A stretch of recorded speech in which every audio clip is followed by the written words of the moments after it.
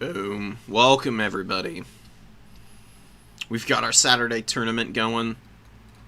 Gonna be a really good one. Very excited for it. As always, it's gonna be a rip-roaring good time. We've got a lot more signups today than we have in the past, actually. Probably close to 30 people. Right now, there's 39 signups. Usually not everybody checks in, but most of the time it's about like 75% of the people who actually end up signing up, so 30 is really nice to see. It's good to see that there's always newer people looking to jump into the multiplayer side of things, because it's just such a fun part of the Total War experience.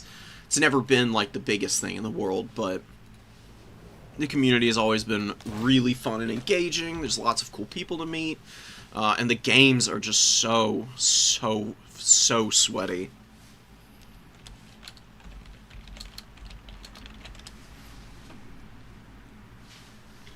It's not often I get sweaty about multiplayer games.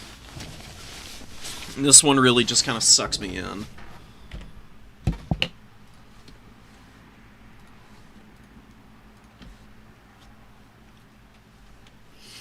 Another news, it's been a pretty busy week for me. Been working a lot, so haven't really gotten a chance to stream any of the other days this week, which is a bit of a shame, but I think this coming week I'll have a little bit more free time to sit down and maybe play in some tournaments or something.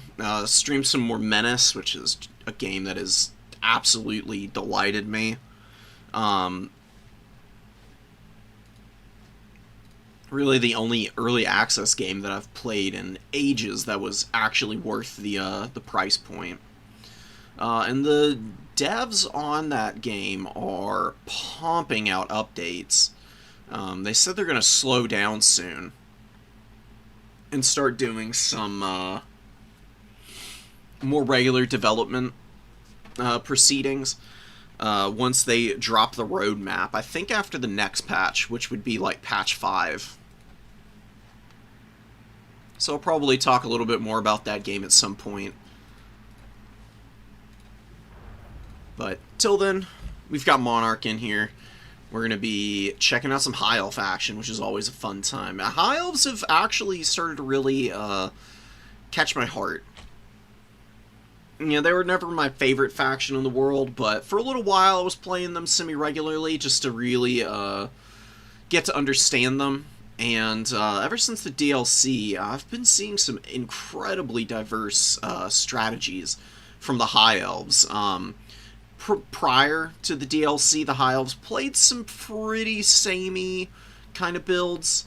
They just didn't have a ton of viable units, but now they've actually got some serious teeth going in several different directions.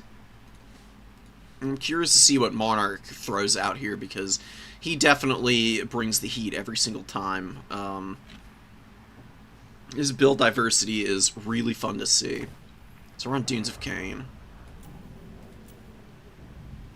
Pretty open map. It'll favor mobility, but since High Elves into Norska is just a really highly mobile matchup between the two of them anyways, I don't think either side is going to have a tremendous advantage.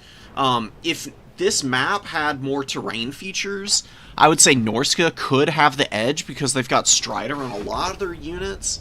That tends to be very, very effective when you're talking about forests and any aquatic features on maps, which is pretty rare. Usually it's just like forested areas that you get the benefits of Strider from. But in just a head-to-head clash here, High Elves are going to have a lot of room to be able to maneuver around the map. And, you know, Norska really likes to be able to pin people into a spot and then kind of overwhelm them with superior numbers and cost-effective, regenerating monstrous infantry like Skin Wolves. Norskan Ice Trolls actually are pretty decent. I've been playing with Trolls pretty regularly, running like the Chaos Armored Trolls for Warriors of Chaos. And those are okay. The Norskan Frost Trolls actually hit a little bit harder, and because they have slows, they can be really useful against a faction like High Elves, where Silverhelms and Illyrian Reavers can give you a lot of problems.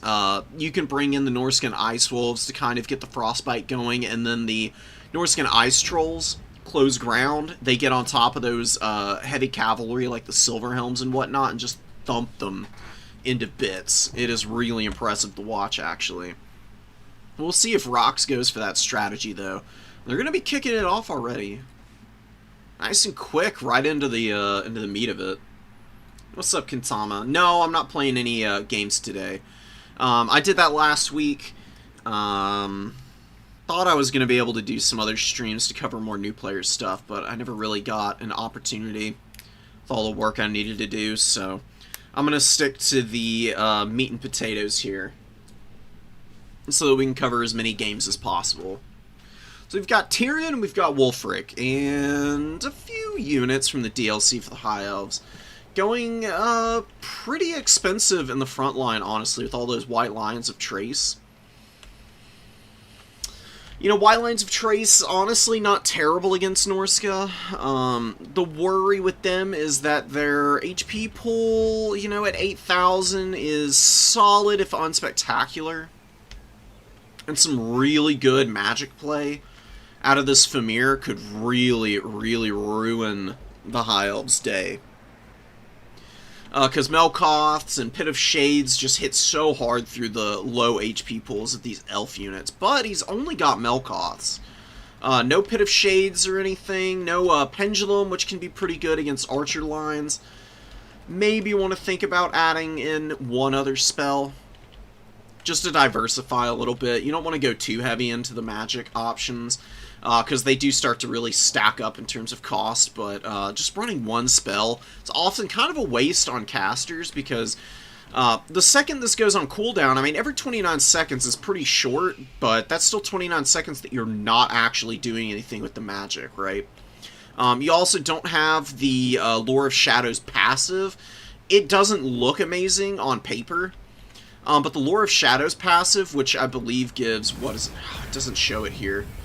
The Lore of Shadows passive is a boost to turn speed and speed and charge speed. Back in the day, I would even have gone so far as to say that you didn't really want to bring the Lore passive, but now, with the additional buffs, the turn speed and the charge speed that you get out of it, it's really, really powerful for quick factions, because it makes your unit so much more quick and responsive, and you can really run circles around your opponent with it active, and it lasts for ages. The lore passive is like close to, what, 20 seconds, I think? So, just running Melkoths and Enfeebling Foe, you can just drop those over and over again and always have the increased mobility on your units. Which should definitely make for a very useful thing to have in this particular matchup. It's kind of cool to see a mage on the Sun Dragon. He's got Burning Head, Starwood Staff, Book of Hoeth, Breath Attacks, obviously, Kindle Flame for the extra damage.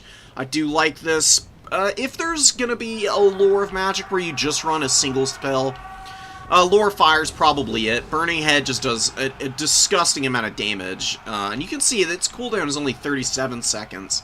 As opposed to Melkoths at 29. It's a little bit higher, but this spell will hit an entire front line if you get a good cast off. So you could just roast all these Bearmen and even the 100 Javelins out of existence here.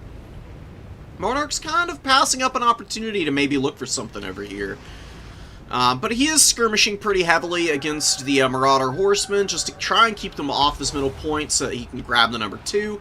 Honestly, a pretty decent little breath attack, although it only gets one of the Skinwolf models, so not the most effective cast. Poor buddy is just laid up.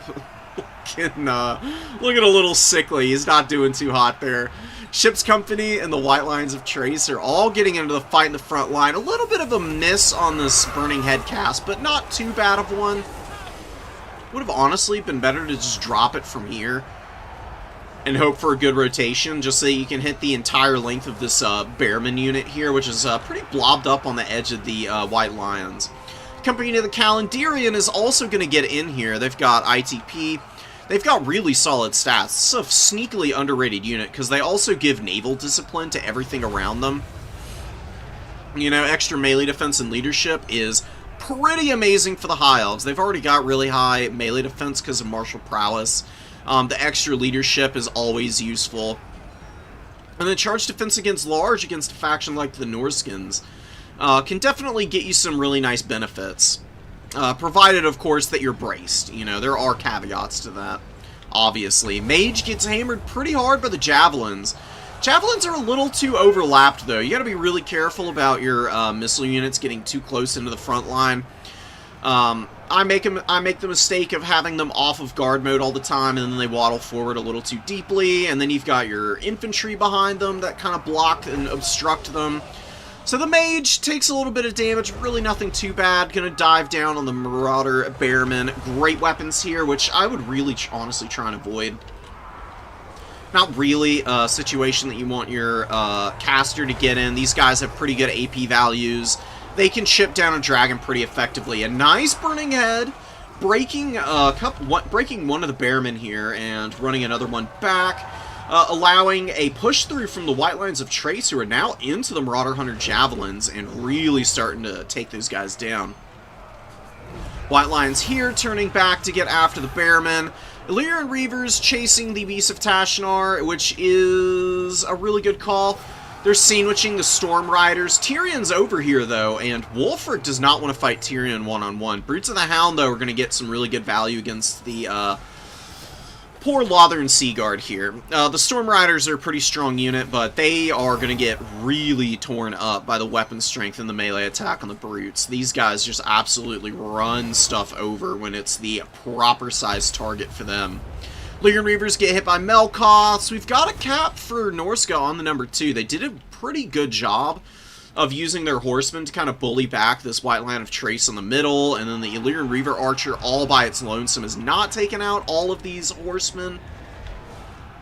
Lothern Skycutters are in here now, getting some shots in. Not a tremendous amount of value from them yet, but it's not looking too bad for the High Elves in terms of value trading. They are at least even with Norska, but therein lies a bit of an issue in and of itself, because the High Elves have overextended a few of their White Lions, and a lot of the others are pretty beat up looking. Really not doing too good on holding the caps at all. You can see how far behind Monarch is getting now. And the Skin Wolves, yeah, they got hit by that breath attack early, but they're hanging in there. They've only lost 3 models, and they're regenerating a lot of HP. There's a decent amount of value that Monarch got off of that early breath attack against them, you know, about 200 or so. That's small little incremental value differences that can really add up over the course of the game, and with them taking more damage from skirmishing and dragons landing on them, Tyrion chipping at them, we could be seeing Norska running into some, or seeing the High Elves running into some problems as they start to fall behind and they don't have nearly as much healing. Wulfric getting pummeled by Tyrion. Wulfric struggling in terms of value. He's only got 54 value. Doesn't have Seafang, which is a big mistake. Seafang is an auto-include on Wulfric, honestly. There's really no point in bringing him if you're not going to bring Seafang, because it's just such a powerful ability. Wulfric runs back a little bit, but then turns around very hastily, and Tyrion is just ripping him apart. 1200 value on Tyrion. Foe Seeker, Faint Right Post active, and he does actually find the Fimmer Balefane. Wulfric kind of runs him right back into his caster, and if Wulfric can't beat Tyrion, you can be damn sure a Fimmer Balefane is not doing it, because these guys really have pretty awful stats. 35 and 35 is pretty abysmal. Tyrion just massively outclasses them, but he's having a little bit of a hard time hitting this guy, actually. A little bit of wheeling and dealing from the Fimir is definitely giving Norska a little bit of time to work with as they try to just hold on to the #1 objective here. We got a nice burning head hitting, oh, well, not nearly as many Norskins as I was actually thinking it might. Probably finishes off the leadership on the Marauder Hunters. You can see that burnt contact effect immediately routing them. They're going to be running away here. All these Bearmen are going to be pulling back. These Marauders are just retreating. They're not actually terrored or anything. Brutes of the Hound with 1500 value. Incredible performance from them. Killed the Storm Riders. They've got 180 kills here, just about. Finally tipping over that break point. Just looking like some actual badasses here. It's pretty common for them to do well into the elf factions. As long as they're not getting shot, they just tear apart the low HP infantry. You can see the Rangers are really struggling. Not a bad unit, but definitely one that I've never really found to be all that great. They're cheap cap weight, and they have Vanguard deployment, which is nice. I really think the White Lions of Trace were a mistake for the front line for Monarch. There's just so many cheaper options that you can bring. I actually think this is a High Elf matchup where there are cheaper archer units, backed up by lots of Spearmen and Ship's Company, are probably at their peak efficiency. Because Norska is a fairly low armor faction. Like, a huge archer line would have really thrown the Horsemasters pretty low. It can shoot back Kurgan Horsemen, really rip apart Bearmen. You know, especially the Great Weapon Bearmen just have the 45 armor. Marauders don't do well into archer play. Brutes of the Hound are really weak to it. And this is pretty typical of what you see for the Norskins in terms of a front line. And you can see Lothern Skycutters, they just are so lackluster. From a pure ranged perspective, they really are not cost-effective at all. It's actually pretty abysmal how weak their missiles are. I would like to see them maybe get buffed up a little bit just to do some more damage. They're fairly strong in the charge. You've really got to have some pretty incredible micro to make these things work. They're probably the least impactful of the DLC units for the High Elves. Really, Oceanids would also be a good call here. Oceanids can run over Bearmen pretty effectively and just chew them up. With the missile resistance, Fizz Res, and the lack of magic damage that the Norskins have outside of their Arawar Riders of the Mighty Serpent Javelin unit, and then the Chimeras, Oceanids are pretty safe to use here. And they will actually outpace Skinwolves, because Skinwolves, while they do have a great bonus versus large, Oceanids have close to 60 melee defense. They actually have a pretty hard time getting through the Oceanids. And then you gotta factor in the Fizz Res that Oceanids have in the Perfect Vigor, and Skinwolves actually do tend to get outpaced by them. So, I think that this one was a little bit of Monarch maybe counting on some, like, Marauder champion lines or something from the Norskins, and ending up running into a bit of a counter here. Rocks did a great job of maneuvering the Skinwolves around in the back line. They got 950 value. They were dragging down some Illyrian Reavers in the back line at the end of that game, as you might have seen. Really stuffing back the heavy cav. And keeping the High Elves honest was definitely the right call. Fireborn really needed to come in earlier, I think. Going for the Lothern Skycutters just gave up too much momentum on the ground. And you can ill afford that against the Norskins. For one, you've got to worry about Chimeras, and Skycutters just get absolutely slapped down by Chimeras. And then on top of that, these things just don't provide any cap weight, and they don't have fire damage like the Fireborn do. The fire damage is just so effective against all the Norskin mobility for the most part. Really pressures down Skinwolves effectively, gets around their Fizz Res just by virtue of them punching through the regeneration. These guys have rock-solid stats, and they can run over infantry, too. Just because they're an anti-large unit doesn't mean that they don't have great shock damage values. Just trampling over Marauder Bearmen. Really, the Company of the Calendarian was about the most effective infantry unit for the High Elves. Tyrion and the Mage got pretty good value, but Mage got run off, honestly, fairly early. It just got hammered by these Javelins, which got 800 and almost 1,000 here. Don't start doing this again, please, computer. I turned all the notifications off on my desktop. Why is it starting to make this noise again? But anyways, Rocks with really good mobile play, and his missile pressure was excellent. He just slowly dragged that dragon down, and then Tyrion is just not going to hard carry a game. He's a very cost-effective lord, and he can put a lot of work in for you, but there's, you know, limits to what he's capable of. Yeah, happy weekend indeed. And what's up, Empire? Hope you're doing good, man. Give me a sec, let me make sure,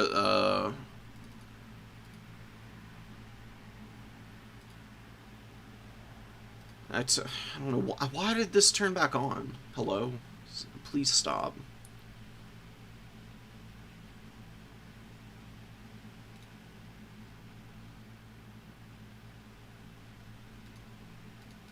Alright, this should do it. We shouldn't have any more interruptions with Windows noties. I don't know why it wants to let me know my devices are connected so badly.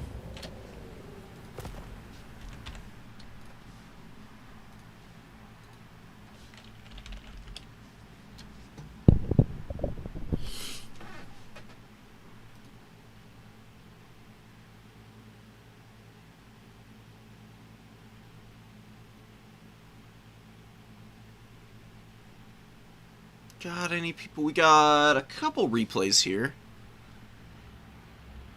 That was a pretty quick round one game.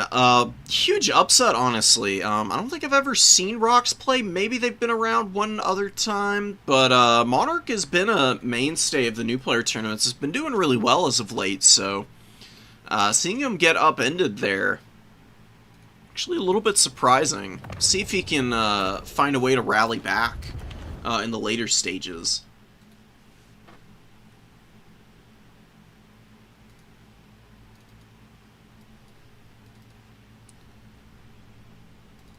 Alright, let me start dropping in the replays here, guys.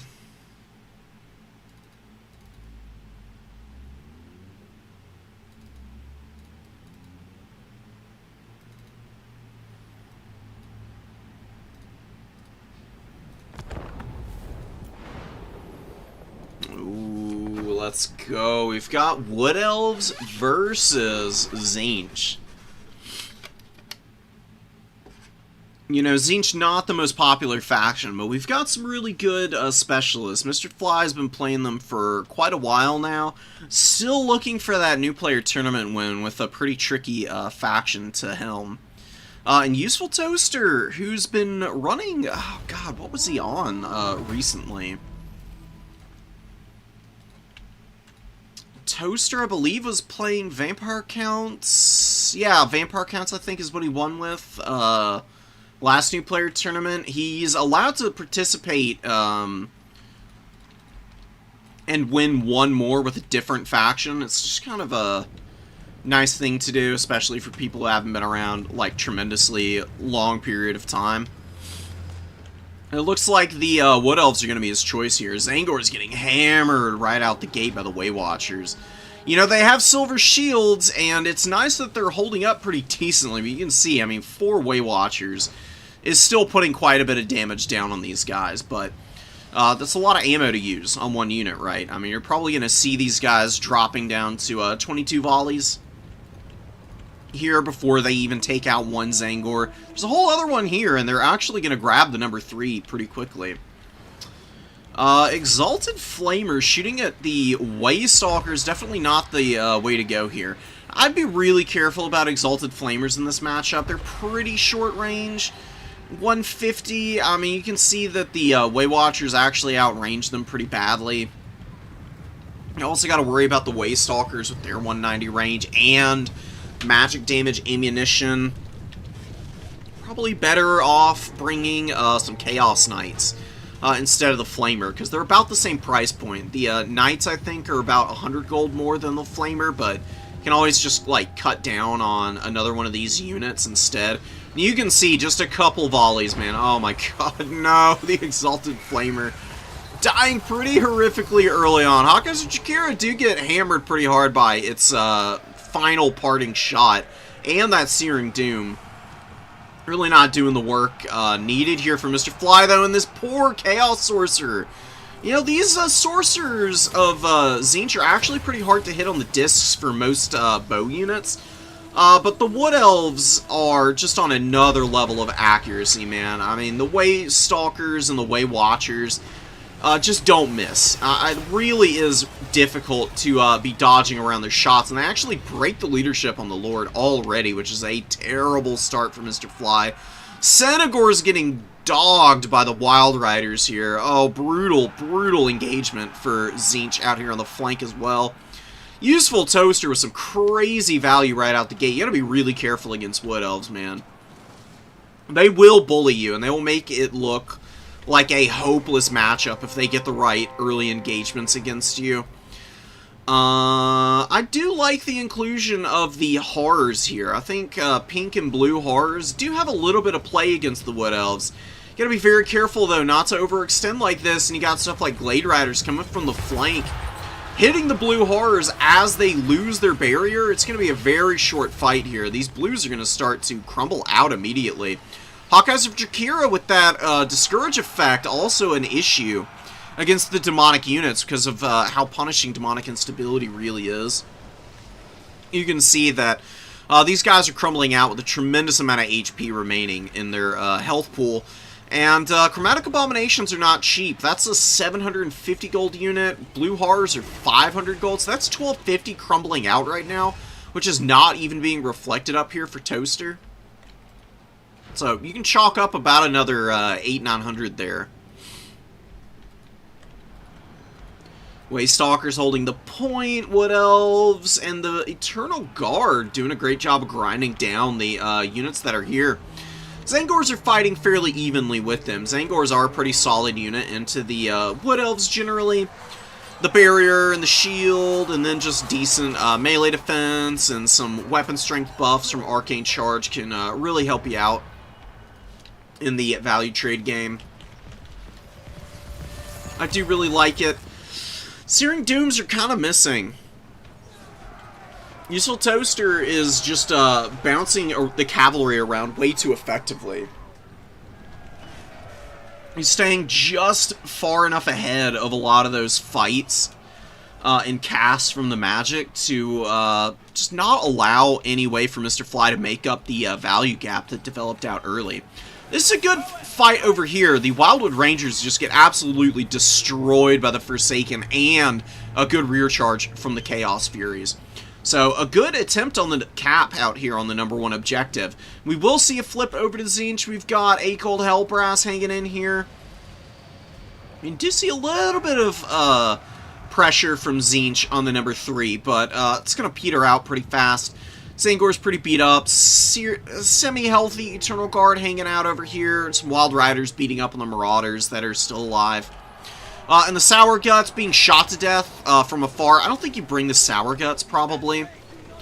I think regular pink horrors would be good enough. These guys have the Sour Discharge, which their entities explode on death. Anything around them takes damage, but obviously you counter that with shooting, and there's a lot of good, high-quality bow play from the Wood Elves, of course. I mean, it is their staple, one of their staple units, and the Chaos Sorcerer of tzeentch. What is going on? Oh, he's, wow, that's kind of funky. He's cut in half. Hovers over the ground for a minute, really weirdly. He just gets absolutely blasted, and now it's Akold's turn to get run over. Oh my god, man. Normally a very solid line-holding hero.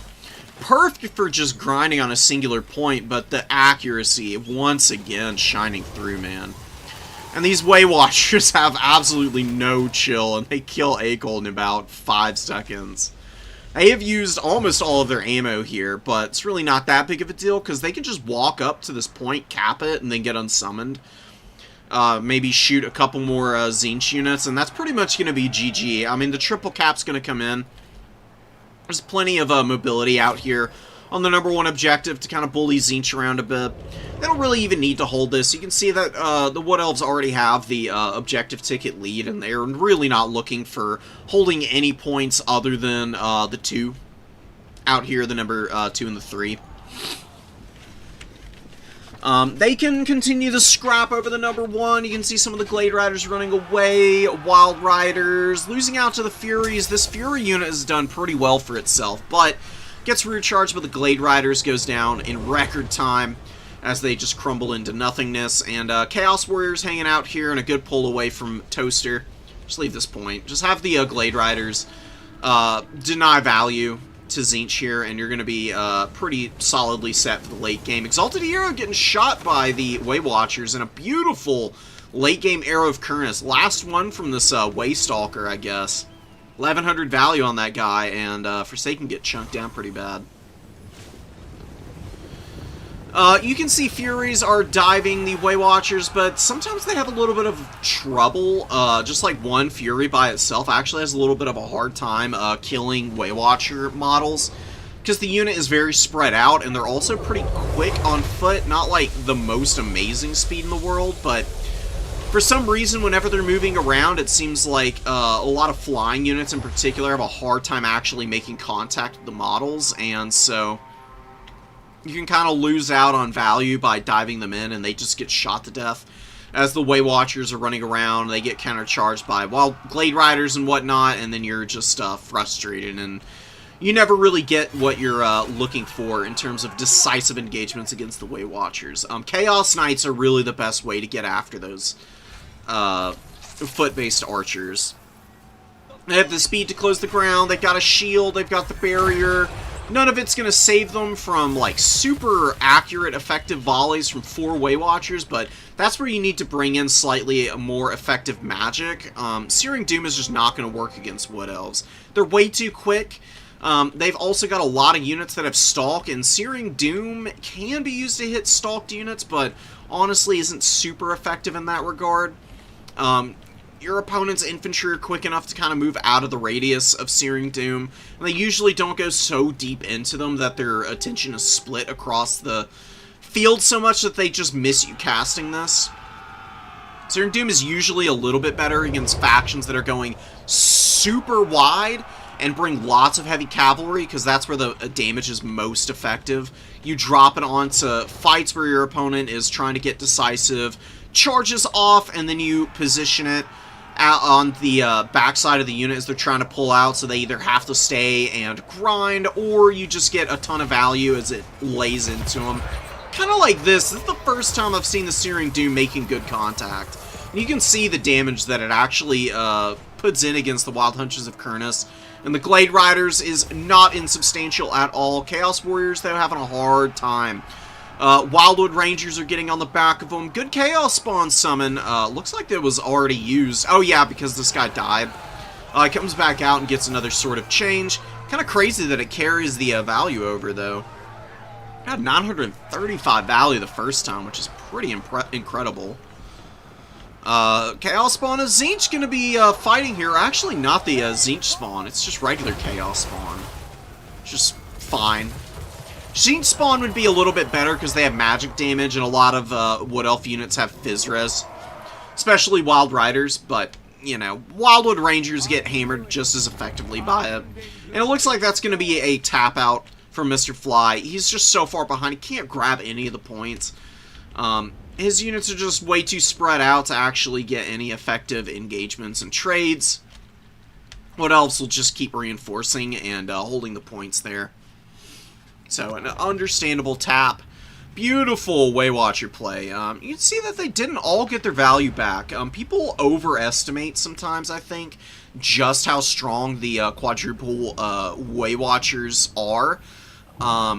Like, don't get me wrong, this is a really strong and difficult thing to deal with, but if you shield max into Way Watchers, they'll run out of ammo before they shoot you off the points.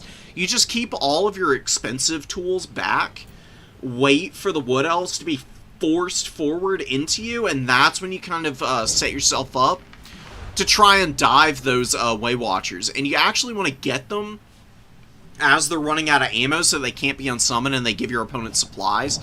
Because without that rebate, it's actually kind of hard to get all this mobility out onto the field, and your opponent runs out of room to maneuver with so few infantry. If you just keep them pushed off the points once the Way Watcher Corps has been dealt with, Wild Riders are going to have an awful, awful time on the battlefield, because they really want to catch you out of position as you're pushing the Wood Elf backline. And when Wild Riders have to engage into concentrated infantry formations, that's where their efficiency tends to plummet. Because they hit hard, but they've got pretty weak defenses. They've got awful armor values. Their melee defense is actually fairly low. Most elf units have pretty high melee defense as a general rule of thumb, but we'll show off the Wild Riders here. They've only got 25. I mean, that is god-awful, to be quite honest. They can't stay engaged for more than the length of time that their charge bonus is active, because even Zangors, who aren't even like an anti-large unit, will really start to punch through them because of the lack of Phys Res helping them out. 40 armor, it really isn't much of anything at all. And, you know, the Frenzy is what they're really reliant on for their melee attack output. And once they start getting beat up, 70 leadership was nice, but that wears off pretty quickly. You know, I mean, you're talking about them dropping down to 35 and then immediately losing the Frenzy, and that's where they really fall apart. So, I think this one was a little bit of a matchup check for Mr. Fly. I think you cut the Exalted Flamer. You don't need the Chromatic Abominations that early. You don't need the Sour Guts. I don't think you need Marauders either. Honestly, I would just go with a huge Zangor Vanguard with some Chaos Warriors backing it up. Because the Chaos Warriors, these guys actually have a little bit better melee attack, as you can see, at base than even the Zangor's Primal Fury. They have also got magic damage on it, obviously. They've got 100 armor, which means the Wild Riders are going to suck at grinding these guys down. So it's up to the Wildwood Rangers at that point. And then when the Wildwood Rangers are coming up, they come out of stalk, you can see them, you just summon a Fury out, and you do what Mr. Fly did out on that side point in the game. Fly the Furies around the back, land on the rear of the Wildwood Rangers, while the Chaos Warriors take the frontal charge. And you'll get a pretty decisive win that way. Rangers have pretty decent HP compared to a lot of other elf units, but they have no Phys Res, they have no, like, specialty things outside of Guardian of the Wildwood, which doesn't really increase their melee defense in any way. So without healing, these guys can fall apart pretty quickly, and especially for 900 gold. They are a bit of a premium unit to be throwing out, and them getting run over will just lose you tremendous amounts of value. Wood Elves are just hard to play into, though. You know, it's really easy to get impatient against them. It's something that I do all the time myself, but the more disciplined you stay against the Wood Elves, the better off you'll be in the late game.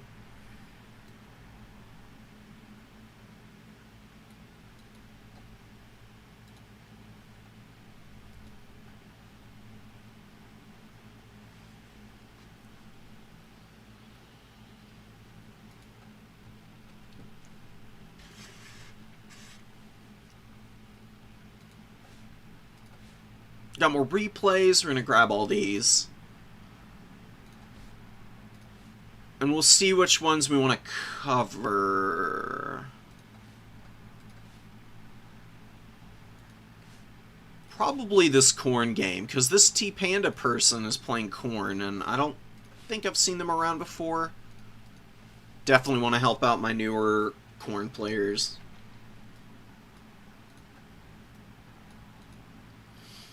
Yeah, also, the Chaos Knights of Tzeentch have the magic damage, of course. They'll beat the Wild Riders pretty effectively.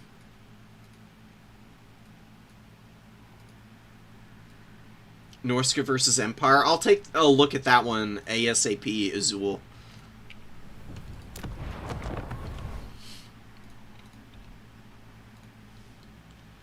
Just really want to get some of the newer players' games in. That way they can feel, you know, a little bit recognized and seen. Kind of a cool Vampire Counts build. Master Necromancer in a Khorne, though. That is choice of all time. Not terrible. I mean, he does have Master of the Dead, so he does have, like, a corpse cart level heal in a radius around him. Honestly, flying around in the air, not bad. The worry with the Master Necromancer against Khorne is that even a Fury will kill this guy, so maybe it's just a little too risky. Really think that for Vampire counts against Khorne, your best Lord choice is the Blood Dragon Lord. He just has a lot of really nicely tuned counters to the Khorne units. Strigoi Ghoul King can be okay. Manfred is actually pretty effective. Manfred just has, like, Purple Sun Azirius and some spells that just don't really care that much about spell resistance on the Khorne units. Just does so much damage that it gets through it anyways. So, it's also got Infinite Wham, which can be really good. And Infinite Winds of Magic is kind of what Ashen Saint is going for here. Gaze and Agash, Invo, and Wind of Death. So he's going very heavy into damage spells, which we'll see if that pays off. I'm a little worried. If this guy is not hyper-tuning the angles on Gaze and Agash and Wind of Death, he's just going to waste a bunch of magic. And then Invo is not going to be able to out-heal all the damage that Khorne is doing. Because Khorne is one of the few factions where, yeah, you bring a bunch of zombies against just about everybody, but Khorne will kill all your zombies in record time. Even with basic Marauders. I mean, these Marauders, with their 44 weapon strength and melee attack, like, yeah, okay, they've got 17 melee defense, but what, zombies are really going to have a hard time getting through that still. Definitely put some serious pressure down on those guys. Beautiful gaze on the Hellforged Bellowers right out the gate. And a pretty cool Wand of Jet and then Scroll of Power usage. So we're going to see that gaze coming out once more in just a second here probably. Really needs to get that out so he can start getting this thing shut down. I would use the Bellowers ammunition not on the Corpse Cart here, but on the Grave Guard. The Corpse Carts, you can just have Skulltaker push right through the middle of the Count's formation and just attack the Corpse Carts. Because there's no White Kings defending them, there's no, like, Halberds or anything he really needs to worry about. Skulltaker is just such a beast mode character. Once Cloak of Skulls is active and he is immune to flanking, there's literally nothing that spears are going to do to him. He's just too heavily armored, and he gets even more, and he's got missile resistance, which isn't that good here in this matchup, obviously. It does help a little bit against Gaze and Agash, though, so it is still worth grinding out. And Slayer's Sword, with his huge weapon strength buff that he gets from that, and his incredible melee attack, he'll kill Corpse Carts with absolutely zero issues. Blood Beasts need to be careful. They don't want to fight without the support of infantry, but you see pretty good job by T-Panda to get the Marauders with the dual weapons underneath the Blood Beasts. So I have a pretty good time here.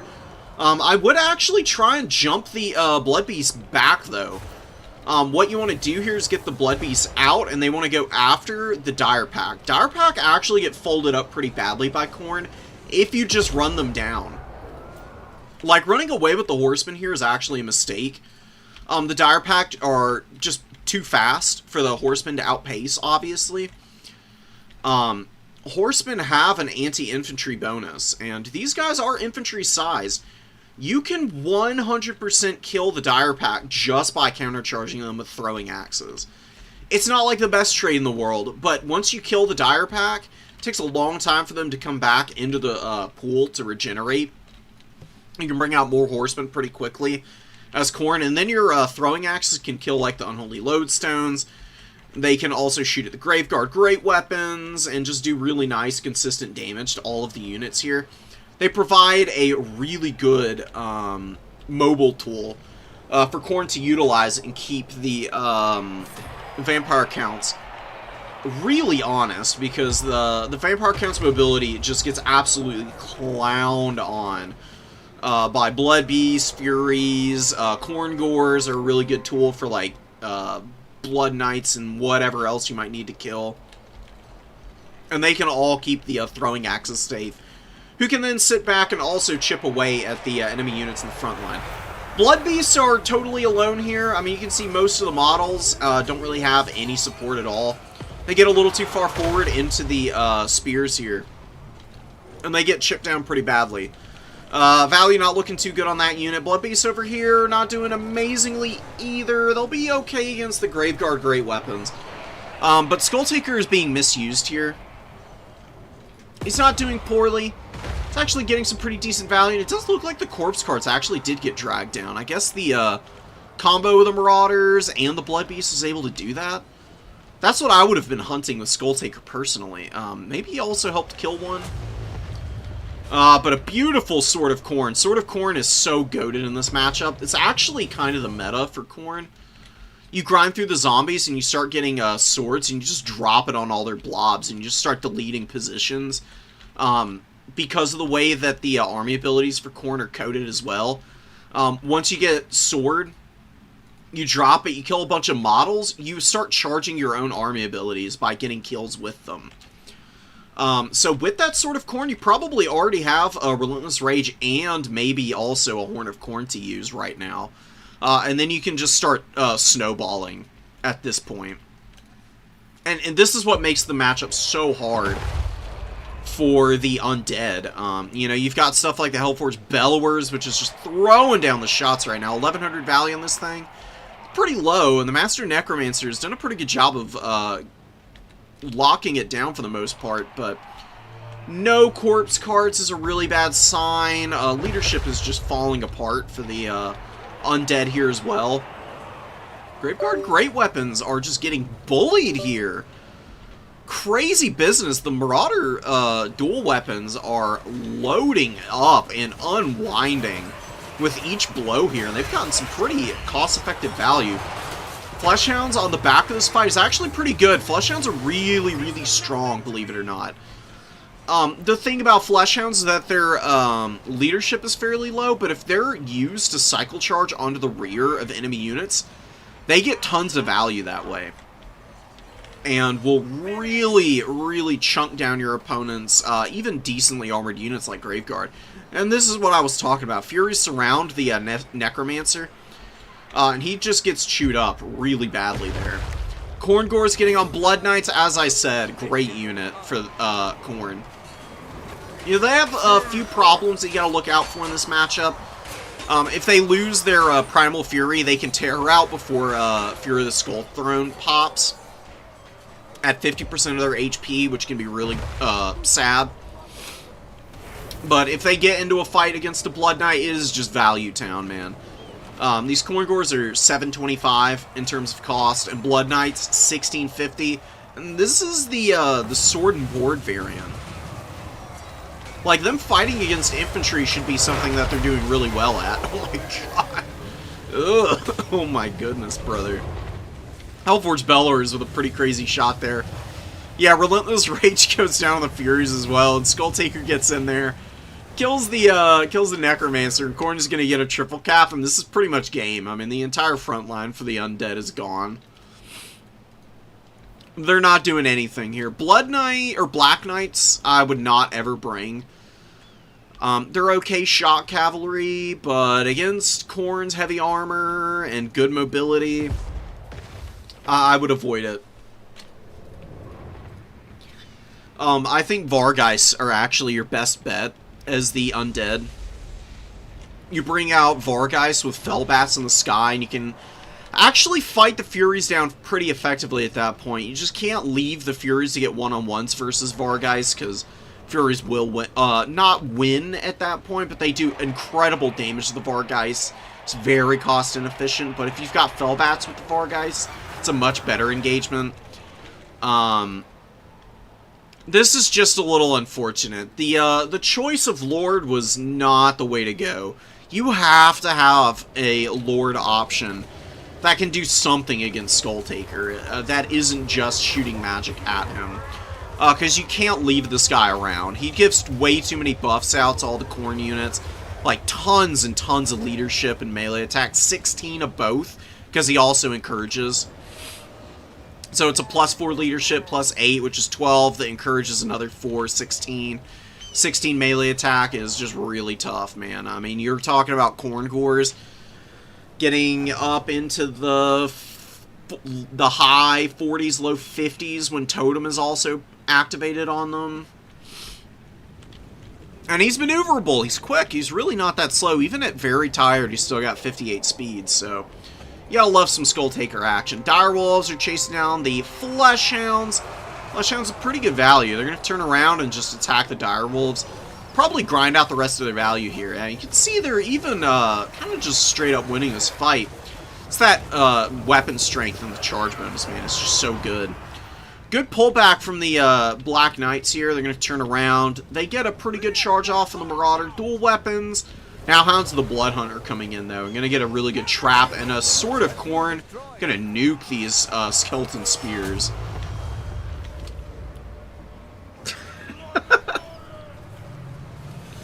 Oh, brother. Yeah, man. I mean... Oof. Oof. So one skeleton spearman dying, I mean, only 8 models survived that Sword of Khorne. That means there's already a Horn of Khorne on the table for the Blood God's forces. And a little bit of extra, a little sweetener that might even tip you over into, like, Relentless Rage. I mean, you're just cycling here at this point with Khorne. I mean, you got your Lord who's, like, stupendously healthy. He's got all of his abilities going. Skull Cloak is active. There's just nothing you can do here. Good attempt from the Undead, but this build is just not really quite tuned up the way you need. I do like the Graveguard Great Weapons. I actually really think, as the Vampire counts, try and spend as little on zombies as possible here. Normally, you want to max out on them, but against Khorne, it's just a bad idea. They're just going to grind them down and get all of their army abilities going and just rip you to bits. It's a tough enough matchup without having to worry about doing all that. And also, don't bring a bunch of Skeleton Warriors in reserve. Useless unit. They have no uptrade potential. The Spears are fine because they can chip down stuff like Fleshhounds and Minotaurs, Blood Beasts, and even do a little bit against like the Bellowers and Skull Taker, sort of. But I think you need some single entities here. I do like the the Vargulfs. They're okay. Let's see, man. Counts, cut that. Also, White Kings are just amazing here. I really don't think you want to pass them up. You don't even need Scab Scrape against Khorne, because it doesn't really do that well, but these guys at 600 gold are just really solid units. And they can beat up on Skull Taker a little bit because his melee defense is so low, they actually do decent damage. With a bunch of bodies around them, the White Kings are also kind of hard to hit. Go Vampire Lord. Blood Dragon Lord, man, I mean, you've got Helmet Discord, which lowers all the Khorne units' stats. It's like an anti-Skull Taker buff tool. You got Sword of Anti-Heroes, which is a huge weapon strength buff. Bring this guy on the Zombie Dragon. Yeah, his melee defense is not that great, but you just run him around with Invo and Van Hells, and you're just buffing all your units that you can so they get slightly better trades. Raise Dead really isn't that good here. Just avoid using it and just go for the straight up grind. Just go so heavy into it that you eventually hope to outpace Khorne and get the dub. And this guy's got Honor of Death, which is a nice little buff. Heart Piercing is an Armor Sundering charge bonus, Armor Piercing weapon strength buff. And what you do is you just wait for all of his abilities to be up at the same time. You dive in, you get a bunch of damage on Skull Taker. The second he moves into a position where you can kind of push him away from all his other support. Smack him around, then you pull back up into the air. You use a little bit of the magic to heal yourself or to buff some other units. And then look for another opportunity, and you go based off of that. Black Coaches might also be pretty good against Khorne. The Khorne infantry can be a nightmare. So these chariots, with all of their buffs, once those start getting active, can be a real difficult tool to shut down. Khorne's got the units to lock it in place and kill it, but it is at least a mobile armor-piercing anti-infantry option for you that's got pretty good mass, so it can push around decently with a good HP pool. Mortis engines, if you can keep them alive, are good into khorne, but that's a really tough ask, considering how weak they are to fire damage because of regeneration, and then khorne's throwing axes just kill everything that you have already. Might be a little much to ask for those things to do anything. Hex Wraiths are bad. Furies and Fleshhounds will just kill them in record time. Varric's Reavers are okay, actually. If you want to bring a Lance Knight, these guys, with their regeneration and their shield can actually stop the throwing axes pretty nicely. They can regenerate a lot of HP on their own. They can beat up on Fleshhounds and Furies pretty badly if they're countercharging those units. Strider is always nice. All the Black Knights have that, but I think you just really want the durability on the Varrics if you're going to be bringing any of those guys. Blood Knights are good in this matchup. You just have to play really carefully with them, and it needs to be the anti-large variant. The Sword and Board is just not going to grind through heavy armor efficiently enough. Khorne Wraith's also a bad call. You just want to go deep into the Graveguard. Particularly the great weapons, and then maybe like a couple halberds can do you a lot of good.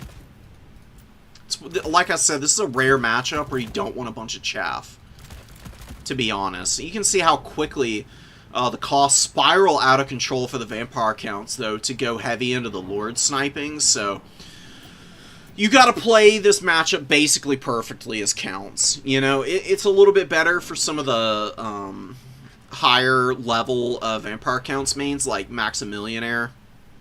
He'd probably be able to give better advice than I on how to counter khorne in this matchup, but you're just gonna have an uphill grind no matter what you bring.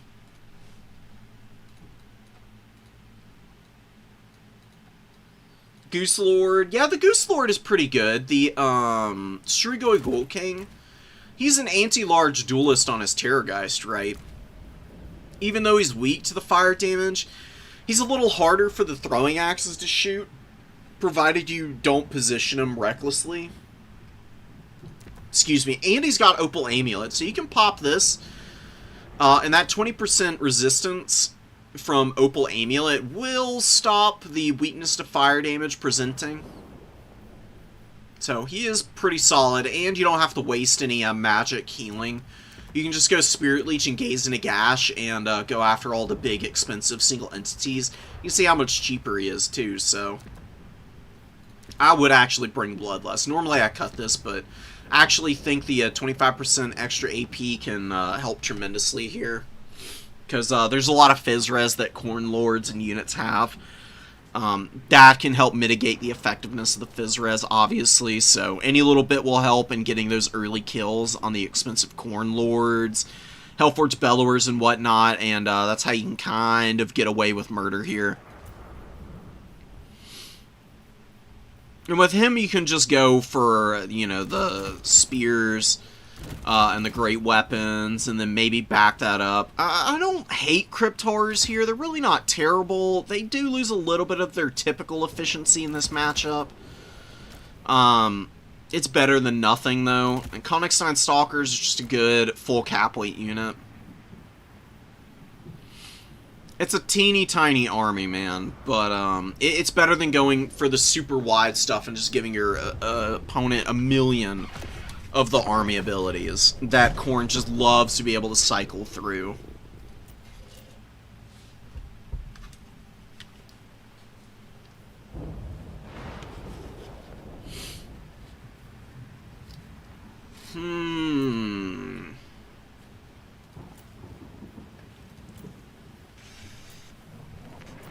Oh yeah, let's get our, that's right, our Norska versus Empire game in.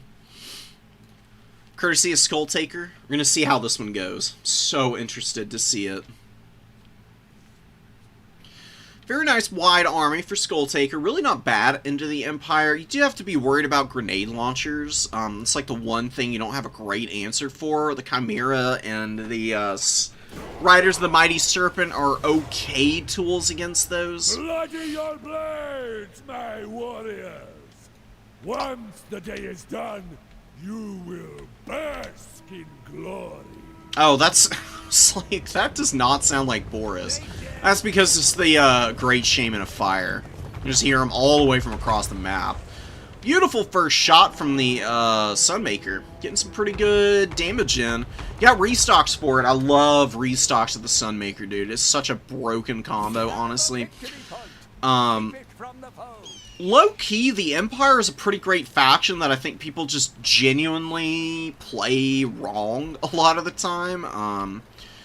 Like, their war wagons are just so good, and with the NGs and Mercurial Shot, it's just so hard to close the gap, because your opponent's going to have these guys on the field basically the entire game. The Engineer can just, like, ice out heavily armored infantry with a good flank shot with this Mercurial Shot ability. Does stupid amounts of damage. Boris, with all of his leadership debuffs, can just route all kinds of stuff. Plus, you got to worry about, like, steam tank commanders. Those guys are pretty tough. Sunmaker's really good against wide builds, just so much damage. And then with the restock ability, it's never going to run out of ammo, and you really have to actually get back here and try and shut it down. Which is tough with stuff like Knights of the Black Rose and just tons of Empire Knights actually being a really good tool for keeping your opponent honest and keeping them away from you. Nice little dodge. You can see one of the rockets does make contact, take down a couple of the Kurgans, but, you know, honestly, if the Sunmaker's going to be using ammo, this is about as good of a unit as you want it shooting at. So you can actually dodge most of the damage. And it's going to give you time to move up and grab the number 2. Just, I think, creeping forward like 1 or 2 Marauders to get on the 2 here. Start stealing it away. Putting some pressure on the Empire is a pretty good call. Throwing Axes getting attacked by the Knights of the Black Rose. And for Company Militia from the other flank doing a pretty good job of hitting the other Throwing Axe. Riders of the Mighty Serpent, though, looking okay.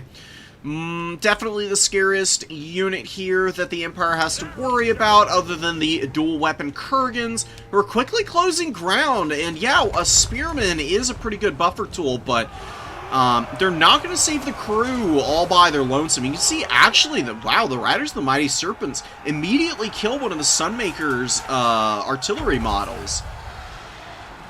That's actually really interesting to know.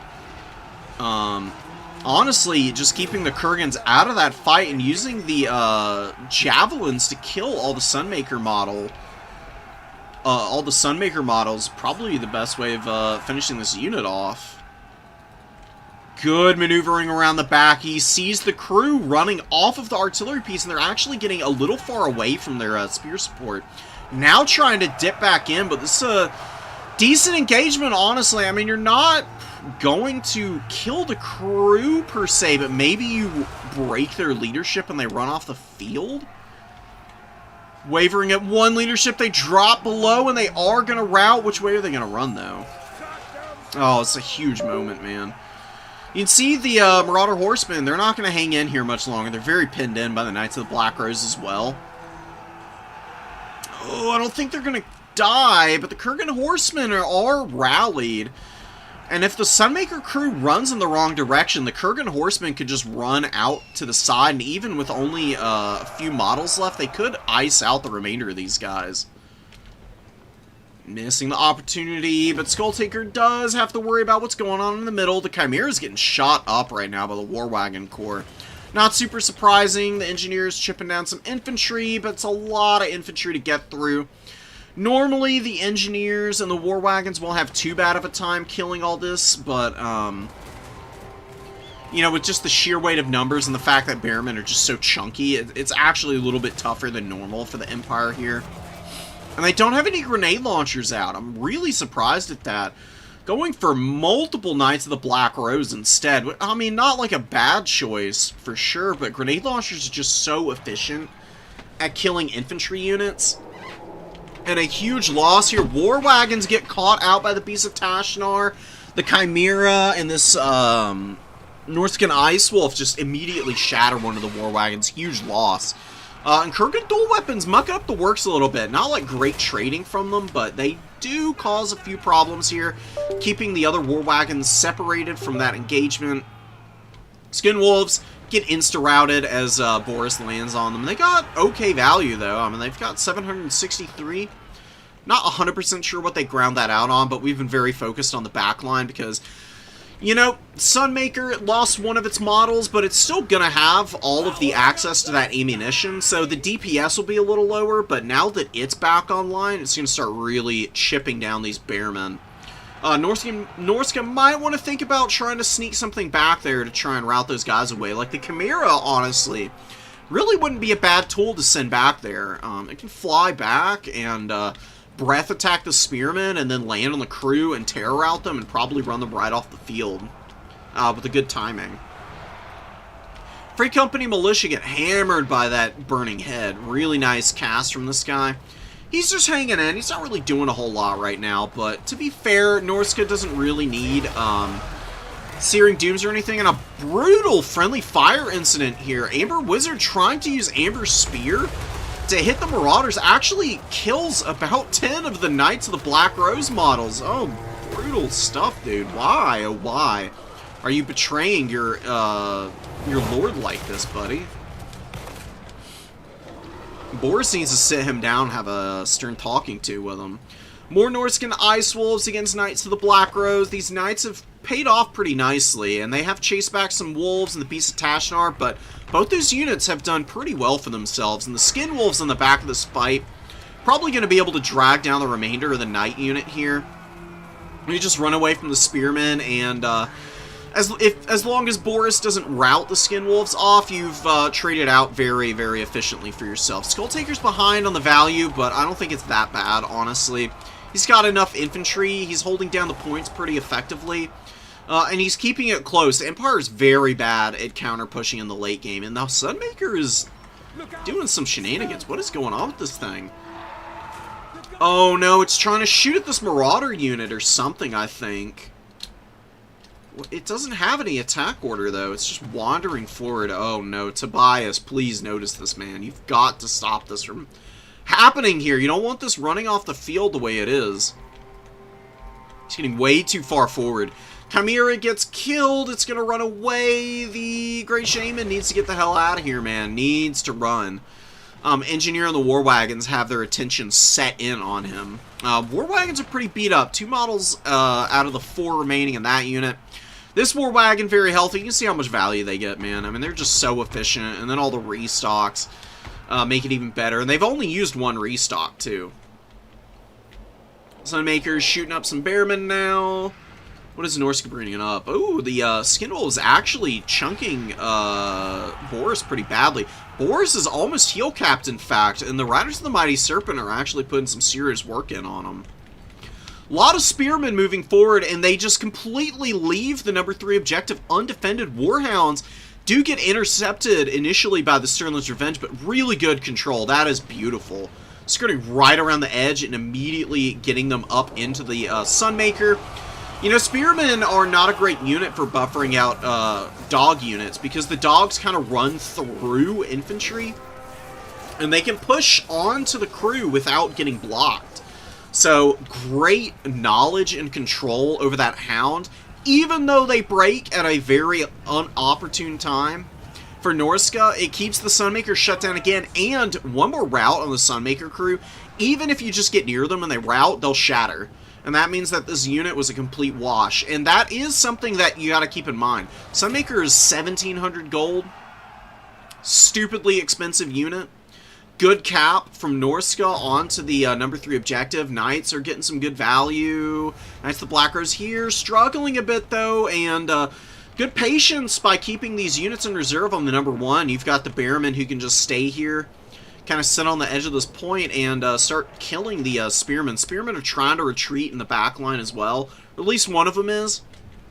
So far out of position that Norska is continuing to hold that double cap, and it's going to get to triple cap territory soon.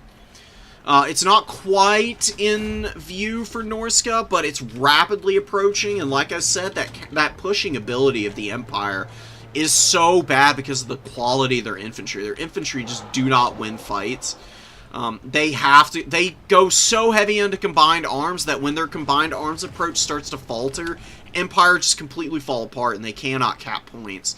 They're trying to get the number 3 back with their War Wagon Corps, the Caster, and the Engineer.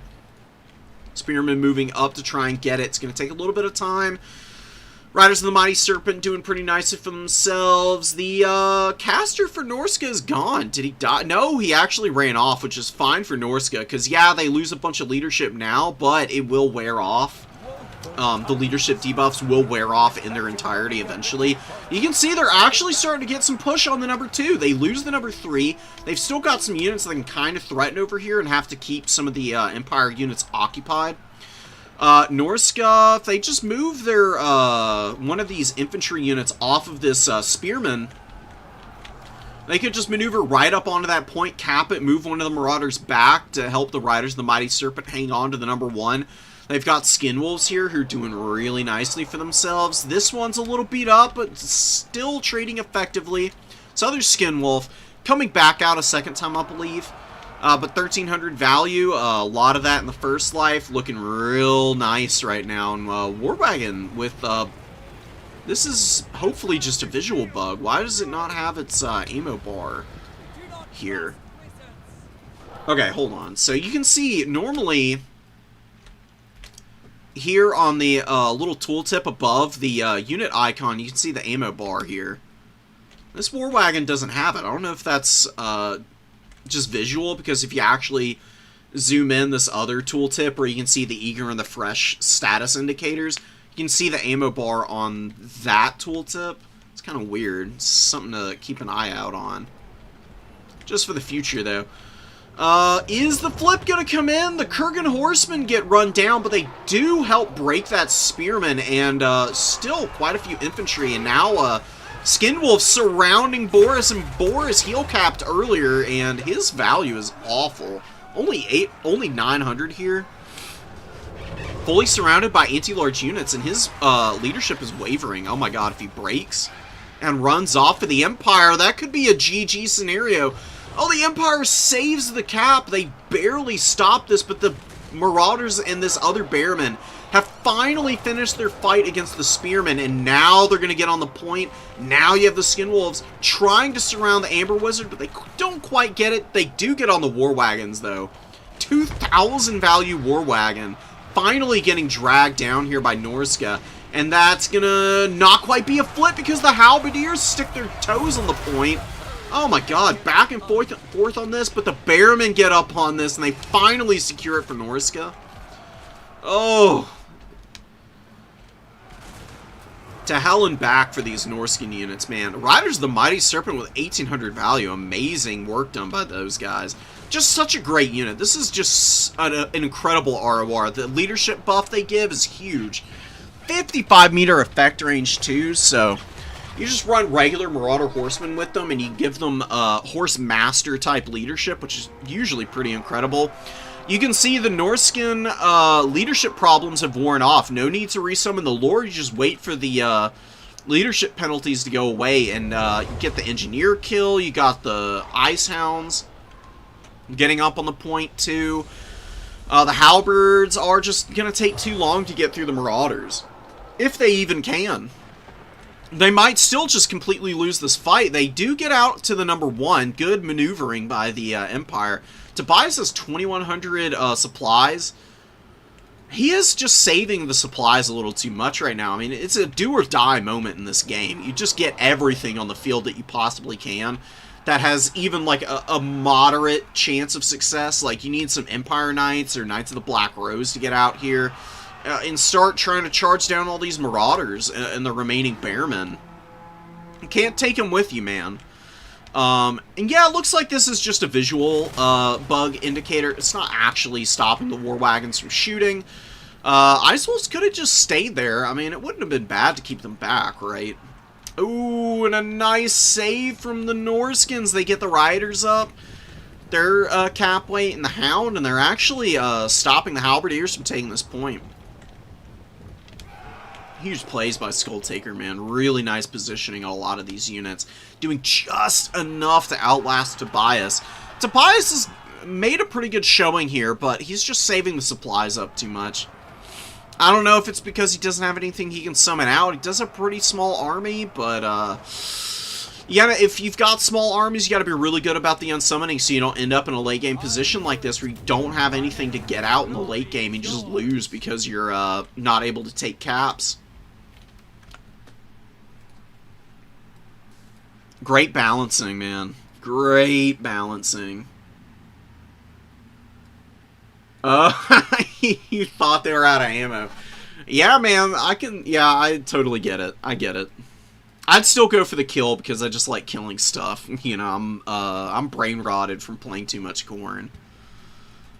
Now, Ice Wolves rip apart the War Wagons pretty easily, because War Wagons have 80 armor, but these Norskan Ice Hounds have really crazy weapon strength. They get through anything shy of like 90 and 100 pretty well. Because they have just huge armor-piercing values. 16 is chunky. And the base weapon damage is also pretty good. And a good charge bonus of 38 is no joke, you know. Melee attack is low, which is the only thing that lets these guys down, but, you know, good HP pool. You can cycle charge them pretty effectively, because Frostbite doesn't just wear off the second you leave the fight. This is like a 10-15 second imbuement. I don't remember which it is exactly. But I think it lasts about 10 seconds. So you like charge into something. Frostbite refreshes every time a model gets hit. So you just wait for the charge bonus to wear off on the Ice Hound, which is about 10-15 seconds. You run them away, and while your opponent is trying to get back up the speed, you've already got your 95 speed chugging along, and you just run away freely. I love this unit. One of the best units for the Norskins by far. Super cheap, cost effective, high damage, good maneuvering on these things, and you can just shut down your opponent's entire army. Sunmaker was a very unfortunate weak point in this build. I mean, it's good at clearing out tons of Marauders and Bearmen, but if your opponent just positions effectively like Skulltaker did in the early game to avoid the shots early on, and then gets back there with some good maneuvering, starts routing the crew, and even if you don't kill it, you just keep them from getting back on the artillery piece for extended periods of time, and then the rest of the value trading is going to look real nice for your opponent, because you just don't have cap weight on the field. Like, it takes so long to get all these Free Company Militia and the Spearmen up. You know, Knights of the Black Rose are like a high priority summon in to begin with, so focusing all your money just getting these guys up. And then you are outpositioned with all the Bearmen getting up on the point with the Sunmaker running off, and then you don't have room to steal anything away.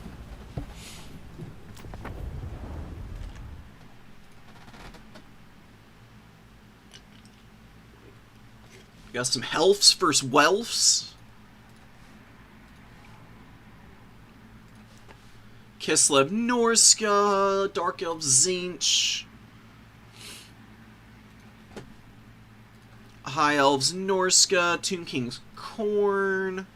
Chorfs versus Khorne. I love me some Chorfs. And that matchup is really even. Khorne and the Chaos Dowie, I think, actually are close to a 50-50, despite, like, maybe a slightly higher win weight for the Chaos Dowie in that matchup. I do think that good Khorne players are just not going to bring the weaker units.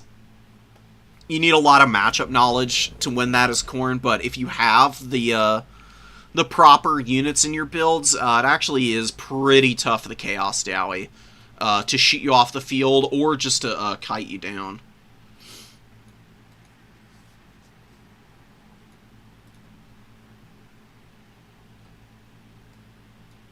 I'll keep it in mind, Azul. We'll get around to it, maybe. Definitely want to focus on some other players for a minute. I know KOTJ is playing, and it's been a while since I've seen him around, so I'd love to get one of his games in. Don't actually know who he's playing. Oh, he's on Khorne too. Oh, and we gotta watch Scarbrand, dude. Do we do that now? Oh, this is a high elf build against Norska. Wow, we got a Frost Dragon and double Chimera. A flying goon squad of all time. Like, damn. Yeah, double Chimera is always going to be pretty strong. These things are just kind of, you know, a little overtuned, I would say. The breath attacks are a lot less busted now. Immune to flanking is just so strong, and the flaming magic and poison on these guys, 520 weapon strength is pretty nutty. I mean, you'd see that outpace the frost dragons in terms of the weapon strength, even. Frost dragons are a little more durable in terms of melee defense, but not by much. Let's just actually go take a look at this. I want to, just for my personal edification, because let's look at what the power creep is on these chimeras. Frost dragons are cost effective, though. They're not like, the frost dragons are actually pretty decent still. Just don't see them nearly as much as you used to. Got a little more HP, they've got slightly better leadership, a little bit more speed at base, and they do have frostbite, which is nice. Frostbite does have a higher speed penalty, but poison affects more stats, so generally is a little bit better. Frost dragons do not have immune to flanking, which is a big pain for these big units, because that means that their melee defense isn't active around them, so even though the melee defense is lower on the Chimera, it's actually able to make use of it a little bit better. They're also not weak to fire like the Frost Dragons are, but you are missing out on the Chilling Aura, which is another good slow. These guys do have magic damage. Yeah, I mean, they got a slightly higher charge bonus as well. A little bit more missile resistance, I guess. Kind of back and forth. Norska, generally speaking, is just crazy cost effective, and that didn't really change with the DLC. They've still got like all the most cost effective units that they had from back in the day. Famir got a little cheaper, and now they got all these big monsters that can really throw down some serious damage. Used to not really ever bring any of the SCs, like Feral Mammoths, Soul Crusher, and the War Shrine Mammoth. War Shrine Mammoth was the most common sighting with the Ruinous Powers and Giver of Glory. That was about it, though. Now you've got to worry about this thing and also the Chimeras. And even Cursed Ettins can be useful sometimes. They're really not bad at all.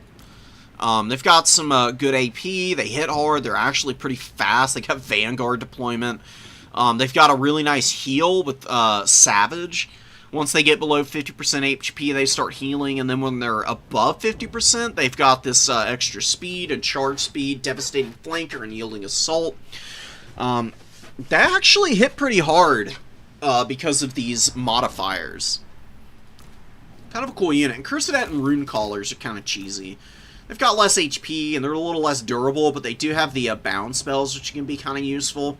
Especially Doom and Darkness and the Flock of Dooms. You just hammer positions with Flock of Doom, and then you run in and get a rear charge and pop Doom and Darkness, so you can insta-break positions.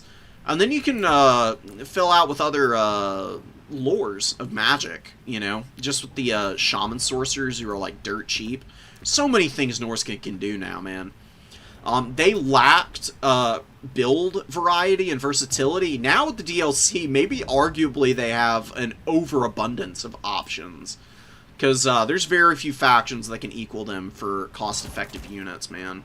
Especially in the large unit category.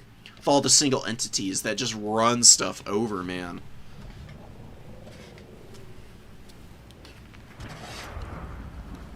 Do want to watch this one. I think we'll go with Tomb King's Khorne. We just need to see some Scarbrand play. It's been a while since I've seen somebody running him, and he is pretty good into Tomb Kings. Gotta be very careful around the Sphinx of Uzkef, though, because this will win a head-to-head fight against Scarbo. You add Cetra into the mix, and gotta be a little bit worried here. I do like the Hellforge Balors, actually. It's just always a nice piece for pressuring infantry, even if it's shooting skeleton warriors. That's not great value. Excuse me. Because they're just so cheap. The thing about the Hellforge Balors is, though, is that it just does so much damage. It hits so freaking hard with its Gaze and Nagash type of missiles. You know, they're like heat-seeking, they track, they spread out, and they just chunk down infantry. And the Kefir Guard is really vulnerable to it, because these guys are weak to fire damage because they're regen. They also only have about 70 armor, so not only do the missiles do an obscene amount of work against them, but Hellraiser does a little extra damage, because this has fire damage attributes to it. So you get a little bit of a buff on that. It's like a really niche thing about the Hellforge Bellers, but it is something. And then you also have the actual Vortex damage, which is going to do some additional work against these guys. And it's going to really stack up, and this is an expensive unit, so that's what I would be looking to bully here as KOTJ.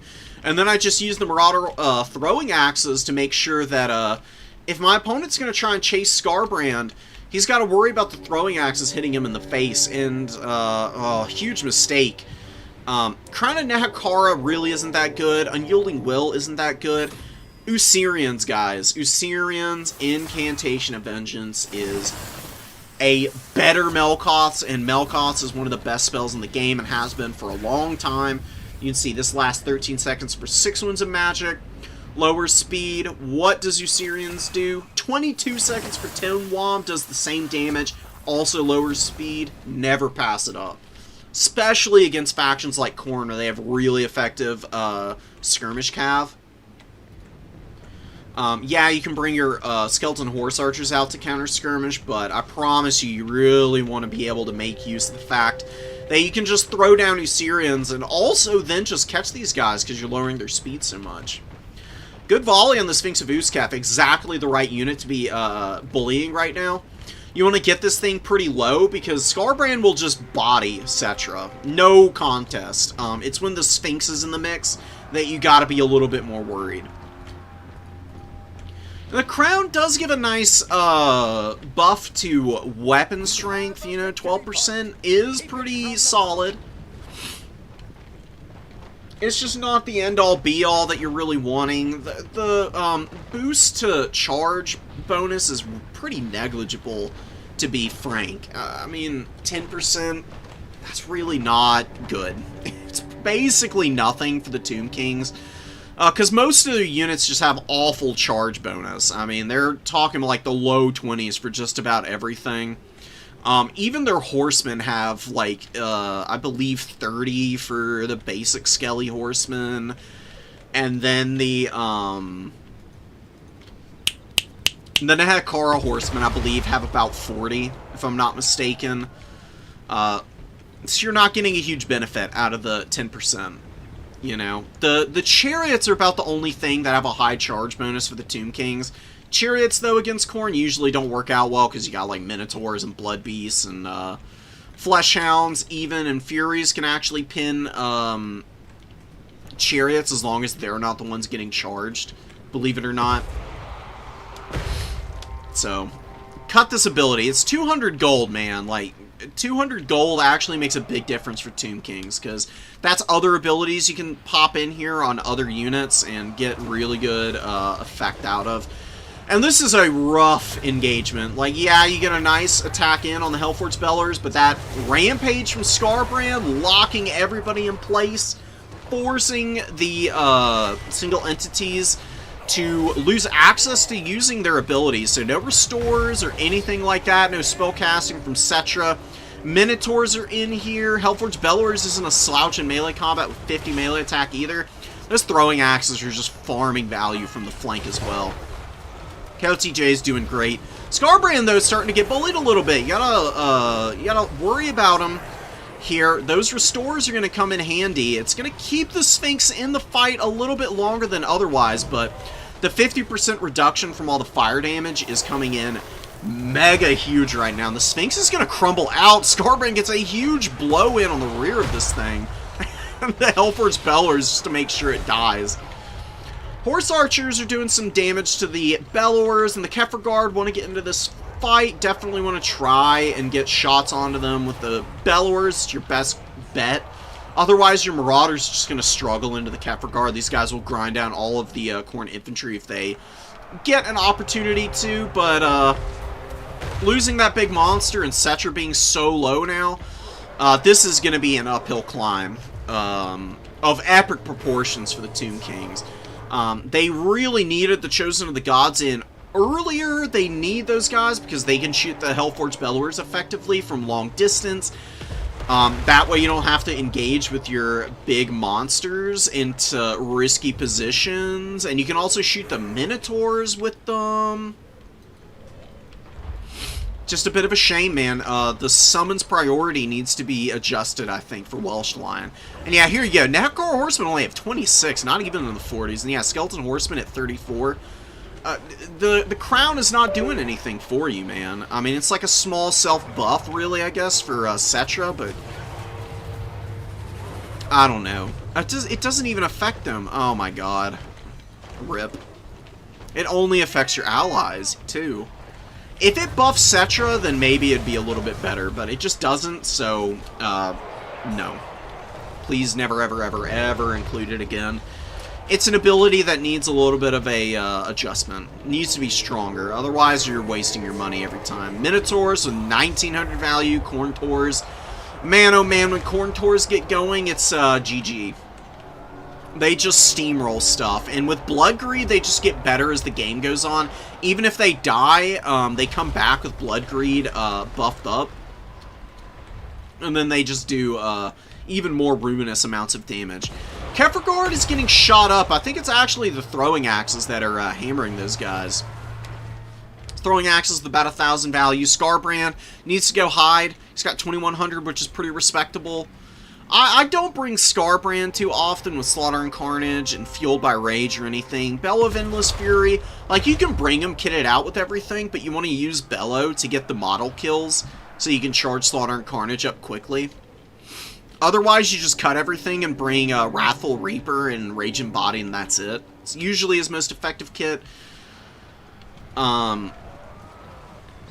He's, what, 2700 with those two abilities? With everything, Scarbrand is 3200. That's quite a premium to pay for your Lord, but it is very doable for him. Because he's just so effective. I mean, he just really does run over most of the single entities in the game. It's really only when you start accounting for healing that Scarbrand starts looking a little bit weaker than others. Furies are trying to kill Cetra, and Cetra's trying to escape. But he gets attacked from the rear, and his leadership breaks, and he's going to crumble out here, I think. I don't think he'll be able to survive this. He drops Jaffs.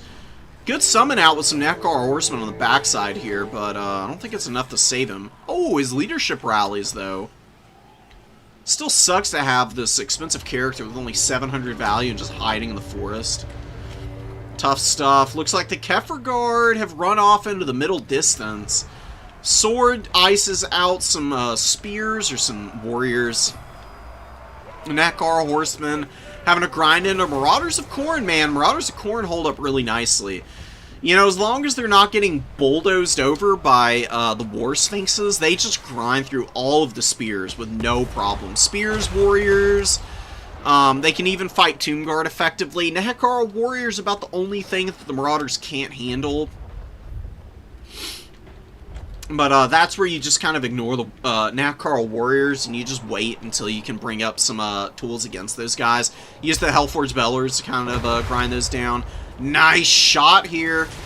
You know, the Vortex is doing some damage to the Khorne Gores, but it did way more to the Horsemen, who are a little bit more blobbed up and just have fewer models, so the damage is better spread out. Insta-crumbling on those Horsemen, and the Khorne Gores get that last little bit of damage done, and now some Flesh Hounds out with another Khorne Gore coming in. Great unit choices for KOTJ. He executed his build very effectively. Horsemen just sat behind the front line, chipping away at the big stuff. Scarbrand got an amazing rampage off the Minotaurs, ripped apart the big monsters as well. Chased some stuff back, got shot up by the Chosen of the Gods. Chosen of the Gods probably... Let me guess. How much value did the Chosen have? Just a lot of their ammo. 1,500. 1,700. So, pretty effective skirmish game for the Tomb Kings. It just came in later than the main engagement, and that's usually not a winning ticket for the Tomb Kings. Tomb Kings want to value trade early and then push points. Because they have bad cap weight on all their infantry. They really need to wear down their opponent's front line quite a bit before they can think about doing anything else. Because otherwise you waddle in and you down trade, and then your opponent triple caps you, and then you just lose the game because you don't have time to get back up on points. Scarburn runs back in, which I wouldn't even bother doing, but I guess just to get rid of the Ushapti, it's not bad. It's also punching the Kefir Guard around a little bit, which is funny, but he's going to get shot up by the Chosen of the Gods who get away from the Khorne Gores. He is going to go down. Necrotect rallies and is coming back in, but there's Exalted Bloodletters here. Fleshhounds. Fleshhounds alone can kill a Necrotect. I've got 80 armor, right? But Hounds, you know, they're a lot like the Norska Warhounds with a little bit less utility because they can't lock stuff down with Frostbite, obviously, but they do have just better weapon strength, better charge bonus, slightly better leadership. They function in a very similar role. If you just utilize Fleshhounds correctly, guys, I promise you these guys are a really strong unit to be mixing into your armies. You don't want more than one or two, but a couple of well-placed Fleshhounds absolutely have a place in your Khornate builds, especially against factions with lots of crappy light cavalry that are constantly trying to rear charge your infantry to try and break those positions. Like a horseman wants to run around and get on the back of like a marauder to try and rear charge them. That's when you bring the Fleshhounds forward. They get their weapon strength onto these squishy 30 armor cav and they just chew them apart, man. And just like 2 skeleton horsemen will get you your value back on the Fleshhounds, and they can also pressure Ushapti pretty effectively too. Ushapti, once they start losing armor because of their tired status effects, they're very vulnerable to the Fleshhound's weapon strength and charge bonus. And these guys have decent mass. I mean, 450 really isn't bad at all. And see, they actually can block out some of the Nekar horsemen trying to get onto the back of the Khorne Gores. Khorne Gores, 1,400 value. Love to see it. Khorne's just going to have amazing value across the board. Like, Skarbrand did pretty well. Even though he didn't pay for himself, he did a great job of making it an even worse trade for the Sphinx and Cetra, who... Sphinx is almost as much as Skarbrand.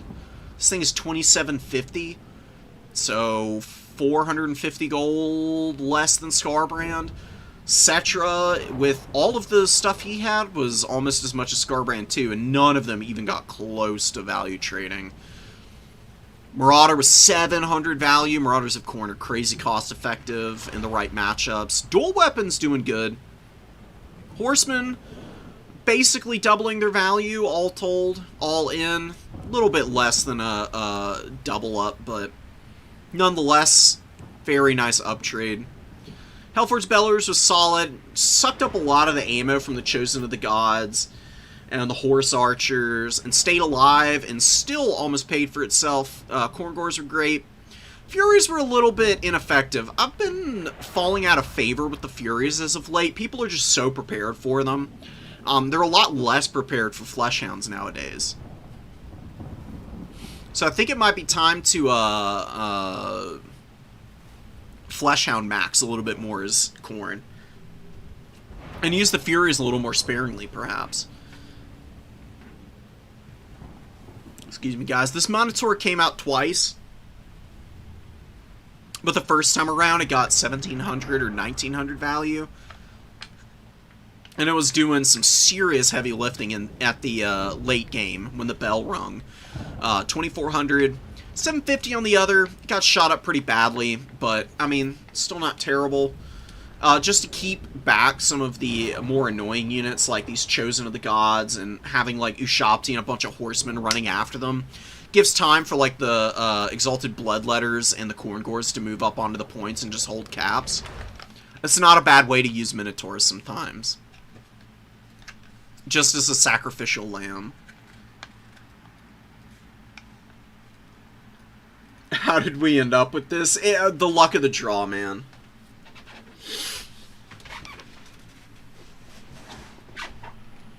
$1,700 for unit, that's 1,200 weapons team is kind of mad. Nah, I would disagree with you, Cliff. I mean, it's not like the best value in the world, but it's an uptrade. And then you can unsummon Chosen of the Gods, or you can just run them into melee combat. I mean, Chosen of the Gods are really not that bad at a melee grind. I mean, they're not as good as a regular Ushapti, obviously. Because they don't have the finely tuned anti-infantry. But look at the stats they have. I mean, they've actually got better baseline stats than typical Ushapti. Even without the bonus versus infantry, with 44 melee defense, they're surprisingly solid. It's really the weapon strength that kind of lets them down, but it's really not that much worse than the baseline Ushapti. They've got some teeth. It's the HP that's the big difference. But if you just unsummon them and get like 400 gold back, really you can count it up as 2100 value. And, you know, for 1350, not bad. I assume that's what you're talking about. With the trades. And yeah, 2450. My bad. I don't know why I thought it was 27. So it's a decent premium off of Skarbrand's cost, obviously, but still pretty expensive. And yeah, I mean, you're just going so deep into the abilities. You do not need all of these. Like, Blessed Blade of Petra is okay, but you have the Necrotect with Vambraces of the Sun already, which is the same blinded effect, and it's perpetual, instead of being just a 43-second activatable ability. Like, the flaming attacks and magic damage is decent against khorne. I still cut this. Cut this. I mean, Unyielding Will is just not going to do enough for you. I mean, 5 melee attack and melee defense on a unit that's not really wanting to grind in combat anyways is just nothing. It's not substantial enough, especially against khorne. You save the money and you just get Usirians in here, and you're going to be having a much better time, because this just does so much work against the skirmish cav, wearing them out without having to overinvest your horse archers into those, because the horse archers can shoot at Skarbrand and get much more cost-effective value than by shooting at Marauder Horsemen. Like, either way you're using the horse archers is fine, but I just prefer them shooting at even bigger stuff. Because they're 475 gold. If one skeleton horse archer spends all its ammo shooting at a Marauder Horseman, it probably takes them about half their ammo to kill that Marauder Horseman, and they're getting 675 gold. If they use half their ammo on Skarbrand, instead of getting like 675 value, they're getting closer to like 800, 900. If they use all their ammo on Skarbrand, they're probably actually taking them out pretty badly. You'd be surprised how much like a single AP can do against a big guy, and these guys do have 3 armor piercing. You know, the Fizz Res that Skarbrand has mitigates a little bit of that, but really not that much, right? I mean, it's percentage-based damage splits. Fizz Res is nullifying most of the base missile damage, and the armor piercing damage is really not suffering too much of a debuff. So it's really punching through quite effectively. And you bring the Necrotect in reserve, because, you know, this guy on the chariot is pretty effective. You do like to have him in the restores. But you want the Chosen of the Gods in early, because they just open up the skirmish game so much for you by keeping back the Marauder Horsemen. Early, you put pressure down on the infantry if you want. You shoot the Hellforge Bellowers if that's out. If it's not, then you just find another big target to fire at. Tomb Kings have a pretty restricted playstyle just because they haven't gotten a DLC. Ever, really. They have bad cap weight, they're very pigeonholed into value trading, and they have got great tools to that value trading, but you have to play very carefully. Any slip-ups on the Tomb King side of things against aggressive factions like khorne, and you're gonna just run into some really ugly stuff. Yeah, the tired status will get them melted, sure, but if you need them in a pinch in melee is all I'm talking about. And they can grind out probably about 400, so. It's really up in the air. They're an auto-include unit for the Tomb Kings no matter what, because they really are just that good for the Bone Boys. Let's get some greenskins going. We haven't watched either of these two players either. Jimmy has played a lot of Lizardmen, but swapping over to play the main green fighting machine. And the Skaven here, that guy Wally, it's really tough to helm Skaven as a newer player, so huge kudos to this guy. We'll see what he can get done. I do like the emphasis on the weapon teams early. Because you're not winning a melee fight, obviously, you might as well stay back and just try and cap 1 point and then skirmish down a lot of these ranged units in particular, and the chariots. Then get through the Black Orcs, and then you can start overwhelming the Orc Boys. It's just a bunch of, like, Rat Ogres, Doomflayers aren't bad here. Stop doing this, Windows. What the hell is wrong with you? Natty Bubo's sharpshooters are going to creep forward.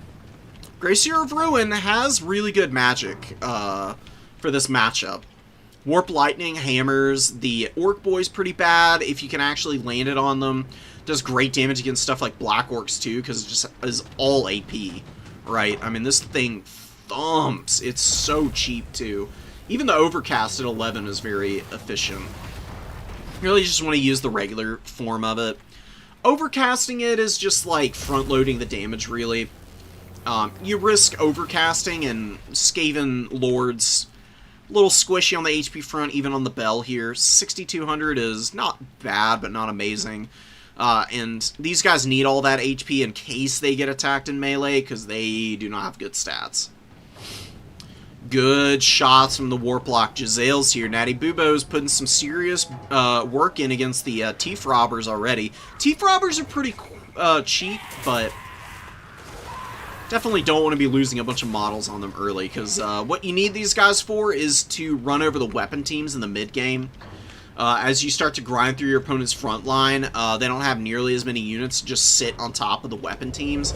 That's when the chariots, even though they have low mass, can actually just run these guys down, because, yeah, their weapon strength isn't incredible, but Warplock Jezzails have, you know, no HP hardly. 3,900 on 32 models means they're very vulnerable to anything getting on top of them.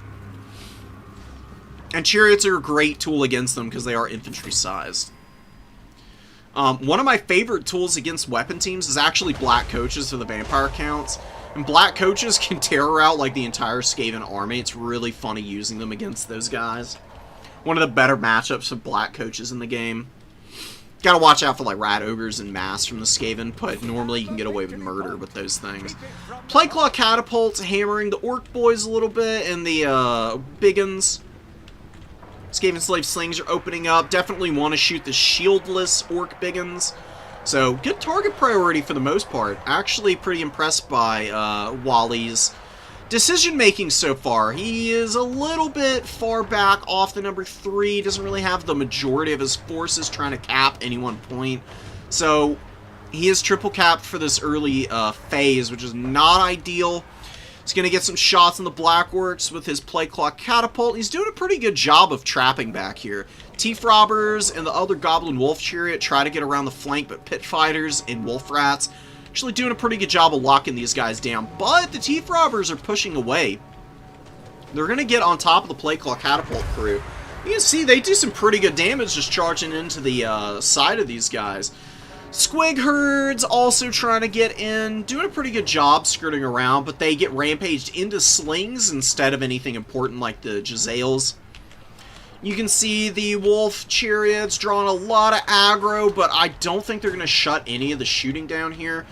Oh, but a good catch over here with the Broken Tusk Mob catching the Seer of Ruin. I think, yeah, Fermented Fungi pulled him out of position.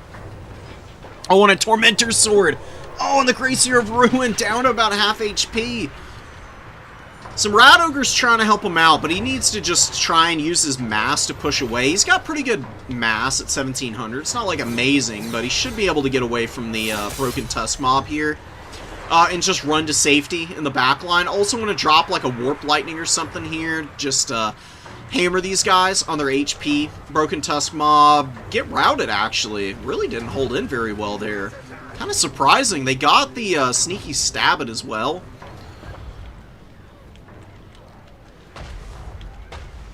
And maybe it was just the fear from the rat ogres, because, you know, Broken Tusk Mob don't have ITP or anything, so...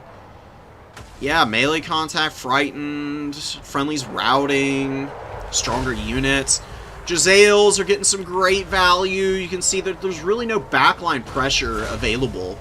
Some squig herds are actually getting around the side now, so maybe this starts to even out. You see Wally's a little bit behind, but honestly, he's in a pretty decent position. He's pushed a lot of the front line of the greenskins back. He has grabbed the number 3 objective, so he's starting to get on the board with the caps. He's got a bit of an uphill climb in the objective game, but it's not looking bad. If he saves the Natty Bubo's sharpshooters here, I think he'll be in a really good spot. Mutant Rat Ogre coming out, breaking a bunch of Orc boys. Black Orcs getting hammered down by that Plague Claw catapult really severely.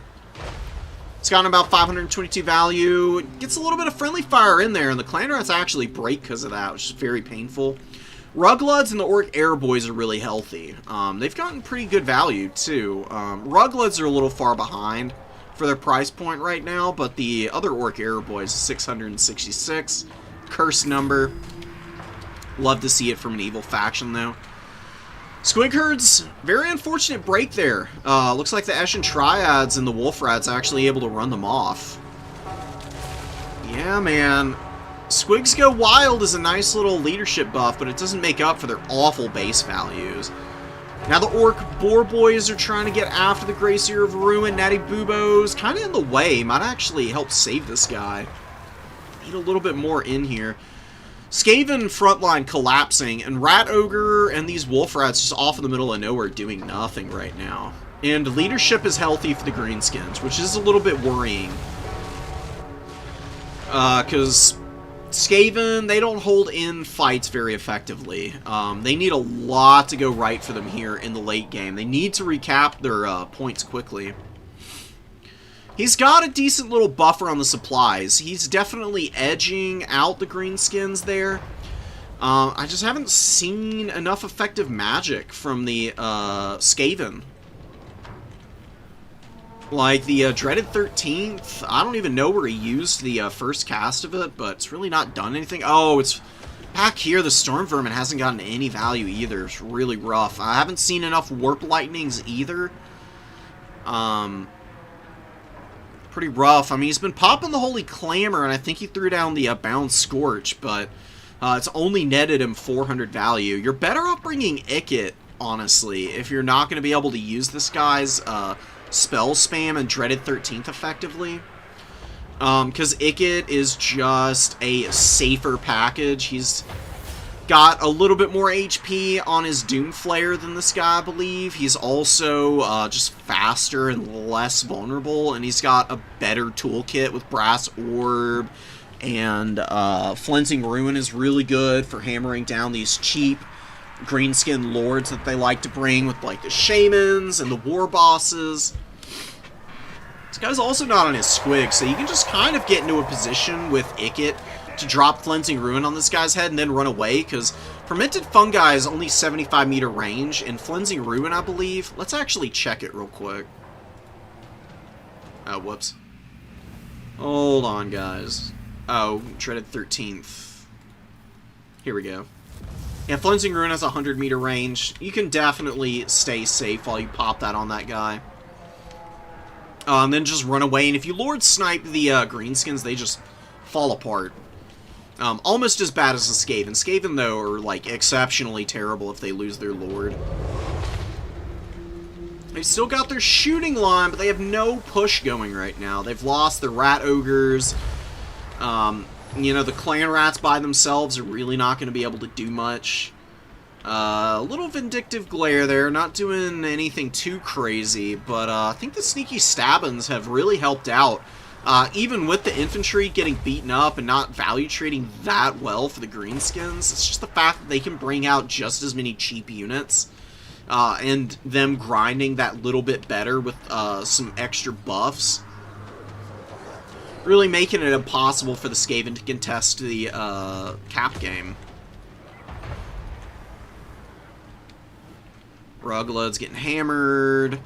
And this Mutant Rat Ogre is just not doing anything. And that's a huge waste. I mean, it's a terror-causing unit. It could be routing a lot of these units here. Most of the Greenskin army is not ITP in any way whatsoever. You know, even Orc Biggins, who have a bonus versus large, they can terror route. You know, they don't necessarily want to be fighting something like a Mutant Rat Ogre if it's like rear charging them and just rushing about with effective and well-positioned engagements. A lot of clan rats coming up. Huge reinforcement summon for Jimmy here. Or sorry, for Wally. Jimmy's going for the kill on the Grace here with a few Orc Boys. And these Orc Boys are actually really wearing this guy down. I mean, that awful melee defense on the Bell Seer, putting him in the danger zone, he might end up routing. If he routes here, he probably doesn't even rally. He probably just walks off the field. Yeah, you got back pressure going in. Gonna outcap the goblins pretty easily. Clan rats have full cap weight, so that is one of the things the Skaven have going in their favor, but man,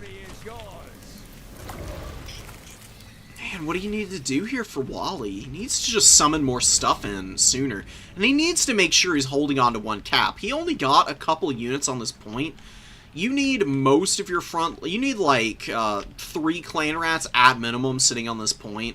And then probably bringing forward something like a Night Runner to help out as well. I don't think you need Skaven Slave Slings here. I mean, they're not bad, but there's honestly a little bit of an argument to be made that you've already got too much shooting to protect. You just bring a bunch of Skaven Slaves and live your best life with those guys instead. See, the Giselles were very effective, and the Rat Ogres were good. The Play Call Catapult was good. That Lord choice was just a huge back-breaking mistake, because the magic was not utilized well at all. It definitely kept Wally from winning that game. Ikit's magic is typically a little bit easier to use, and like I said, he's more survivable and has a better toolkit overall. You probably just run him and go boring as the Skaven, and you do a lot better. Plus, he's cheap, dude. I mean, Ikit is 1,700 gold. You don't need Storm Demon, but that's also a pretty good snipe tool. You can use that to hit the War Boss if you reveal him at any point, because it does a ton of damage. And yeah, you got Musk of Fear, which is a good debuff. Yeah, you just add Flinzing Ruin. They're 1985, not bad at all. Cut Storm Demon if you want, but you probably keep a... You put him on the Doom Wheel, even. For this matchup, it might be worth it. 6,500, Doom Flare. Oh, he's got less, but 52 is not that far behind the Grace here, especially for the premium that speed provides you. And keeping him safe, it's just so much harder to engage on Ikit than on your Bellboy.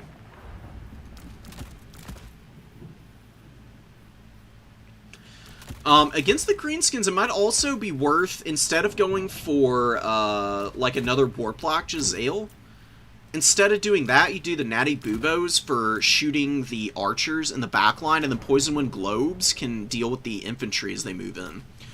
Because Poison Wind Globes have great value potential. I mean, they got a lot of ammo. They're short range, and they're pretty vulnerable as a weapon team with their low HP pool. On even more models than even the Giselles. But they're 650.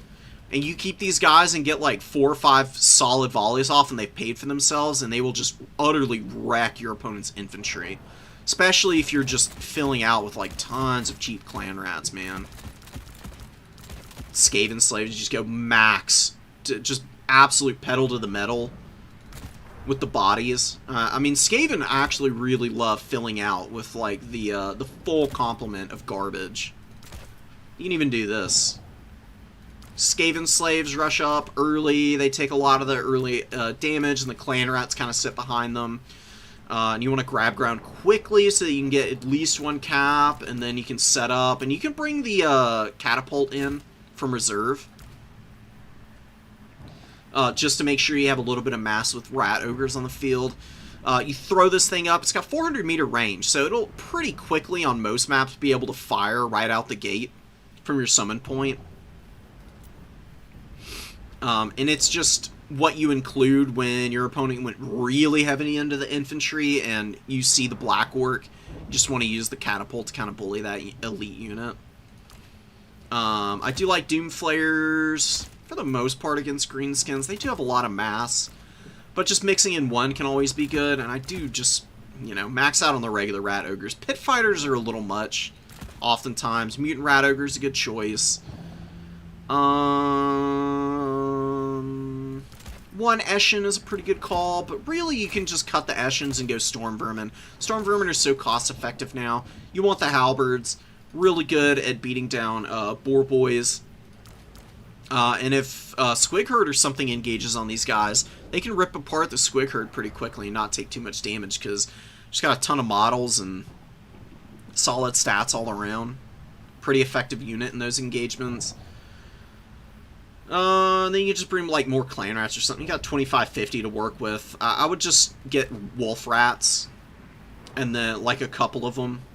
Probably the poison variant against greenskins, because rat ogres will have enough of the damage against the boar boys that you just need the poison to make sure that they can't escape, and you'll be pretty set for that round of fights. Actually, maybe a couple Night Runner slings wouldn't be bad here. I really love the sling infantry for the Skaven. They've got good range and a lot of ammo. AP values are low, but greenskins tend to be pretty low armor when they go really wide, so you can definitely use these guys to pebble down like orc boys pretty effectively. Probably just more clan rats. I mean, there's really no need to bring anything else, right? Just love to have some nice, cheap infantry to run around.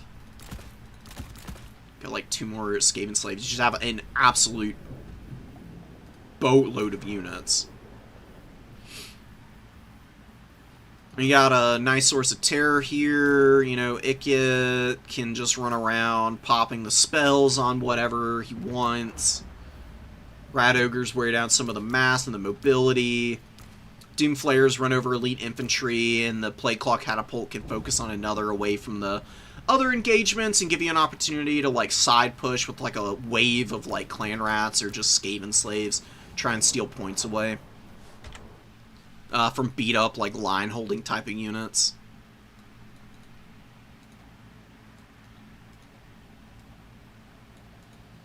I'm happy to hear it, Chom. I'll definitely take a look at it.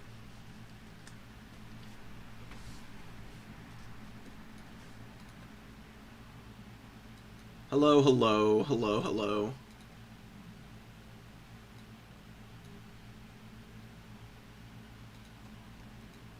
Yeah, honestly, you're kind of right about that, Lush. That really is about as well played as Wally could have done with this build, and to see him lose that bad was a little bit shocking. I mean, he really was not getting terribly outvalued to be so far behind, but you know, that's the risk with Skaven. Like I said, Skaven are very tough to play as a newer person because they are very restrictive in terms of what you can get away with. Bad positioning on the Skaven will absolutely lose you games early on, and can look like you're not even doing that bad, but, you know, that's the vulnerability of them. I don't really think you need Avalanche Mortars with all of the shooting you already had in this build also, by the way. Great unit, but a little overexpensive for how cheap your opponent's units are on average. Avalanche Mortars are a little bit better against factions where they bring more expensive infantry. Greenskins can bring elite stuff, but they're probably only bringing like 1 Black Orc at most, like Jimmy did here. Cool to see. Fun game. I'm going to look for more replays, because we are in round 4 now. I'd like to get a few round 3 games in. We got a Lizard versus Beast game, which I think is what we're going to watch next, because I haven't seen this person play, and I would guess that I haven't seen the other person before either.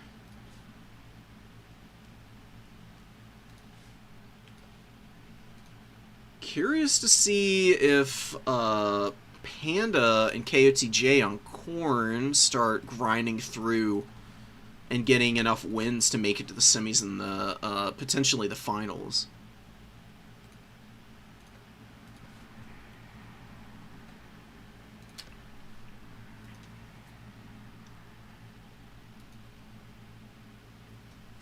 And khorne is a great beginner faction because you don't have to fuss about with magic, and the units are all fairly durable with the frenzy and the ITP. And then, like, as you get more experience, you can kind of branch out to other factions and integrate the magic into your gameplay a little bit more.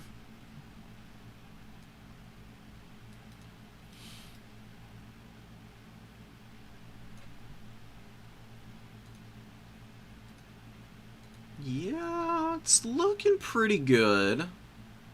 Got a lot of people at 2-1 right now. Pretty competitive tournament for the most part. We've got a few people at 3-0. We'll see if they keep those. See if they keep that pace up.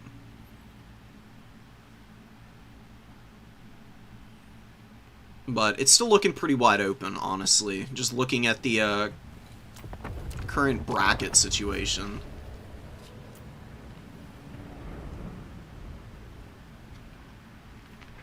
So we've got Guy and Rylan here. A lot of Minos. Minobus is not bad for the Beastmen against Lizards. The Minotaur Great Weapons are a very solid unit. They're quicker than the Khorne are. And they do beat Kroxigors pretty badly, but you gotta watch out for these Skink Cohort Javelins. Because they will absolutely destroy any of these lightly armored Beastmen units. Outside of Morgr. Morgr's got like a buffoonish amount of missile resistance. Yeah, 75%. Morgr is an interesting lord. He's not bad, but just because he's such a slow character on foot, you don't really see him that often. His spawn summons are pretty nice. They do get a lot of value, actually, if they're... if you're fortunate enough to get one of them off in a good position. Like Spirit Essence, you don't have control over. It just procs whenever a unit gets below 20% around them.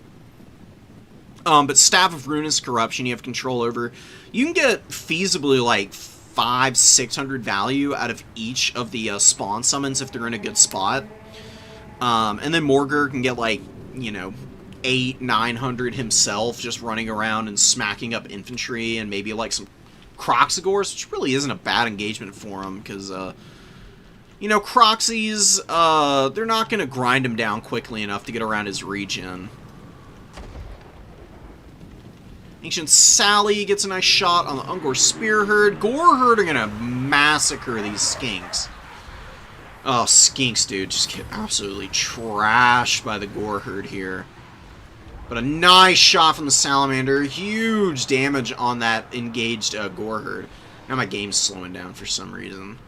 I'm probably going to need a restart after this one. Very aggressive engagement for the Beastmen, but they are pushing really nicely right now. Alright, we gotta talk about this. Don't do this with your Warhounds. Warhounds are cap weight. Pretty cut and dry. You don't use them to ever attack the front of enemy units. They're there to apply poison and force engagements for your Senegors. That's the only way that you want to use the Chaos Warhounds. They come in as a buffer, so that the Senties with their AP can like effectively grind down Coldwind Spear Riders, because the Spear Riders will be spreading their damage out onto the Hound unit too. And the Senties with their like perfect vigor and everything are just going to be able to like really chunk through these guys. And their modest HP pool. Really nice Chain Lightning. I love Chain Lightning, by the way. It was one of my favorite combos in Warhammer 2, playing the Kroq-Gar campaign, which is, even to this day, still one of my like favorite campaign experiences of all time. Oh, look at those Skink cohorts, just chunking the Minotaur HP pool. Minotaurs get on top of the Skinks, but it's really not that great. Razorgore Chariot pushing through now and getting some disruptive charges is a lot more effective. I'd prefer to just see the Razorgore Chariot out first. Minotaurs are more of a specialized tool that you bring in my opinion. I don't think they're like a main staple unit for the Beastmen, actually. Because Beastmen want to skirmish and, like, maneuver warfare their opponent a little bit more than just straight grind them down. And the Minos can maneuver effectively with their speed. They don't fight really well in straight-up grinds. And you bring them in specifically to, like, counter, like, ancient salamanders and whatnot, or just to, like, charge down Cold and Spear Riders by utilizing their decent speed to, like, get in on a flank before your opponent can, like, disengage with the Spear Riders. Because Spear Riders are about the same speed as Minotaurs. Once the Minotaurs get their charge speed, like, procced as they close the gap, it's really tough for Spear Riders to get out. But you can see the Minotaurs overextend. They're just pushed too deep. Minos need to be utilized a little bit more as a counter-charging tool. Oh my god, man. What is going on? Hold on, guys. Hold on. Why are you chugging so bad right now? Gotta open the dreaded task manager and see what's eating everything up. Oh, because Chrome decided it wants more...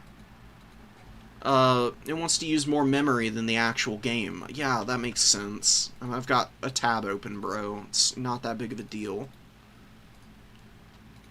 Whatever. RIP Google Chrome, dude. Wow, it immediately stabilizes everything. Okay, anyways, back to the game. Minotaurs are going to get on top of the Bastilla. It's really not that good of a trade for them, though. Centaurs, you know, Centaurs are a great unit, but they don't want to be in fights like this, you know. They do not want to be surrounded. They do not want to be fighting multiple different units. And they don't want to be engaged in a grind because their stats are just too weak for that. They're good on the charge, and that's really about it. They need to be hitting a spot, and then they need to run away. They're going to end up losing out here pretty badly. And I just don't generally like the Centaur Great Weapons. Maybe, like, one of them is a nice addition to your army, but if you want the AP, Razorgore Herd are actually a little bit better for the price point for charging down stuff like Croxagores and Coldwind Spear Riders. A basic Centaur unit, it's really all about you need. And Throwing Axe Centaurs are probably about the best Centaur unit in the game, to be honest. They do wonders at laying waste to Croxagores early, and then they have decent enough stats that they can just like go and cycle charge down skink cohorts and get you oodles of value. Minos and Razorgore Herd should be more than enough to handle any amount of Coldwind Spear Riders normally. Chameleon Stalkers coming in to do some damage. Skink cohorts chilling out here. Beautiful Chain Lightnings, man. They have thumped this frontline force of Beastmen. Like, Gore Herd have been getting torn up by it. Centaur Great Weapons have to disengage off the Feral Bastillodon and still take a chunky amount of damage. Almost half their HP gone. This guy's sitting with about 1,000 value. And these Skink Priests with, are like 500 gold. Even with a couple spells. They are so cost effective. You know, lizards do really love Slan, and a Fire Slan is pretty goated into the Beastmen, but you can see here that you don't have to bring that. I like the inclusion of Wind Blast, because that does imbue Windstruck. And people forget how good this is. I mean, 40% speed being lost by any unit for 10 seconds, that's a long time. That's usually enough to be able to close ground on a unit if you're utilizing the spell effectively. And another thing about these Skink Priests is they're quick as hell. They're 46 foot speed. For a foot character that's like, you know, 500-600 gold at most, they can cover a lot of ground on the battlefield, and they don't get tired. Because very rarely are you using them in melee combat, and it doesn't cost any vigor to cast spells. At least not enough to actually make them tired. I don't actually know if they do use vigor for the spell casting. I mean, this is great. I mean, like, okay, you've got a Feral Bastillodon isolated out here, but the thing about Feral Bastillodons, immune to flanking puts in a lot of work. They resist a surprising amount of damage, and you might even get terror routes on the Centaurs in a minute here. Because when Primal Fury wears off, they lose the ITP. You get a rear charge on these guys, and they could just run right off the field because of how quickly they tend to flee with their 92 speed. Goreherd spending more time fighting the Bastillodon here. Morgur with about 700 value, which is pretty decent. I saw spawn summons going down already, so doesn't have any more of those.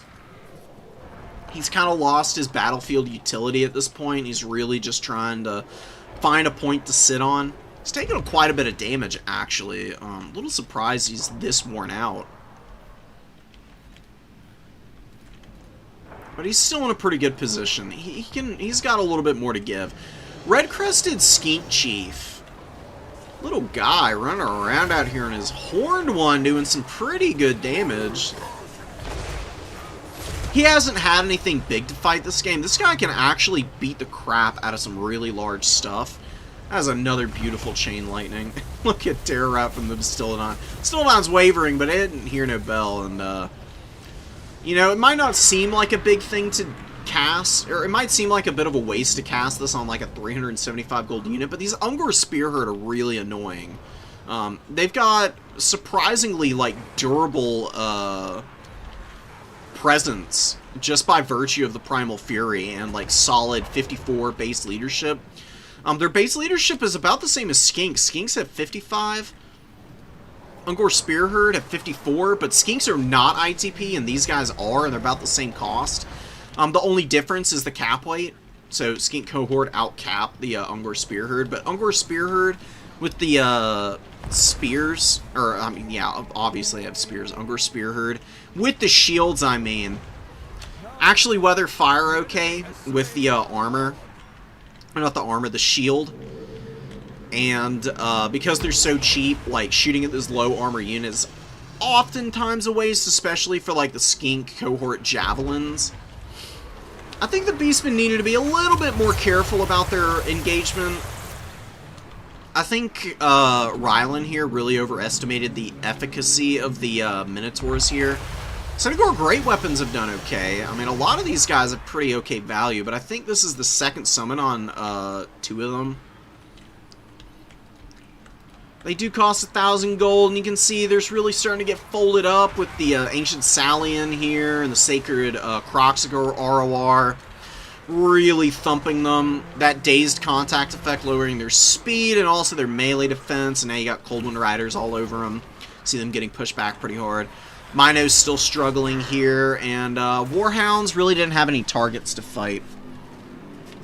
You know, Morgur is going to sit in here for a little while longer, but there's only so much he's going to get done. You know, Beastmen are pretty gassed out, but Lizard's pretty low as well.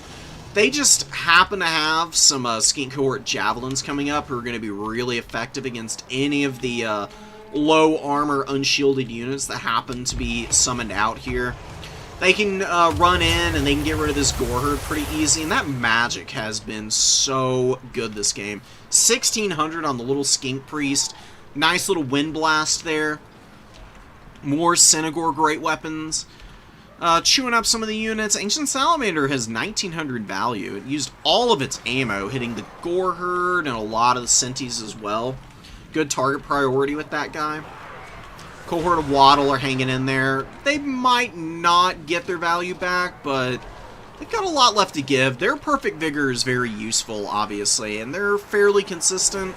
Looks like they'll be fine. I mean, there's no anti-large stuff in here anymore. The last few Centaur Great Weapons are getting worn out. Now, Goreherd, I mean, they're not bad at fighting on top of stuff like Cohort of Waddle, but getting rear charged, and then getting hit by the debuffs, they're probably just going to tear out. And in fact, they do pretty instantaneously as that Salamander gets in on them. Morgurs and Courages, just not enough to keep their leadership high here.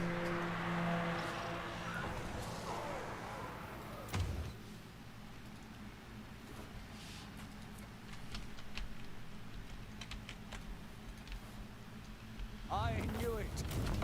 Very well played. Alright, I'm going to open up Chrome again now. Chrome didn't shut down properly. You're damn right it didn't. Barely works as is. It's time to move back to Firefox. I need to stop procrastinating on doing a lot of the little things with my PC because I just get busy, and then when I get home from work, I just want to like sit down and relax and not have to fiddle around with my computer all day doing stuff like that. But it really should just be easy and a quick thing to do. Because Chrome just eats up computer resources like nobody's business. It is absolutely bananas. And it's been really bad as of late.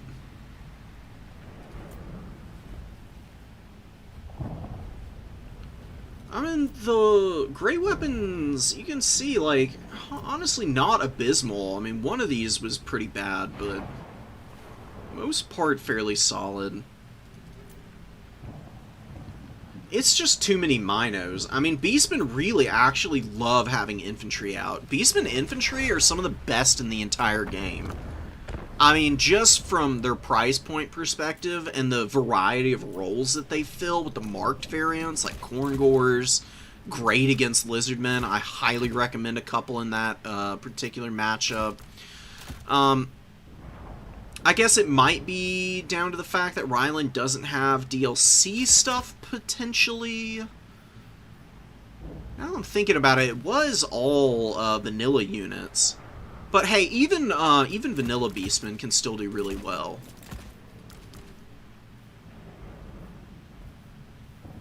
What do you not have with vanilla Beastmen? You just really, it's just the marked gores and some of the monsters, I guess. All of the good stuff that you need, though, against the Lizardmen should still be available. Like, you just bring a bunch of gore herd in that case, and you just max those guys out, because they will do a ridiculously good job of grinding down all the skinks, and you can back them up with, like, spear herd to, like, fill in. Hunger Raiders are, like, cheeky in this matchup. They do a few things that can help you out. They can poke at, like, skink cohorts. They can keep back skink skirmishers. They lose chameleon skinks. They don't do much to, but skink skirmishers are a little bit more common to see anyways, because chameleon skinks get destroyed by Synagores. Synagores just hard flatten the chameleons. Oh, and we didn't see a caster. All we saw was Morgar. You have to bring magic as the Beastmen. Beastmen have some of the best magic in the game. Like, absolutely bar none, period. No questions asked. They have 4 of the most cost-effective lures in the entire game. Beast magic, always going to be good with Flock of Doom. Amber Spear, I've seen people using a lot more now. Transformation of Kadon can be really useful, because these Manticores can actually go hunt down stuff like Slan pretty effectively. Because you're just throwing them away, right? I mean, they're 2 uses, and you're just kind of YOLOing them in. Death magic is really good against lizards, because again, they bring either really cheap lords, like the Red-Crested Skink Chief, who does not want to get hit by Spirit Leech, or they go really expensive, and you just use this to wear down somebody like Mazdamundi or a Slan on the cheap, and really, really put the pressure on your opponent, because if you Lord Snipe the Lizardmen as Beastmen, you basically auto-win, because you'll just run the Skinks down at that point. And they will not be able to hold up worth a damn. And then Purple Sun can be nice to mix in, because if your opponent goes Temple Guard, you can just drop that on the Temple Guard. Melkoth is really good, because you can just use Pit of Shades on pretty much anything that the lizards have if it's blobbed up enough. Melkoth is really good against the Spear Riders. It just absolutely drags them down into the pits of hell. Plus, you can use that to lower their speed, so Razorgore Herd can then get catches on the Spear Riders. You can just do something like this. I do like having a Minotaur, great weapon, but really you can just bring Butchers. Butchers of Kalkengard are such a good generalist unit, and they cause terror. Another really good thing to have against the lizards, because they're surprisingly vulnerable to terror routes. They don't have a lot of ITP on their roster. And the ITP they do have is oftentimes pretty conditional. For example, the Temple Guard. They only get the ITP if they're around a Lord or a Hero. So that does restrict their positioning pretty heavily, and Beastmen love fighting units that are unable to match their maneuverability. If the Beastmen are swarming around you, you're basically cooked if it's a really good player, because you will never get to touch them and do the kind of effective heavy lifting that you're really looking for. Honestly, I really like the Bray Shamans on the Tuskor chariots here, because these chariots, you know, they lack a little bit of mass, but it's still 1500, so it's respectable. You can run over skinks pretty effectively. You can also do good damage to Saurus. You just drop these 2 spells all day, and you get the smoke and mirrors. It's 24 seconds. I talked about the speed benefits, and the turn speed is huge, as well as the charge speed for the Beastmen, so there's a lot going in your favor just by using this guy. And if you're expecting like some serious single entity shenanigans, you could bring Lord of the Wild and go Traderkin, which is a really effective spell as well. Anything else to say here? Honestly, yeah, keep Great Weapon Synagore. I mean, they did pretty good. Just get a couple of the regulars. Maybe get like one more throwing axe in here. And I mean, I guess since you don't have DLC, you want to get Blackhorn's Ravagers are a surprisingly cost-effective unit because of the Perfect Vigor from Rowdy. Really good for like sneaking around and like finding their way onto a point and just engaging onto like a skink, killing it quickly, and then going back into stealth. Maybe your opponent misses it, and then you can like get the jump on something else they send out to recap the point. Oh, and a Razorgore Herd. Not bad at all. Maybe you need to cut the Great Weapon then. Because you got the Minos. They're enough. What else could you need here? You don't need Mana Core because you got the Butchers for Terror. A Vestigore Herd. Yeah, the Koroks Man Rippers against Lizards, dude. Koroks Man Rippers are another great ROR. Beastmen have a lot of good ROR units. Grogghopes can be really effective too, and Sons of Goros also. And this is, you know, no DLC, and if you really want to bring Morgur, you know, you've got them. I wouldn't bring Morgur personally against Lizards. If I'm going up against Lizards, I would be bringing a Great Bray Shaman with whatever magic I need, or I'd go Malagor, because Malagor is just always so cost-effective. He's got a really good spell kit against Lizards. I do really love the Shadows magic, though, so you can also just go with this guy. Stick him on Razorgore Chariot just to give him a little extra mass. He's got a nice little debuff, actually. Distorted Reality. And you can see his price point, pretty respectable at $17.95. You can fit in a whole nother throwing axe with that, and then just give your Ungor Raiders some chevrons, which always benefits them pretty nicely. Some fire just that little bit faster and have a little bit more leadership, so why not? There's definitely something there.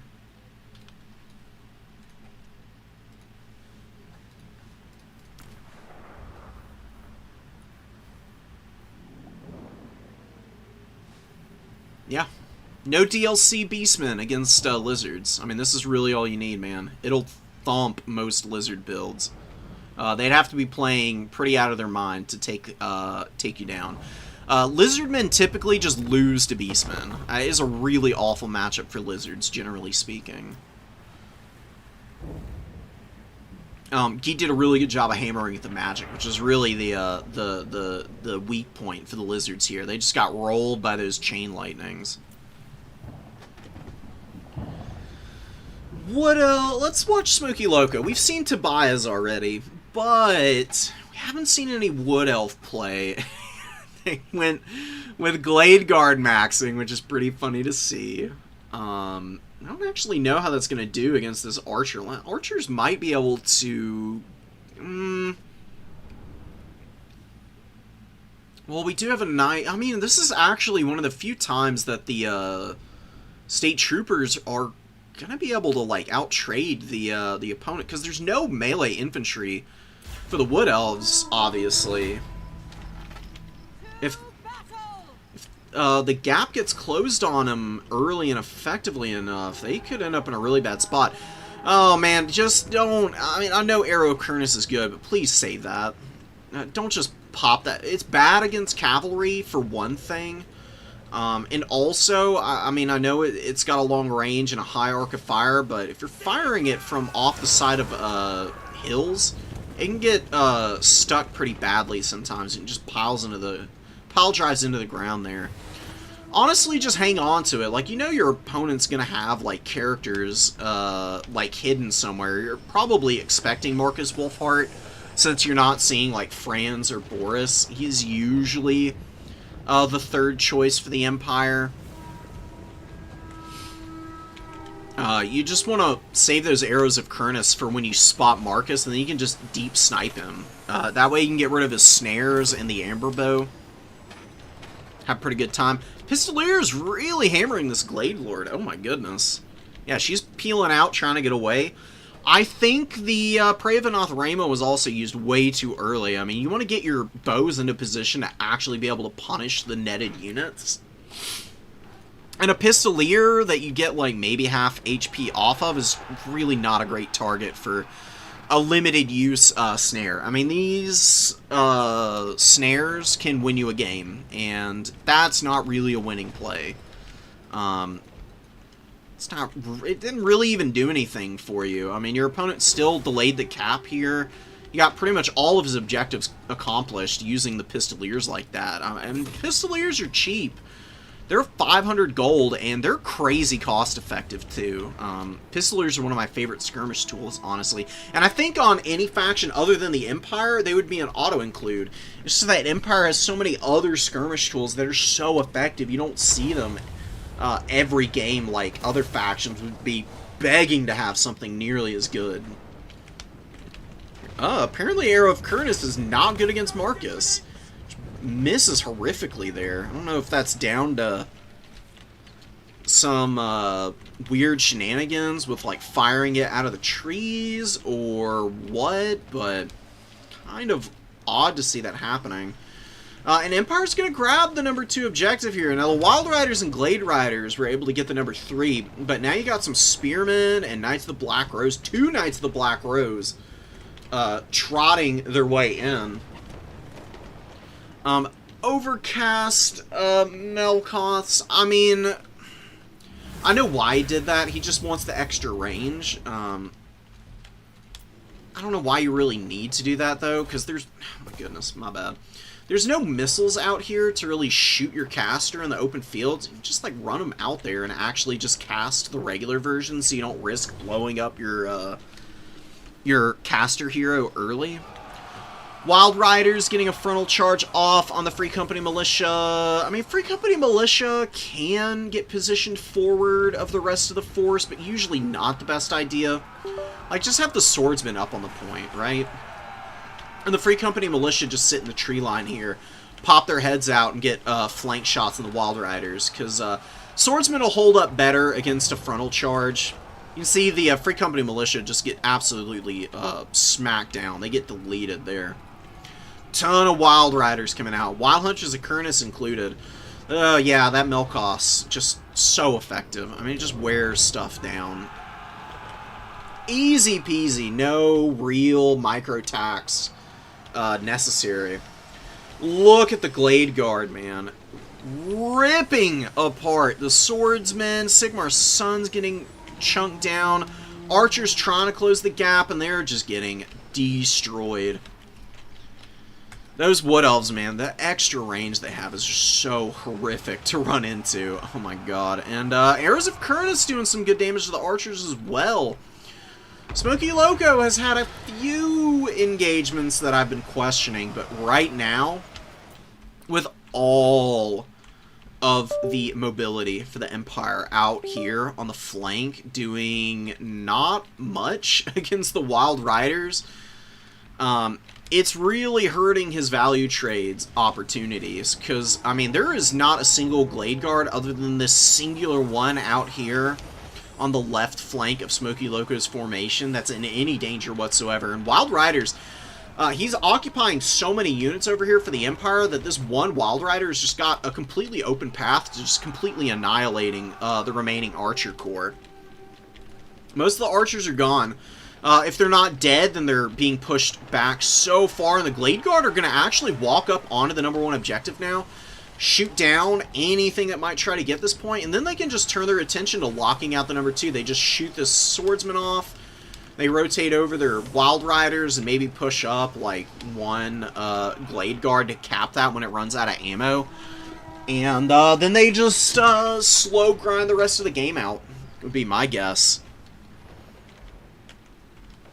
Great stuff from Smokey here so far. More Knights of the Black Rose coming up. Tobias really loves these guys. Maybe a little too much. I don't think you need Knights of the Black Rose that much against Wood Elves. I think just going stupidly cheap with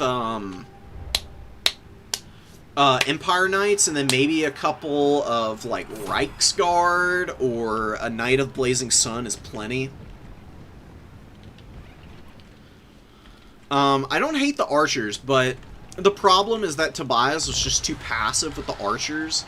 By the time he moved up, most of his swordsmen and spearmen cover for them was gone, and then the Glade Guard just killed them all, too. I mean, look at the kill totals on a lot of these Glade Guard. I mean, upwards of 100 on several of them.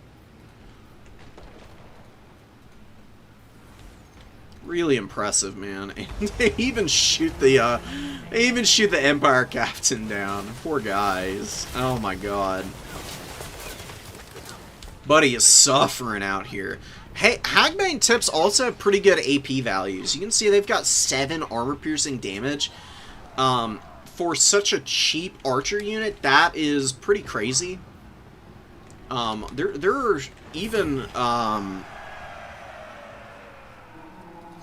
are even some like actual dedicated AP ranged units that have not that much better armor piercing than these Hagbane tips do.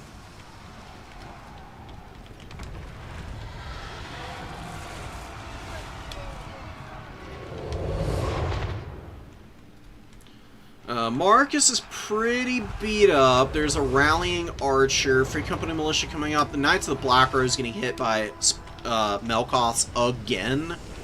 Oh, and the focus fire is so gross. It's just so many missiles hammering these guys. You can see their speed, just with the poison and being very tired, is already bad enough. And with Melkoths on top of that, they're down in like the 40s. Which is just way too slow to close the gap on this many missiles. I mean, you need like an actual proper wedge of armored knights to attack this. Either that, or instead of just sitting back with all your infantry, you just rush this Glade Guard formation. And then you use your own mobility to just keep Wild Riders from getting into your own archer line, and you have the archers slow push down.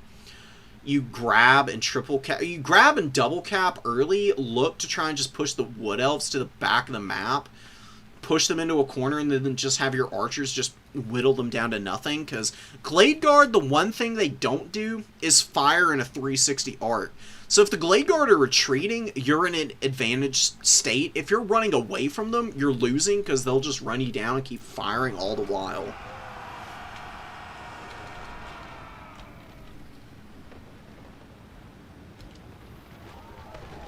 It would not be easy. Like, pushing Wood Elves back into their own spawn has tons of associated risks for obvious reasons, just like from a general standpoint.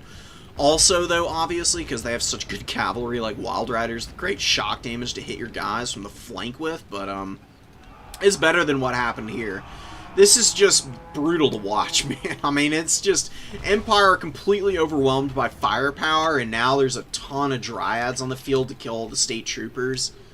Smokey with a beautiful build. Absolutely clean. No frills, no thrills, but just all gas and no brakes on this one.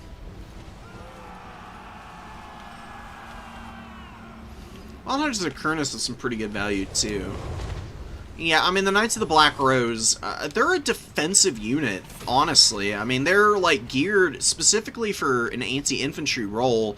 They can kind of scrap against Wild Riders because of their good melee defense, but With the assistance of those Melkoths, it's just been too much for the Knights. I don't have any way to mitigate any of that magic damage, obviously, so... When you go cheaper with just Empire Knights, it's less cost-effective for the Shadows Spellsinger. And Empire Knights have heavy enough armor that they do tend to just chunk into the Wild Riders with a few meaty engagements.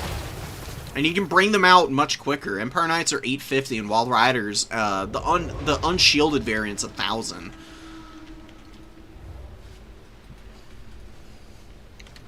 Swords getting destroyed. Oh god. This is why Glade Guard are oftentimes limited in tournaments, because you run into these, and unless you're very experienced, the Glade Guard spam will kill everything. Everything getting destroyed here by the Empire. Smoky Loco is doing an amazing job of concaving his missiles. I mean, look at the positioning on these. A lot of people get a little bit lackadaisical, you could say, with their formational positioning, but Smokey has been pinpoint with his placement on all of these Glade Guard. I mean, they're not barely even touching the point. They don't even need to with how much range they have over all of these Empire units. There's every possible advantage going in their favor. Another thing that's going on here is Wild Riders have Woodsmen. And these Knights of the Black Rose are losing a lot of melee attack and speed as they're fighting in the trees, so their damage output is just so poor into aggressive cavalry units. It's not like the melee defense on the Knights of the Black Rose is even that much higher than the Frenzy for the Wild Riders that's being provided. The weapon strength is good, even against the heavy armor of the Knights of the Black Rose.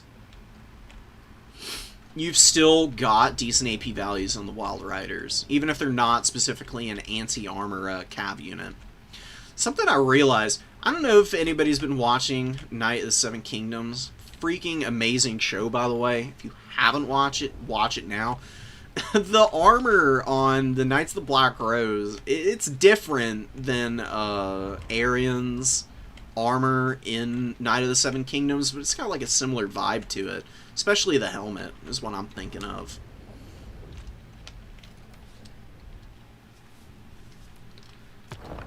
You know, the black with the red trim, and then the like skull helm.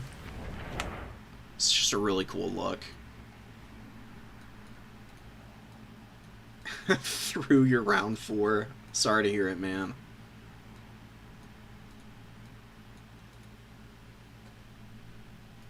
Yeah, against greenskins, you gotta look out for their lords rallying and then, like, sneaking off to the side of the map and, denying you the advantage of having higher leadership than them.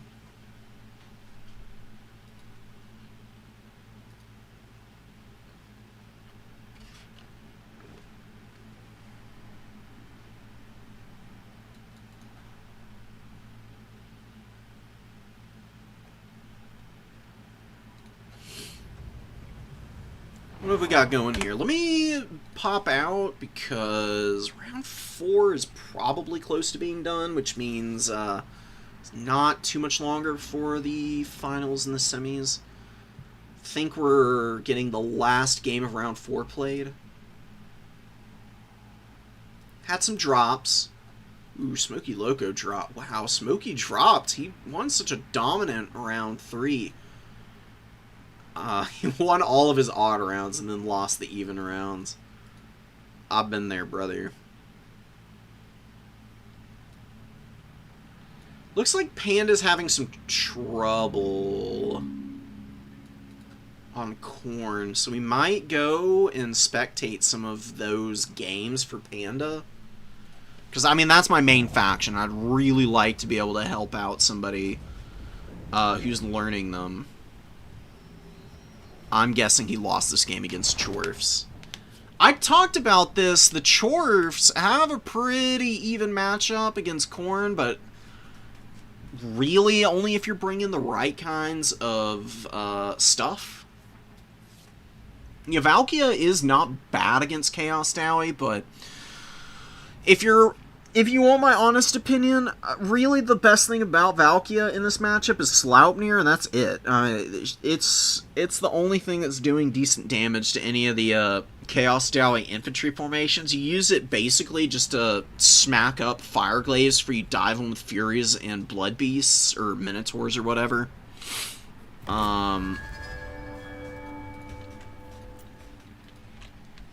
I don't mind seeing the Marauders. You're actually hurting yourself by bringing Bloodwake Berserkers, because there's so much fire resistance on the Chowie units. I mean, like, you've got 15% on Chaos Dowie units. Kadai have 35%. You just bring the regular variant. Like, bring regular Wrathmongers. They're really strong in this matchup, because if your opponent goes really heavy into the horse... or into the Hobgoblin Wolf Raiders, like, they can poke Wrathmongers pretty effectively. But if you have, like, a nice little core of Fleshhounds and Furies out early to kind of screen those guys and just keep them from being able to fire super accurate volleys off, the Wrathmongers just rip apart Chaos Dowie Warriors and Kadai Blobs. It is so hard for the Chaos Dwarves to deal with. They can bring Iron Demons out, but that's when you have Blood Beasts and Minotaurs to kind of surround the trains. And you can pummel them down pretty hard. I like Chaos Warriors of Khorne here. But honestly, the shielded variant, not so much. I actually think the Halberds are better. Really what you do here is Khorne is you just get all the AP infantry that you possibly can that specialize into large stuff too. So Khorne Gores, Chaos Warrior Halberds, Wrathmongers are kind of anti-large because they're just good against everything, really. And then you build up with a little bit of mats. I really like Blood Beasts for this matchup because they're fast. They can actually catch stuff that the Chaos Dowie try to throw out at you. Kadai Fireborn actually have about the same speed as Khorne Tors. They can usually outmaneuver the Khorne Tors as well, too. Actually gets a little bit frustrating to try and close the gap on them. Tzeentch is a good choice against Khorne. Usually you want to have a little bit more shooting if you're going to be using the snares, but he does have an Infernal Guard Fireglaive coming out already. Good unit to be moving in. The throwing axes are okay in this matchup. But I actually think if you go a little bit heavier into just pure melee against the Chaos Dowie, you tend to win this game. Because usually if you bring like some Bloodletters, Khorne Gores, Chaos Warrior Halberds, backed up with like a bunch of Blood Beasts and Minotaurs, your presence on the points and in melee are way too much for the Chaos Dowie, and they're pretty mediocre infantry. And the Kadai Fireborn are a great tool against your bodies, but if you've got the AP Halberds in with a little bit of support from Blood Beasts or Minotaurs, usually the punching power is enough to get through their 80 armor and very quickly wear them down, because people underestimate just how low the 80 armor really is. Like, even Blood Beasts, with the fact that their AP split is just barely in favor of the AP, are still very able and effective in punching against these guys, especially if you're getting good cycle charges. Blood Beasts are just mwah. They're just very special boys, like extra strong rat ogres, effectively. And now Google Chrome is eating all of my resources again, so we're getting rid of it. Goodbye. I'm not dealing with that crap again. Valky is flying around in the sky. Honestly, she wouldn't be bad at fighting Tzeentch. You know, Tzeentch, I mean, he's got some fire res, but he doesn't have good AP values, and Valky is just really tough, you know? I mean, she is such a girl boss of a character. She hits so freaking hard against everybody.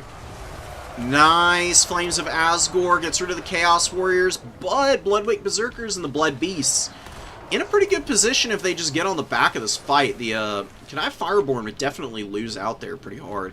You can see why you don't bring a bunch of Marauder Horsemen, because your opponent just brings a bunch of their own bow cavalry, and they just shoot you to bits, man. And, like, yeah, okay, you got a bunch of Furies, but what are these Furies going to do? Are they really going to try and, like, sit here and grind down the Demon Smith Sorcerer? That's really not a great play. Furies should actually be trying to maneuver back here and providing support for the Marauders. Marauders getting on the Fireglaves is awesome. The Furies just try and keep the Wolf Raider bows from focus firing down the Marauders as you just occupy this gun unit for, you know, an interminable amount of time, and you find a way to get rid of the Kadai, and then you can get into a winning position. Both Centaur Renders, hard unit to deal with. T-Panda, I think, pulled the trigger too early, and he doesn't quite have his units in the right position here. He finally gets the Blood Beasts and the Bloodwake Berserkers in. They've been sitting unoccupied, or unengaged for way too long, though.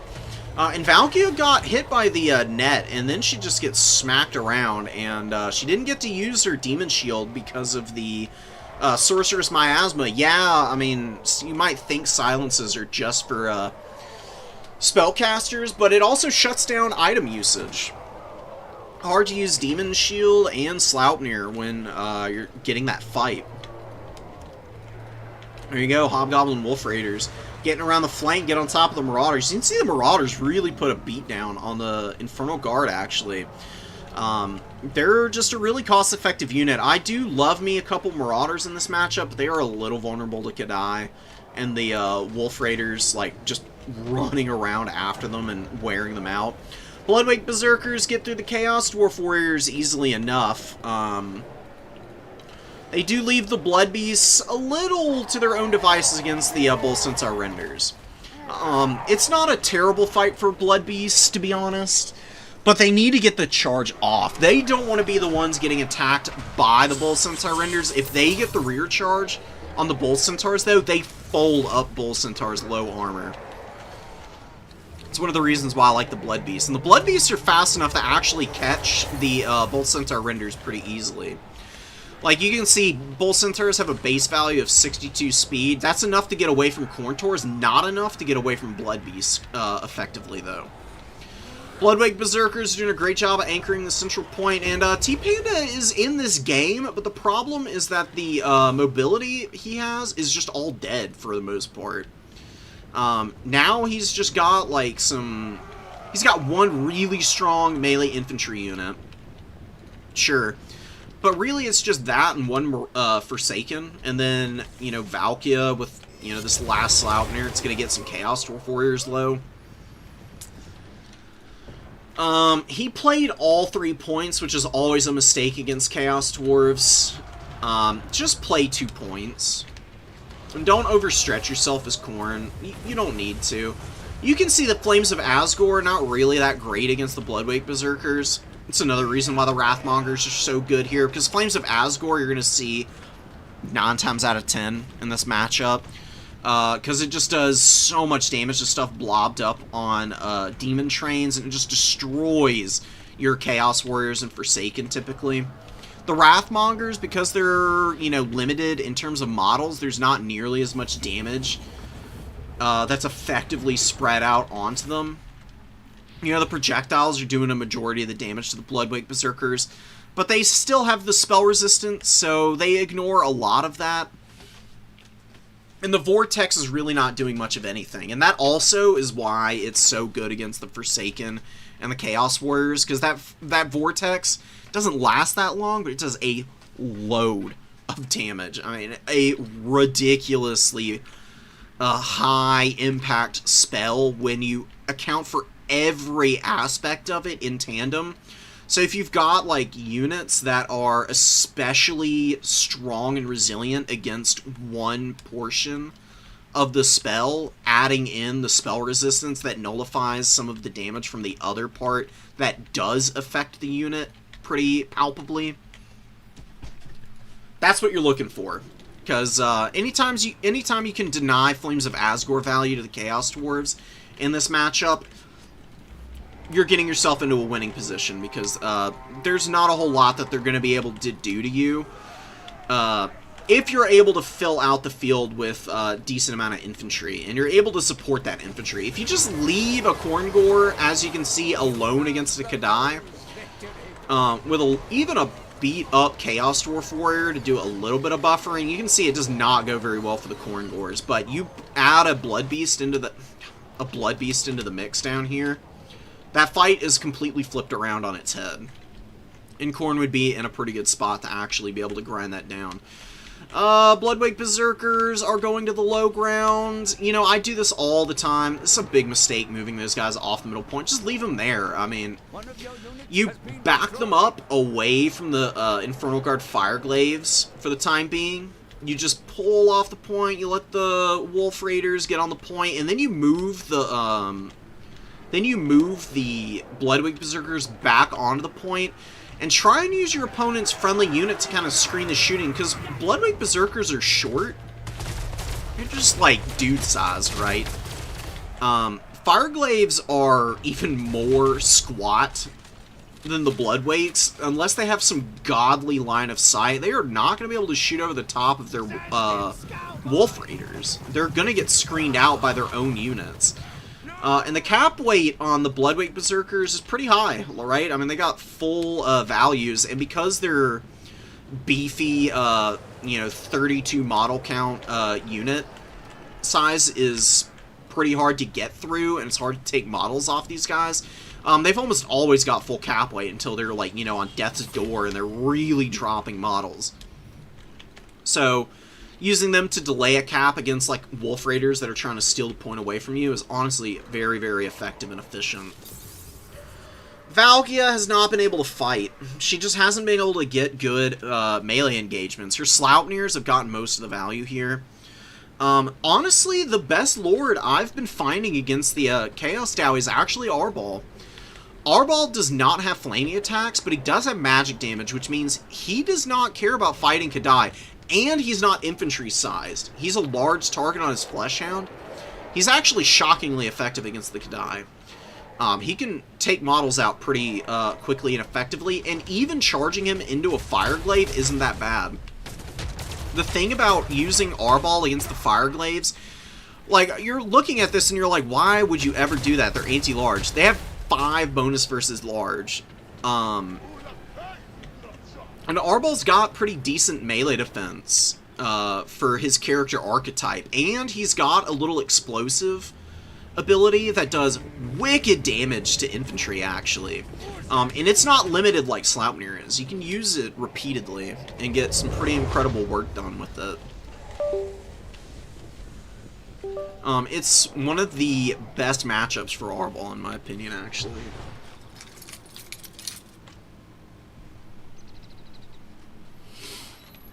Infernal Guard Fireglaves are just kind of trundling in. Bloodwake Berserkers are doing a pretty good job of holding up a lot of these units, but stuck out in the open field chasing things around.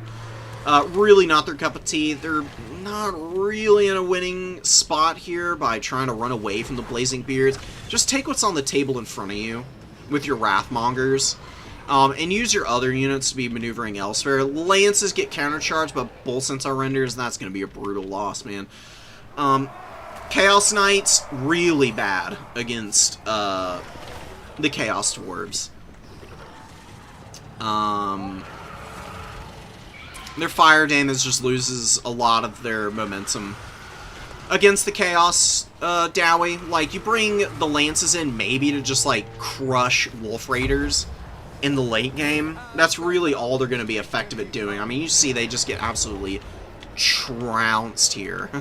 God, 260. That's a 1,400 gold unit getting absolutely bodied there by the Renders and the Wolf Raiders. Oh, buddy, man. Oh, you hate to see it. Yeah, really nice by Meat. Meat is a really solid newish player, so definitely a bit of a skill check for T-Panda here. This is the kind of build that you bring against other factions, and really can bring against just about anybody else and expect a decent performance, but against the Chaos Dwarves, because of all their fire res, you're actually losing out on a lot of efficiency, which you can ill afford to be dropping against a faction that actually has pretty decent tools against you on average. I'll actually kind of come and show the heart of a pretty good build against the Chaos Towie. Arbol, Eye of Khorne is really good here. Because you can't use it on Lords or Heroes, but guess what you can use it on? One of the most annoying units in the entire game. Or the Chaos Dwarves, here they are. Iron Demons. Iron Demons are unbreakable. Like, an Iron Demon at 20% HP is an Iron Demon that might as well be full health. Killing one instantaneously and getting a Chaos Spawn summon to then just, like, rush forward and just dogpile into an otherwise bad fight and just get whatever value they can. Really solid. Really good. I've loved having this available on him. And Fury of the Blood God, like I said, really good against the infantry. And if your opponent surrounds you with Hobgoblin Wolf Raider to try and just keep Arbol locked down because he has a hard time using his mass to push through them, you can also use it against them because it does even better damage against cavalry. This is a great ability. People sleep on this a lot, I think. He's also really good at running down trains. Like, you just use him to rush after them, and he just kind of pummels them. You don't want him to get shot too much, you know? I mean, he's only got 25 missile resistance, but he's got a good HP pool. He's got 50% spell res, which is nice, so if your opponent did bring, I mean, I don't know why they would ever bring it, but if they brought a, like, Death Sorcerer or something with Spirit Leech, try and, like, Spirit Leech down Valkia. Valkia is a little vulnerable to this spell. It's more likely than you'd think. To see it, not terribly often, but sometimes. Final Transmutation is also something that can do good damage to her. Searing Doom is also just generally really effective. If they don't go for the Flames of Asgore and they've got either of these two spells, Arbol just does not care about getting hit by them. He does, not nearly as much, though. The extra 15% goes a long way in keeping him alive and around to punch just about everything in the face and do ridiculous damage to it. Another tool here is Scylla. I mean, you can just bring Naked Scylla in reserve and just bring him out whenever you see one or two trains coming in. He's also pretty good at punching Kadai in the face. Even though they've got some Fizz Res, it's really only once they've been in combat for a long time that they get like really high Fizz Res values and the melee reflection. So you can use Scylla against a lot of stuff. Enemy lords that land, you can use it against the trains, you can use it against bull centaurs, you can use them just to go beat up on infantry even. You don't even need the kill for Khorne. Like, the Rampage is good, and it's worth mixing in sometimes, but honestly, Scylla at 1225, he will get you very consistently 2,000 value. No problem. Great unit here, and is unbreakable, so, I mean, it's 7,270 HP your opponent has to chew through. And it gives time for, like, Wrathmongers and stuff to do some pretty gnarly work. And you can, like, fill out with some Marauders. Marauders, like I said, really not too bad in this matchup. They can do some good work. You can bring, like, Khorne Gores, and you got 1350, so you can mix a Minotaur in right out the gate. You know, the throwing axes, I mean, you can bring, like, one in reserve, because they do provide some utility regardless, even though they lose a lot of damage against stuff that the Chaos Towie have, because of all the fire resistance. It's a little unfortunate. Bloodletters are really good here. I mean, they chew through the Chowie infantry pretty well. They're also not too bad to sit on top of when you engage into Kadai. Like, you just bring a bunch of Blood Beasts and a couple Bloodletters. You're covering your bases pretty well with something like this. You don't even have to do that, though. You can bring Gorby's Chariot, I found to be pretty effective here. It's just a matchup where you have to bring different stuff than you normally do, outside of the Wrathmongers. Wrathmongers are a pretty staple unit for Khorne. If you don't want to go double Wrathmonger, though, you can bring Skull Reapers. Skull Reapers are decent here. They're, you know, like bootleg Wrathmongers in a lot of ways. And they have magic damage, so they do get through the defenses of Kadai a little bit better. They're really not bad in like a 1v1, provided they have a little bit of mass to like keep them from just getting tossed around and totally pushed away from the Fireborn models. There's a lot of stuff you can do here. Just get creative. Don't ever let your Chaos Dowey opponents figure you out. And avoid the fire damage units. It's really that simple. I mean, you try and go like fairly wide with a few marauders, like beat up on hobgoblins. You bring a few AP infantry, either like bloodletters or wrathmongers. Skull Reapers can kind of fill like a hybrid role where they're good against a little bit of everything that the Chowie have. Bloodwake Berserker, or Brutes of the Hound, rather. Not Bloodwake Berserkers. Brutes of the Hound are really good here because they're unbreakable. And they rip a lot of the infantry up pretty well. Little vulnerable because they have very low armor, and, you know, they can get shot down pretty badly by the Wolf Raiders. And the Skull Reapers are pretty low on the armor, and same with the Wrathmongers, but it's still better than the 35 that these dudes have, so it's a little bit more defense against the Wolf Raider cores.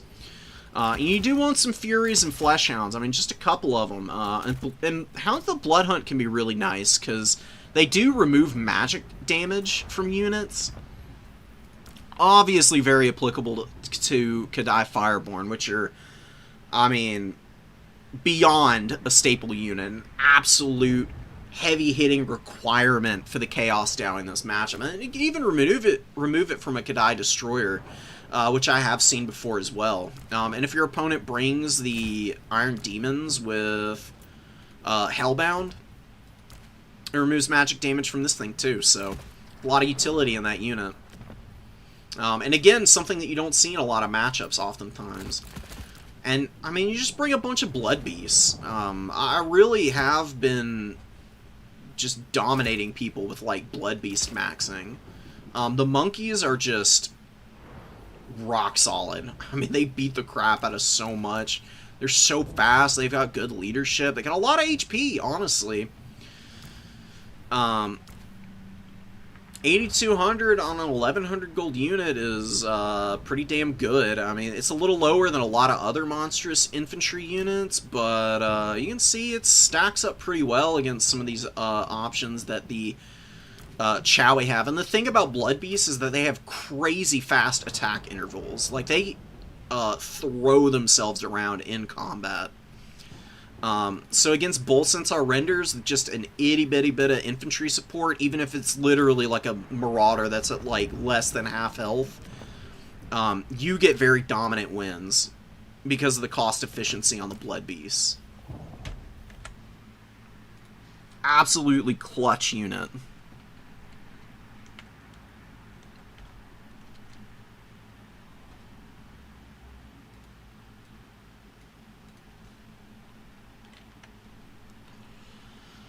I talked a lot about that matchup here. So we're missing out a little bit at the start, on the start of semis, but we're going to let them play and we'll get the replays from them. I need to make sure that I leave a message for them. That way we don't have to worry about any lag. I just feel it in my bones that if we're trying to host stuff, we're going to get a bunch of laggy semis games somehow.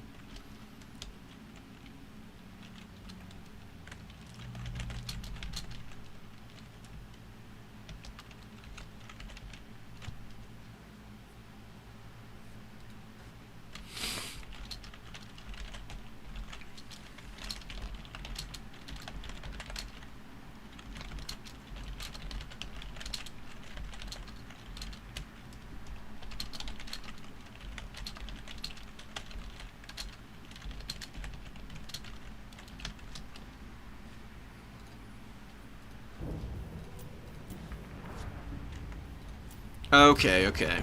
We're done talking about that now. We can get into... Ooh. Oh my god.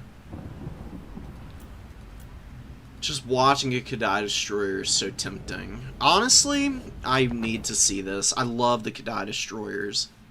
They're hilariously fun.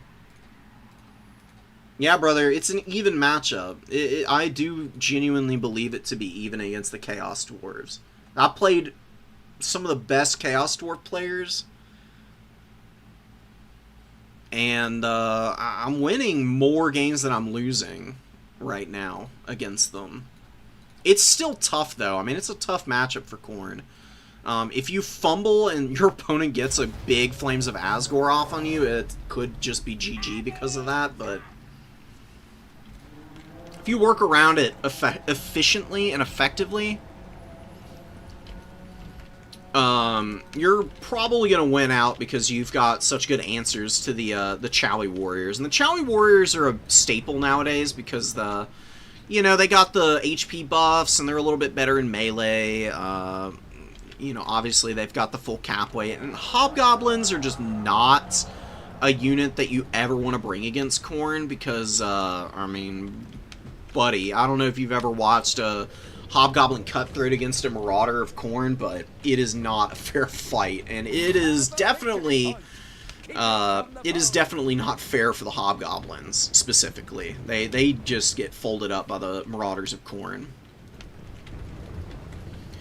Teeth Robbers, Goblin Wolf Chariots running around. Could I Destroyer hanging out on the number 3 objective early. Zaytan the Black and the Hashut Sorcerer again. Oh yeah, he's got Reforge. I like it. And then you got the Snares. So you can drop that on something if the Kadai gets caught. Or to get a decisive engagement on one of their lords. There's a lot going on here, actually. You've also got the Sorcerer's Miasma, of course, which can shut down the abilities like Fermented Fungi, Spite of the Bad Moon, and Tormentor's Sword. Shaman is on foot, so if this guy gets caught out by Zaytan, you can kill the caster that the greenskins have, and he'll never get to use a spell, being silenced the entire time.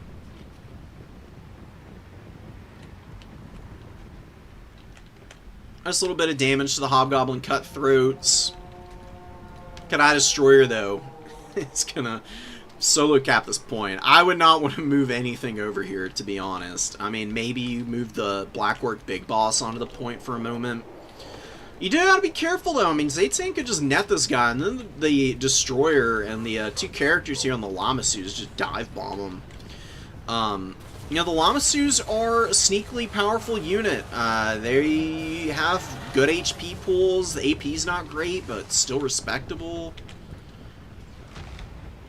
Silences are just always really powerful. It's very short range, but, it's fairly doable to be using that against greenskins in particular. Black Orc's getting hammered back here. What the hell hit them? Did they get hit by Flames of Asgore or something? They dropped a lot of models in HP. I think there might have been a cheeky little, yeah, I think there was a cheeky Flames of Asgore in the back line there. That's sneaky. You wouldn't normally expect that, and he actually called Jimmy out cold with a really good cast there. Destroyer's starting to smack some of these Orc boys. Not really going to be his cup of tea. He could kill the Black Orc Big Boss. He's getting shot by the archers, though. Oh, and the Rusty Arrows are here to throw down the Armor Sundering radius. Or the Armor Sundering effect, rather, not radius. Onto this guy. Any stray arrows will debuff the Chowie Warriors, though. Reforge is going down on our boy here. Tormentor's Sword is affecting him. We do get the Lamasus diving in. And yeah, this Black Orc Big Boss getting pushed around a little bit. I mean, these guys are pretty damn strong on their piggies. I actually really like the Black Orc Big Bosses.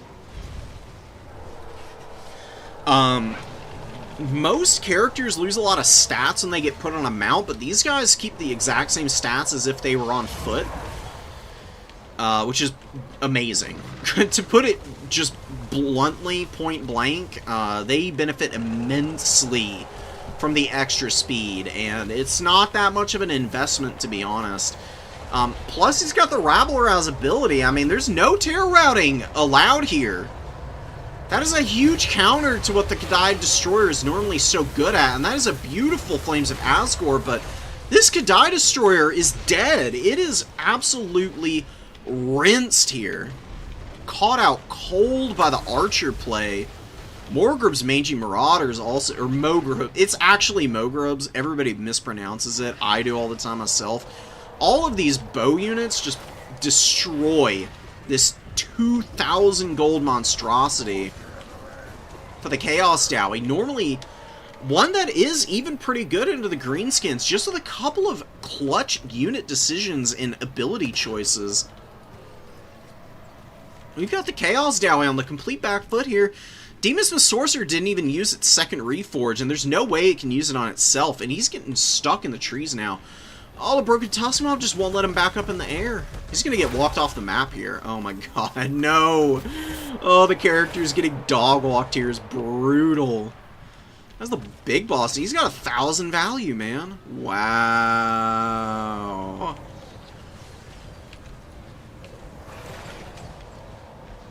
I mean, there's a lot about this build that Jimmy has that's very standard for the greenskins, but the way he played this, utilizing his characters, was brilliant. He did a great job of taking this middle fight under an advantaged state when his opponent might not otherwise have been paying enough attention to the fact that he's giving the Brass Cleaver to everything, and then also imbuing Rabble Rouse to stop terror routes from all the sources here.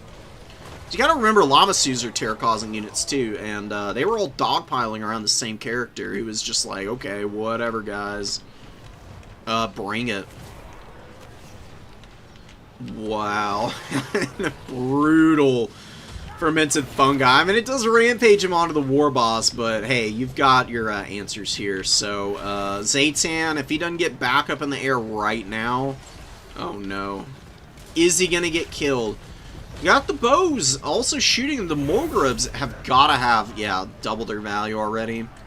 Ruglud's pretty good value. Air Boys here have up-traded. The Rusty Airs haven't up-traded, but they've helped facilitate the efficient trading for the rest of the units.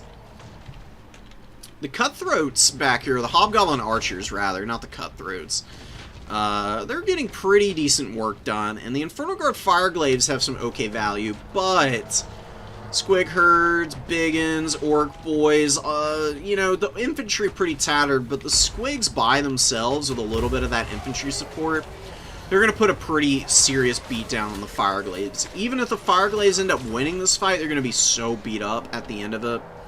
Squig Herds are just so annoying in this matchup for the Chaos Dowie to deal with because they're just super cost effective. They do such a good job of chewing up a lot of these fairly expensive infantry options and range tools for the Chaos Dwarves. Really nice sneaky stabbing. Orc War Boss, again, getting in here with all the buffs.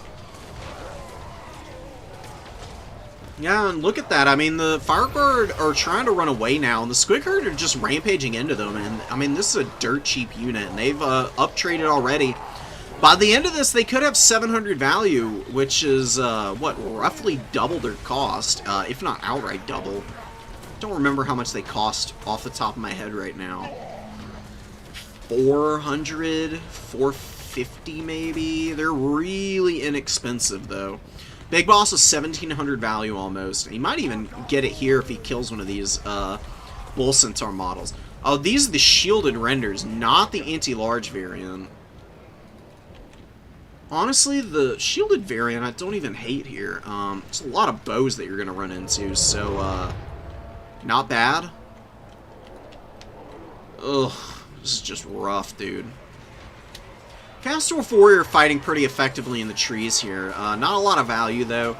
They've been killing a lot of goblins, I would guess. And the Black Orcs here just pummeling them. And, tap out. Got these guys doing some synchronized dying here. Pretty incredible stuff. Good job, fellas. Yeah, boars just rampaging. Squigs, they're gigantic, god-awful, ugly, distended mouths. Gobbling up some cutthroats there. Well, the Destroyer got almost 1,000 value. For how quickly this thing died, that's honestly not that bad. It's Zaytan and the Demonsmith Sorcerer, they didn't really have an opportunity to do anything. They just got iced out so quickly. Like, their silence auras were imbued onto one of the only characters that doesn't care about that. Like, you can remove his activatable abilities, the Black Orc Big Boss. I think he's got a couple. No, does he? I think they're all passive, actually. Let's go take a little look. I mean, they were trying to silence the one character that cannot be silenced. He's imbuing Rabble Rouse, whether you're near him or not.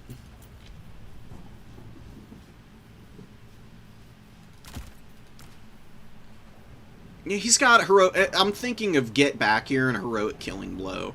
Neither of which you really need ever. I've brought heroic Killing Blow on this guy before, and it's been kind of funny using him. I mean, you just bring him for 1250, and I mean, this is like bringing a Gorble in a lot of ways. I mean, I think we've all seen what Beastmen do with their Gorble play, where they just bring these guys and they just bully big targets and buff stuff with Slaughterer's Call. It's really not too dissimilar, except the big bosses are much more efficient in terms of their stats. I mean, they just outclass the Gorble by a country mile in terms of the melee attack and melee defense. You know, the leadership is, or not the leadership, the hit points are a lot lower, and they don't provide like a leadership buff, but the ITP is way more impactful for the greenskins because they lack that on most infantry. They have to bring like savage orcs if they want ITP on their units, really, or a bunch of black orcs. Being able to give ITP to Orc Boys, kind of broken, to be honest. I mean, it's a small radius, and you are using a hero slot when the Greenskins have a lot of really good heroes that you might otherwise want to be including, but I think it's worth it, especially if you're not bringing Grom with his ITP aura. This guy does it for, you know, pretty cheap investment, and you can get in the utility of the War Boss. You know, the Tormentor Sword and the Fermented Fungi are just both so unbelievably powerful in equal measures, and this guy is so cheap. 1,000 gold on foot with his best skills all mixed in.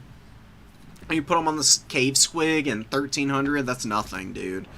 And then you bring that cheapo little Night Goblin Shaman, and you're living life large. That's super cool to see. Absolutely, Mason. I'm glad you had a good time. Sorry you got murdered, man. It's a little rough. If you're still here in stream, send me your send me one of your games that you want me to cast, and I can give you some pointers, so you feel a little bit less overwhelmed by some of the more experienced new players. I'm here to help you out. Sorry I missed your chat, Lewis. What's up, dude? Hello, indeed.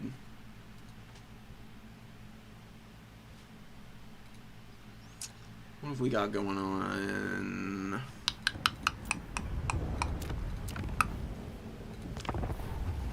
Well, we're not hosting the finals. I was thinking about it for a minute. One of the semis games is done. I'm just going to go ahead and download that and we can watch it. That way we can kind of go along as we're moving through it, and there's no spoilers, you know, quote unquote.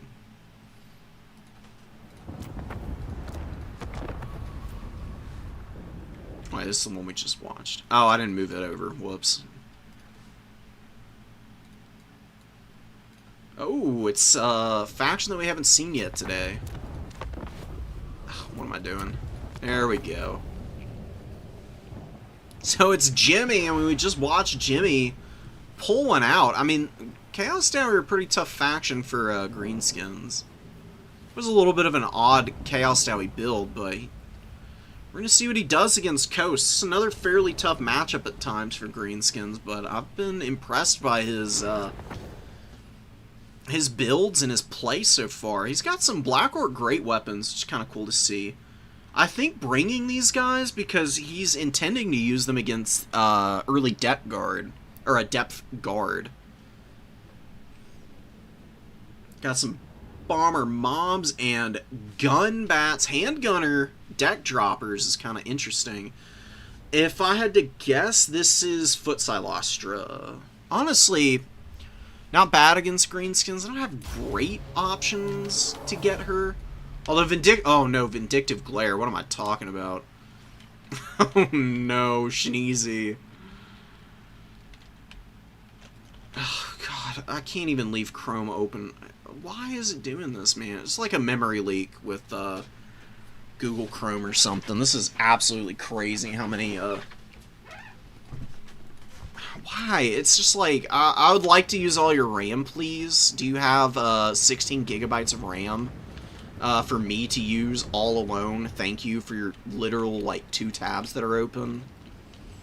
And if you could just chuck in, like, an extra 10 more, that would be much appreciated. Goblin Wolf Chariots grabbing the points. Jimmy has done a really good job with those, just, like, capping points right out the gate. I mean, they got good cap weight. I think more than regular chariots do.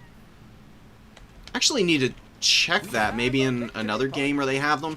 They need to add the cap weight to the tooltips just in the build screen. It's really stupid that it is not auto-included. I don't know why that is. Very silly. It's like one of the single most important things to know about a unit nowadays, especially with domination mode being as popular as it is. And I mean, it's important for Conquest too. I mean, maybe not nearly as important because people are still playing that a little bit more like land battles typically. You know, you don't win on points in Conquest all that much, but it's still something to know. We'll see if CA kind of knuckles in and does a better job of communicating info in the next game, you know, in Total War 40K. I really hope they do. Curse of the Bad Moon's kind of cool to have here. It is a pretty decent vortex. It doesn't have any AP damage, but obviously AP is not super necessary against the coast. I mean, they've got Depth Guard and the Lamprey's Revenge who have armor, but you just bring other dedicated AP options against those. And Curse of the Bad Moon, I mean, you just like use that on any of the blobs of deckhand mobs that you want to shoot. Yeah, Damn Knights Errant come in immediately. Definitely want to use them to like run over the Rusty Errors. It's just nice to get rid of the armor sundering for sure. A lot of archers doing a great job hammering down the gunnery mobs, and the bombers have not been well positioned. One of them just like wandered into combat over here and isn't doing anything. The others are kind of far out on the edge of the line. I don't really love leaving bomber mobs spaced out like this, honestly. Like, yeah, you want them in the secondary line, but I actually think it's a little bit better to have them a little bit closer together, and you use the bomber mobs kind of as like a decisive, like, killing blow for the middle portions of your opponent's front line. Because you keep them a little bit tucked in to the middle of the formation, and they're a little bit harder to access and just dive on quickly, and you're more likely to be able to target their bombs effectively, especially as a newer player when it's really important that you get value out of these things. So bomber mobs are 500 gold. They are not inexpensive. They cost quite a bit to throw in your build. And your front lines, I mean, at best, for Vampire Coast, your front line is going to be flimsy and losing most of its engagements anyways. And greenskins, it's even more important that you're doing damage with your bombs. Because if you just leave your opponent to have their orc boys, like, grind into your deckhand mobs, you're going to lose so hard it is just disgusting. Rotting Promethean summon, honestly, just getting outright killed by the Broken Tusk mob and the Savage Orcs here. The Damn Knights Errant have done quite a bit of damage, but they're going down now. They're going to crumble out. Rugloods are still around. Rusty Errors are still around. Orc Arrow Boys alive over here and here. Oh, that's a nice little curse. Curse of the Bad Moon, killing this bomber mob really hard right now. Even closing ground on the deckhand mobs over here. It's actually kind of horrifying now. The previous animation was honestly maybe a little cooler to look at, but the Curse of the Bad Moon that they have now is actually just straight up kind of terrifying to look at. Ooh, Morngul is getting unloaded on by the Air Boys, and honestly just keeping Grom in the middle of the map and imbuing the ITP aura on the Orc Boys. I mean, that's as good as anything he can do right now. He doesn't really want to roll over any of the infantry, because it's all garbage anyways. Like, really, if you're using Grom aggressively, the worst thing that can happen is he gets, like, trapped somewhere, and then he just gets, like, shot to bits by the handgunners. Like, he's screened away from them pretty effectively just by, you know, sitting kind of behind the front line. And your opponent really needing to, like, shoot up all these Squig Herd and the Broken Tusk mob that are pushing around now. They were doing a good job of hammering down Grom, but now he's just regenerating a bunch of his health. Silastra's really not done a whole lot. She's dropped some good Tide Calls and a decent Rotting Promethean summon, but the Vindictive Glares have kind of pushed her back, and she's really not in a position where she's contributing a whole lot. And you see the greenskins just destroy the entire Vampire Coast army on the middle and the number 3 objective, and they're barely holding on to the number 1. They really don't have much over here. It's just a bunch of garbage infantry that'll get ground down by Orc Boys. The Orc Air Boys are just grinding everything that they possibly can down with their bows right now. Pretty good time. Doing quite nicely for themselves. Vindictive Glare hits the the deck droppers. And just gonna call it. I mean, just completely outmatched here. The Coast did not have any answers for the greenskins. They couldn't shut down the bow line. They got out-traded in the front line. They're about to get out-traded on their own objective that they've been hard focusing, trying to hold on to. And honestly, the handgunners just were not it. I mean, if they were able to snipe Grom down, then sure. I mean, they would have been worth it, but I think you probably just want to get, like, Saltlord Scuttlers and just fill out with more of a traditional... maybe a little bit more of a Morngul, like, focused build early, trying to, like, terror out the orcs across the positions that Grom is not present in to give the ITP aura to. And then you try and, like, push through and drop your summons and then bum rush back there with Morngul to terror out the bow line as well. Maybe then you can get into a winning position. But dude, Jimmy has just been all over these builds. I mean, he just has done such a great job of limiting any of the weaknesses via expert positioning. Like, I mean, Grom, okay, you've got a million deck droppers. Okay, I'm just gonna, like, run Grom around in circles and keep him right behind my front line so that the few terror-causing units you get out early don't actually cause any of my units to run away at an inopportune moment, and then I'm just going to grind you down into dirt. I mean, there's nothing the undead can do when they get swamped by superior infantry like this. And you can see, like, the value doesn't even look that good on most of the greenskin units, but the truth is they were crumbling down most of the deckhand mobs, like, really early on in the fights.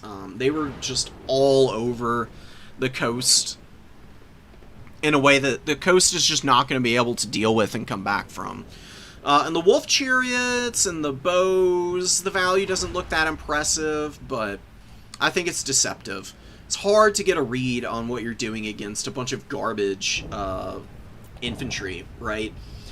Really, the only thing that they killed that was worth anything was the Night Terrors, and they did it quickly. And the Scurvy Dogs, too, they took out I didn't even see the Scurvy Dogs come in, to be honest. I don't know where they came, but they got completely flattened. I think it was probably what got sent to that low ground objective that Jimmy took early. They probably just ran smack head first into an Orc Boy and lost that fight in record time. Woof, dude.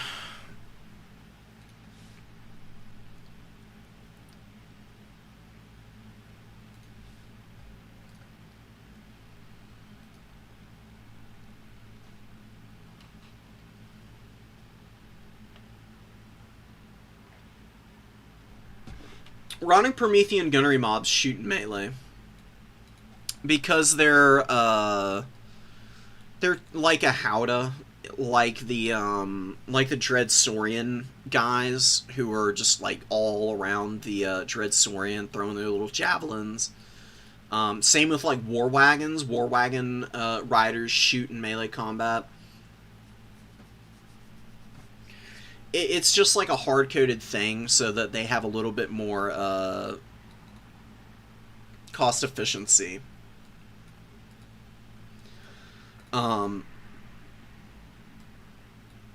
If honestly, I mean, the Lamprey's Revenge are the only viable Rotting Prometheans anyways.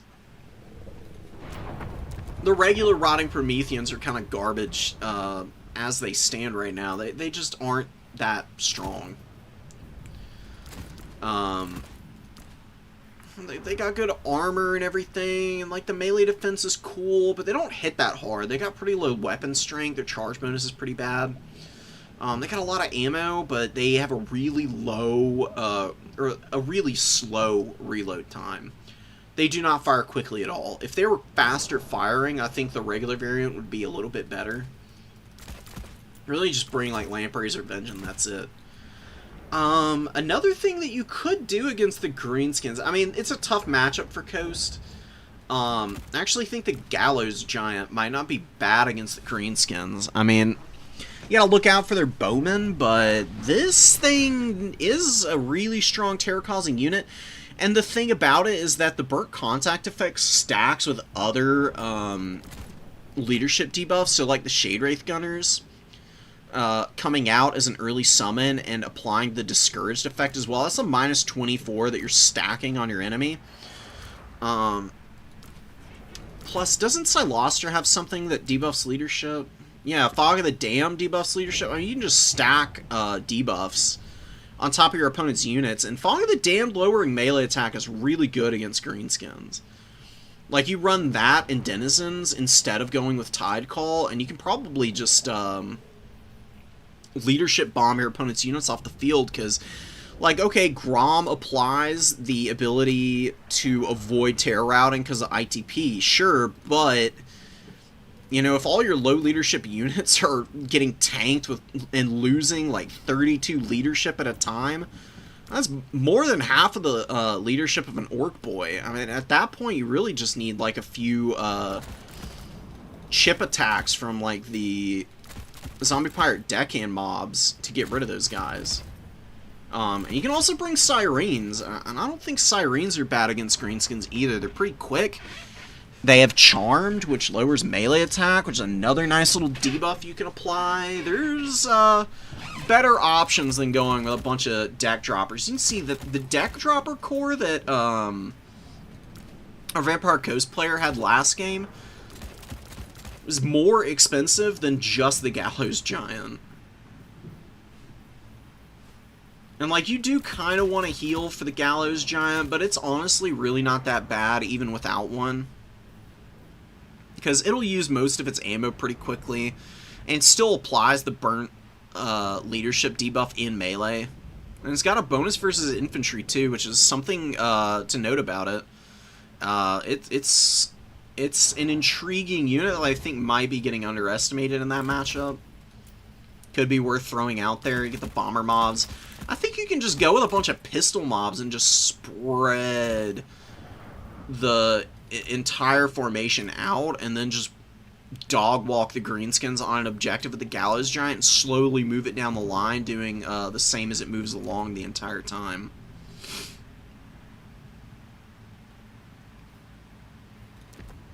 And you just bring these. A Song of Enthrallment's not bad. Although I don't really know if you're gonna get a good chance to use that against the greenskins. Maybe you can cut 2 of those guys. Honestly, a mortar might not be bad either.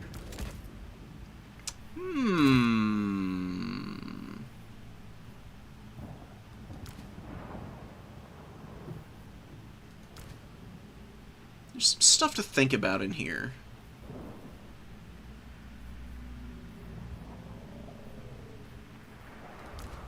Yeah, mortar is another -10 leadership penalty because artillery contributes a -10 naturally. Dude, you can go for just the most filthy, disgusting leadership bombing strategy, I think.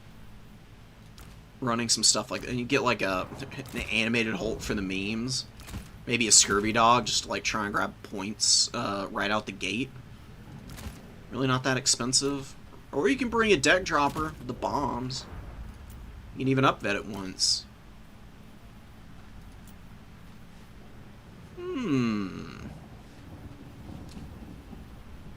I'd love to see somebody try and run this. I mean, I don't know if this is a good build, but that's like the beauty of trying things out, right? I actually think this would have more teeth than the last build we saw. Because if you can just, like, break entire portions of the greenskins formation just by, like, roasting everything down and lowering their leadership into the absolute pits before they even get a chance to engage, you should be able to get a nice little breakthrough, and then you can bring up, like, a couple depth guard and some worm ghouls, scurvy dogs to, like, swarm, and a few more pistols, and the scuttlers.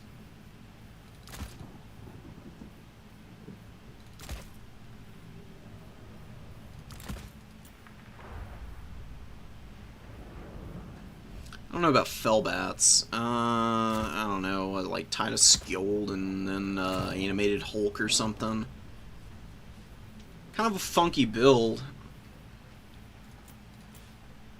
It's very different from a lot of the Vampire Coast stuff that you normally see.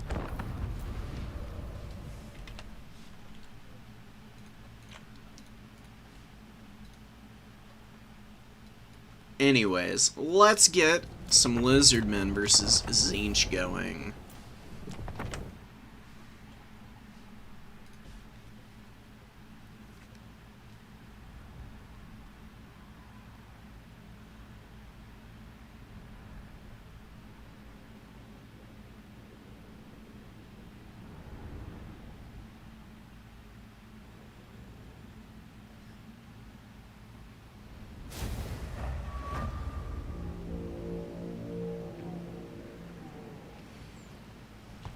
Alright.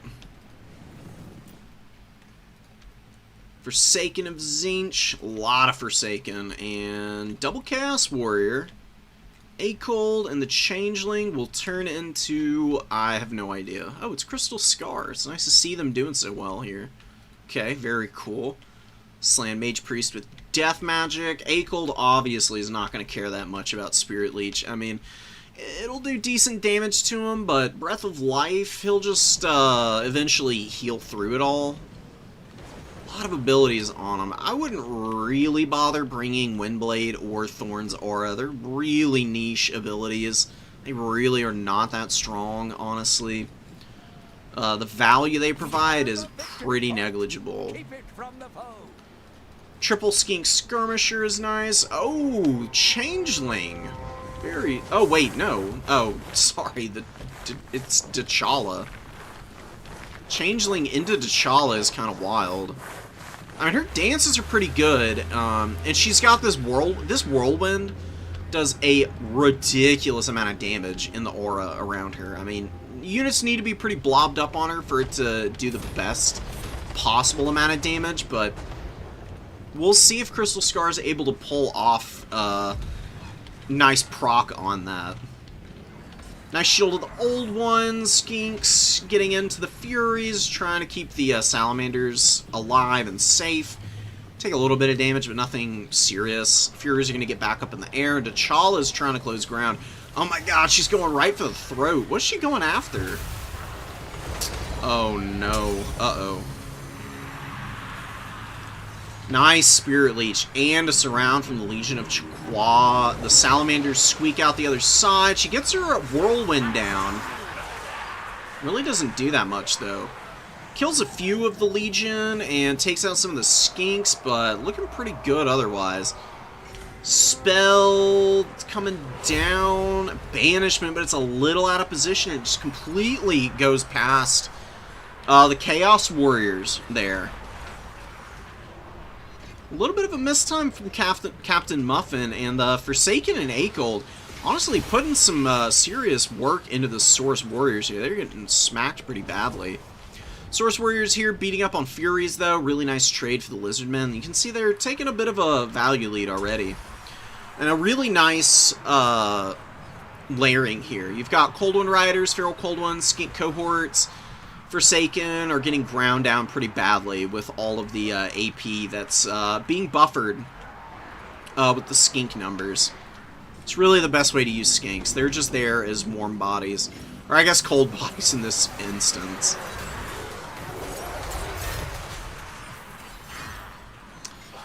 Yeah, the Saurus kind of getting flattened by the Forsaken. This does happen to them sometimes. If the Forsaken just get a really clean charge off, their weapon strength just goes right through the melee defense on these guys and just shreds their high HP pool. But they do put up a decent enough fight that they keep the Forsaken. They keep the Forsaken from being able to exploit this gap. And the Skinks are kind of holding in there, and the Skink Skirmishers are doing just enough to kind of wear all these other units out. Fury's getting in here, though. Feral Cold One's trying to come in and finish off this Forsaken unit. Doing a pretty good job of charging those guys down. Should be able to stop that breakthrough. Legion of Ch'Quois and Source Spears here doing a good job of holding up against the Chaos Warriors, but that's a lot of units to be fighting the Chaos Warriors. Looking pretty decent for both sides. Cohort of Sotek is going to start getting into this Forsaken unit. Probably put them down pretty hard. The Feral Cold Ones and the Skinks actually breaking here. A little surprised they ended up losing that fight. Although I think the Marauder Horsemen and the Chaos Halberds getting onto the engagement might have a little bit of something to do with that. Just the small incremental debuffs to leadership can make a huge difference in fights. I mean, all you need is just the proper amount of pressure on leadership to break. I mean, going to -1 might as well be going down to like -100. It all functions the exact same way. A unit running is a unit running. Tzeentch's Firestorm comes down. We finally get the Chaos Sorcerer out. Look at that! It basically one-shots this poor Source Warrior. Oh, they were holding so well. They were beating these Forsaken, finally. And then they just get turned into stew by that cast there. Really nice Spirit Leech. We get... What was that? It was like a Doombolt ability. Oh, that was from... Who was that from? I'm so baffled. What the hell was that? Okay, anyways. Messy engagement here. T'Challa, hashtag the Changebringer, kind of getting bodied here. Really low HP. The Source Spear's a little too much for her to deal with. Is technically a large target, so with the low armor values, not doing so hot. Did have Dagger Dance on, which does give pretty good damage resistance values and a little bit of armor. Hanging in there a lot longer than she otherwise would, but these Spirit Leeches have been so devastating. And I haven't seen any other subsequent Whirlwinds that are doing enough damage to actually get value out of her. Only 932 is pretty poor, and she's probably going to get finished here by the Skinks. At the very least, finished by the Spear Riders who are surrounding her now. And they do bring her low, and that's going to be it. Changeling. Dead. And that's going to be rough for Slaanesh. Lizards did win on the #1 objective. They've capped the #2, and they're holding the #3 still. It's really just Akehold against the world at this point. The Sorcerer of Tzeentch, in fact, is being routed by the Legion of Chaqua, and the Feral Cold Ones, and good value on those Feral Cold Ones. Salamander Hunting Pack is doing okay. Skink Skirmishers, pretty immaterial, honestly, in terms of value, but they're hanging in there. They're doing some damage, and that's going to be a nice Beta Buna on the Chosen. Actually popping the shields with the Cold One attack, getting the Buna over the top, and then dropping a Banishment. That is nasty business. This Slan has 2100 value. This is why Slanner's so good. This is why Lizardmen are such an effective faction. They just have so many bound abilities on these Slan with such good value off of the magic, because they've got the spell mastery at the extra 15%, which makes such a big difference. You know, the 15% damage boost to the spells is gnarly. You know, it's one of the nicest things that Cathay has, is being able to boost their spell mastery like up 45% at a time with Mastery of the Elemental Winds.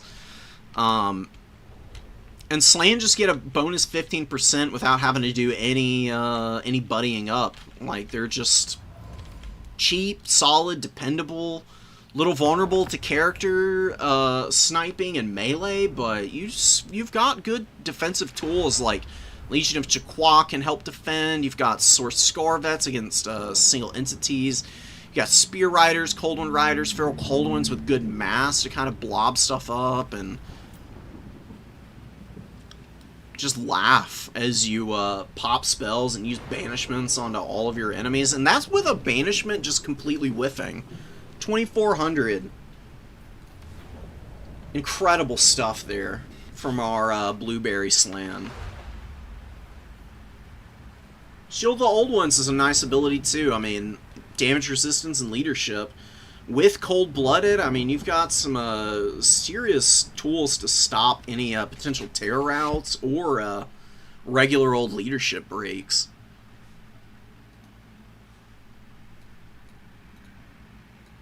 Oh, I forgot. You never see people use the Doom Bolt. That's why I was confused. It's like, I thought this was an army ability. Hello? But, alright, that makes sense. Don't use the Tzeentch Doom Bolt, by the way. It's not worth it. You just gamble on your opponent not seeing the tier 3, and you just kill everything in a big old blob. That's really the best you can do with the Tzeentch army abilities. They're pretty weak, honestly. The Doom Bolt is pretty ineffectual. It doesn't do that much damage, to be honest, and I don't know if the tier 1 Tzeentch army ability is bugged or not, but it was for a long time. It just didn't actually do anything, which sucks because you want to use it to get yourself more WOM. That one would probably be the best if it actually worked properly, which I think it might not work still. Tzeentch is just a funky faction. They've had a couple of moments in the sun, but on the whole, they're on the lower end of the power scale. Because their army, or their mark just doesn't really do much for them. I mean, it's just pretty mediocre. Guzzler's gonna get guzzled. There's only one king of the gobbos, and that's me! Absolutely, buddy. So Grom and his little gobbo friend, I can't remember the name of the goblin, but, you know, they're buds. They're rocking up to the middle point. Mazda Mundi's coming in. I love me some Mazda play. He's actually just going for Apo. Wow, really, really cheap spell kit from Mazda Mundi. I guess just to heal himself up, I mean, not bad. I mean, the nets of Amentot can sometimes be useful against greenskins. Honestly, just making sure that you're dropping down 1,000,000 Apos isn't a bad way to utilize him. It's pretty efficient healing. Pretty cheap spell. It imbues fear onto your units, which can be like niche useful against greenskins with their low leadership. You know, it doesn't last too long, but you're getting a 9.2% heal with each cast on stuff like Saurus and on Mazda, obviously. They're big HP pools. About 900 health with each cast. A little bit over. We have a victory point. Keep it from the foe. Teeth robbers rolling around. Orc airboys, black orcs with the great weapons are going to be really strong here. They're going to grind through a lot of the infantry without too many problems. Cohort of Sotek, though, they want to avoid. Cohort of Sotek can be very cost-effective into the black orcs. These guys, unbreakable, refuse to die. I mean, they are a nightmare to run into, quite honestly, especially after their cost reduction. They used to be more expensive. Now they just body all of the other great weapon infantry in the game. If it's more expensive than the Cohort of Sotek, then it's a bad trade for you.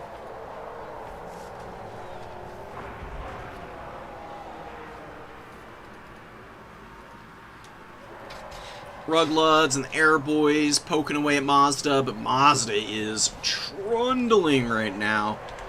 Running down this these two Orc Boy units here. Doing some pretty good damage. Gonna drop a banishment here. I would look to get the, yeah, good Apo. But I would also look to get Ruination of Cities off right here. Drop it on the Black Orcs, because the Black Orcs are, like, in the middle of both of these units. Like, one good Ruination of Cities here could kill 3 infantry units for your opponent right now. It's just such a concentrated blob. I would roll the dice for sure to try and get the high roll on the little branching paths of Ruination here. And that is, in fact, what's going to happen here. And you get the Broken Tusk Mob in there. Oh, chunky. Not quite as good as it might have been if one of those tendrils had crept out the other side. It still does some pretty significant damage, though. Nice shield of the old ones, keeping a lot of the stuff fighting in here, buffering a lot of that missile damage off of Mazda Mundi. He's got 1,000 value. And he's dragging a bunch of units into a really ugly spot because they're trying to, like, run him down, like the Broken Tusk Mob, that actually end up in the back line. And you could see some Cold One Riders or Spear Riders get in here and finish these guys off pretty quickly. And they do not have a lot of value, and they're already on death's bed. Skinks pushing through and getting onto the archer line, finally shutting down some of those bows is pretty huge. Cold One Riders do not want to be scrapping head-to-head against Savage Orcs, especially the Wa active. Pretty bad fight for the Lizards here. You can see Jemmy does have a lead, but there's been a lot of damage on Mazda, and he's looking pretty okay. You know, he's a little bit worn out. You want to be a little bit careful with him so he doesn't get too low, but at 7,000 HP, another Apo will get him back up to, you know, about 7,000 again, and he can just clean up some of these Orc Boys in the back line when you start to look for opportunities to get more infantry to push through into the back here. That is a really nasty itchy nuisance going down on our boy, and he gets the Apo, but he's still getting shot to bits. Now Grom is all over the back of him, too, and Grom on his chariot may not be the best single-entity duelist, but Mazda has awful, awful stats. And he actually gets broken. Mazda Mundi is going to be running here. We do get a countercharge with Spear Riders and some Cold One Riders, but there is a Savage Orc Warboy in the mix here. And the Broken Tusk Mob rallied and is actually getting a little bit of vengeance here. Plenty of bows back here firing in. Mogrub's Mangy Marauders and the Rusty Airs, no less. 2 very devastating units to have poking away at your back. Mazda down to 2,100 HP, and Cold One Spear Riders are holding up okay, though. And the Saurus Scarvet's bullying Grom a little bit right now. Infantry, though, looking real flimsy right now. Not any skink presence, hardly. These Saurus are doing what they can, but they're struggling right now. Having a tough go of it, and the Black Orcs are very beat up, but they are grinding through the Legion of Chqua now. They're going to get some decent value here regardless. They've still got plenty of leadership. They're not going to be terror routing from any sources at all. You got the Rusty Heirs helping them out a little bit. Nice banishment. It stops the unsummon on the Morgrubs. And Rusty Heirs taking some pretty bad damage too, and that's a beautiful ruination of cities as well. Mazda's alive. Drop some more Appos. Salamander Hunting Pack coming in. Lizards hold on to this back point. They do cap the number 1 over here. The Tief Robbers are going down. They've got some good value though. 720. Greenskins missile line is very, very healthy though, and that's going to be pretty tough for the late game. You never ever want to see your opponent's missiles looking as chunky as they are right now. And looking as healthy as they do with as few answers as the Lizards have available on the field. They don't have a lot of supplies, but Captain Muffin, I mean, he can make this happen. He's going to have to play very, very carefully to make this work. He's got a path back in.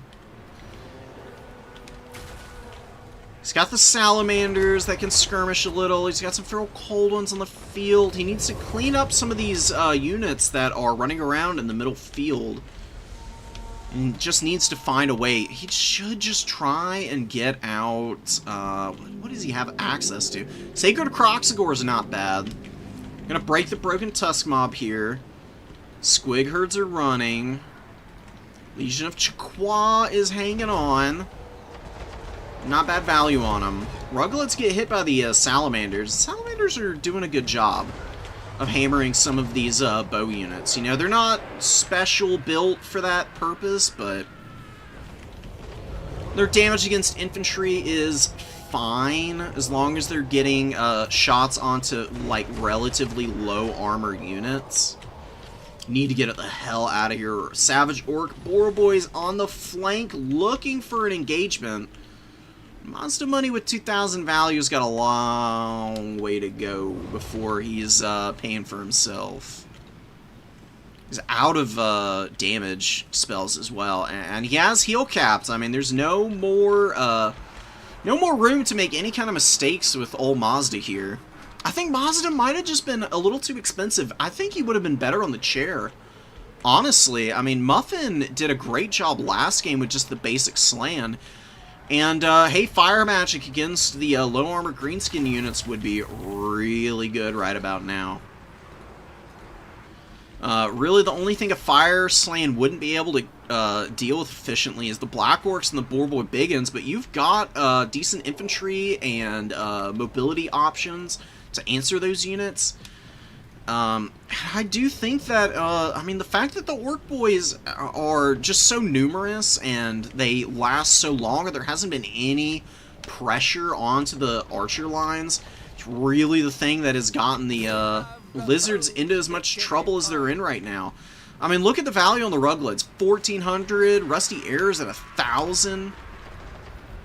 Arrow Boys is 744, 667 over here on these guys. Shooting the skink skirmishers that are holding that outside objective.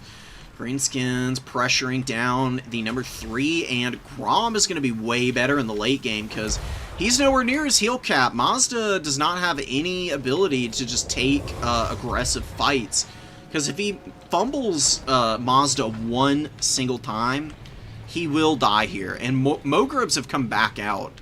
And they've got 1,500. All of the bow units have almost doubled their value at this stage of the game. And Coldwind Riders, I mean, they're going to get a flank charge off here, but the Orc Biggins are in position to actually intercept them, and that's a big mistake by Muffin. He makes a nice... He does make a nice decision peeling out of here with good timing. Doesn't allow too much damage on the Coldwind Riders, but they take about 300 HP damage. There's really nowhere for him to go. I mean, the Orc Boarboy Biggins over here could just swarm in, and, you know, Orc Boys, they may get flattened a little bit by the Cold Wind Riders, but they'll give back a little bit of hatred with their attacks. You still got to worry about this Night Goblin Shaman. He probably has a few more sneaky stabbins and itchy nuisances to throw out. I mean, the spell kit on the Little Wa is so wild. I mean, nothing is expensive. Like, the most expensive spell is Curse of the Bad Moon, which is only 11 WOM, and it's still, like, a decently effective spell, just with the melee defense and speed debuffs, but Sneaky Stabbing at 4 wins of magic for a 40-second buff is kind of wild. Vindictive Glare, situationally good against quite a few units. Gorgle Fix It, 24-second speed, charge bonus debuff at 6 WOM. Itchy Nuisance, 25-second debuff to melee attack and base weapon damage. So much utility in this spell kit. And look at this, man. You know, Black Orcs, yeah, maybe not the best fight in the world for them, but they're going to hold up pretty nicely, and the Bull Boy Biggins just going to charge right in behind this. Start chipping away at the Sacred Croxagores, and they're doing some pretty good damage with that charge. Nice work done by them. Pull them out, get them back in, do the same over again. Cold Wind Riders against Squigherd will be very favored for the Lizards, obviously, but will it be enough? Will they have time to grind back any value in this game is the question, and I think the answer is going to be no. Mogrubs are just continuing to poke and chip away at everything. Beautiful Vindictive Glare from the flank onto the Salamanders.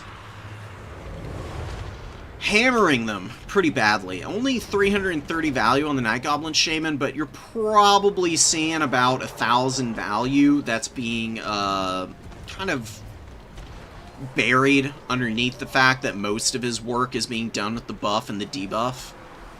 I would guess that ultimately this little Night Goblin Shaman has contributed about 1,500 value in total with what he's allowing other greenskin units to be able to accomplish. It's really fun watching people play the greenskins. They're a fun faction. They are an absolute joy to see in action. Especially when people are utilizing them correctly.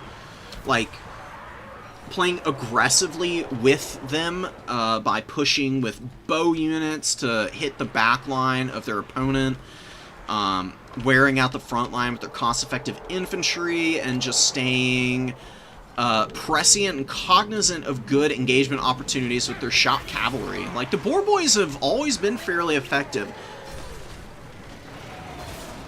But they are, you know, fairly low leadership, so you have to be a little bit careful about when and where you throw them into fights, and they can get ground down because they're bad stats, but, man, Jimmy has just not fumbled hardly an engagement in all the games that we've seen. Every single time he runs into builds that have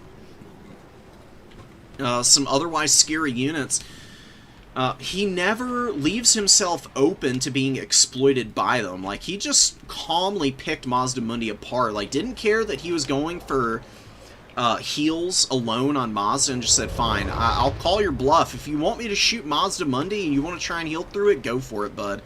I got more arrows than you've got heals, and it pays off big time here. And Ruination of Cities and Banishment and the cycle charging from Mazda is just not enough to break down that front line, and the Skinks kind of got run over, you know?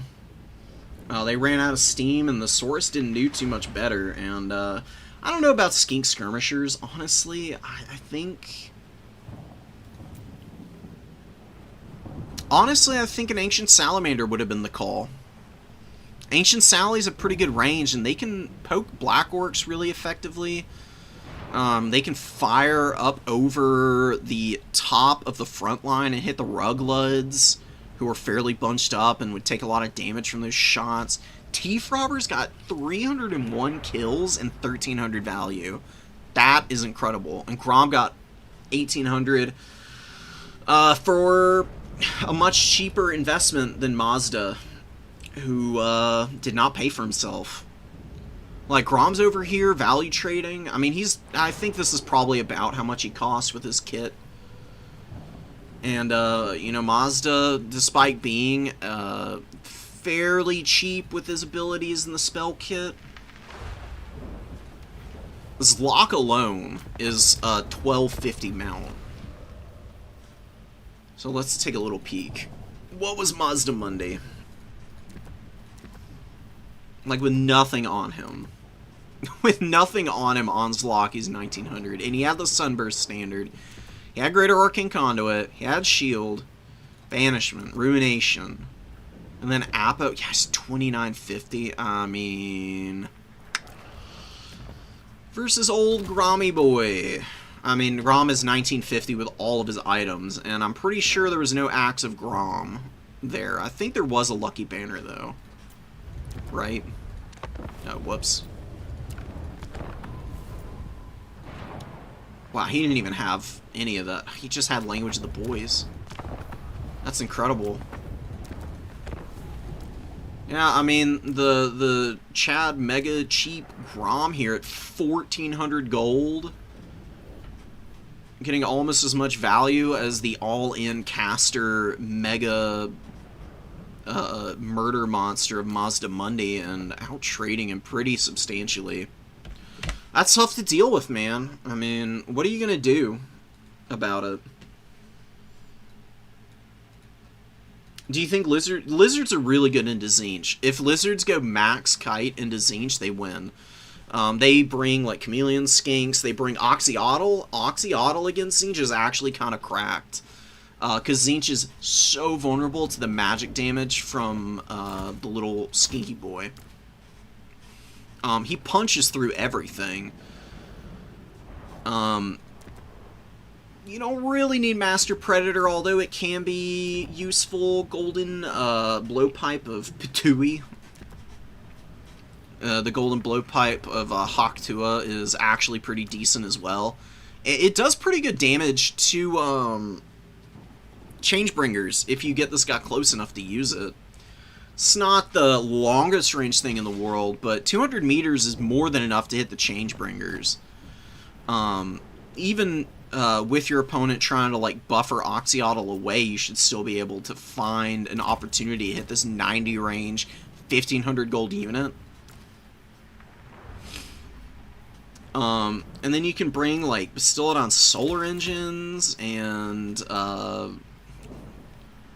like, I've watched Charix do something like this, where he went all chameleons, Oxyotl, a few skink cohorts, and then a bunch of skink cohort javelins, with sacred Croxagores backing them up, I think is what he had, and he just dominated.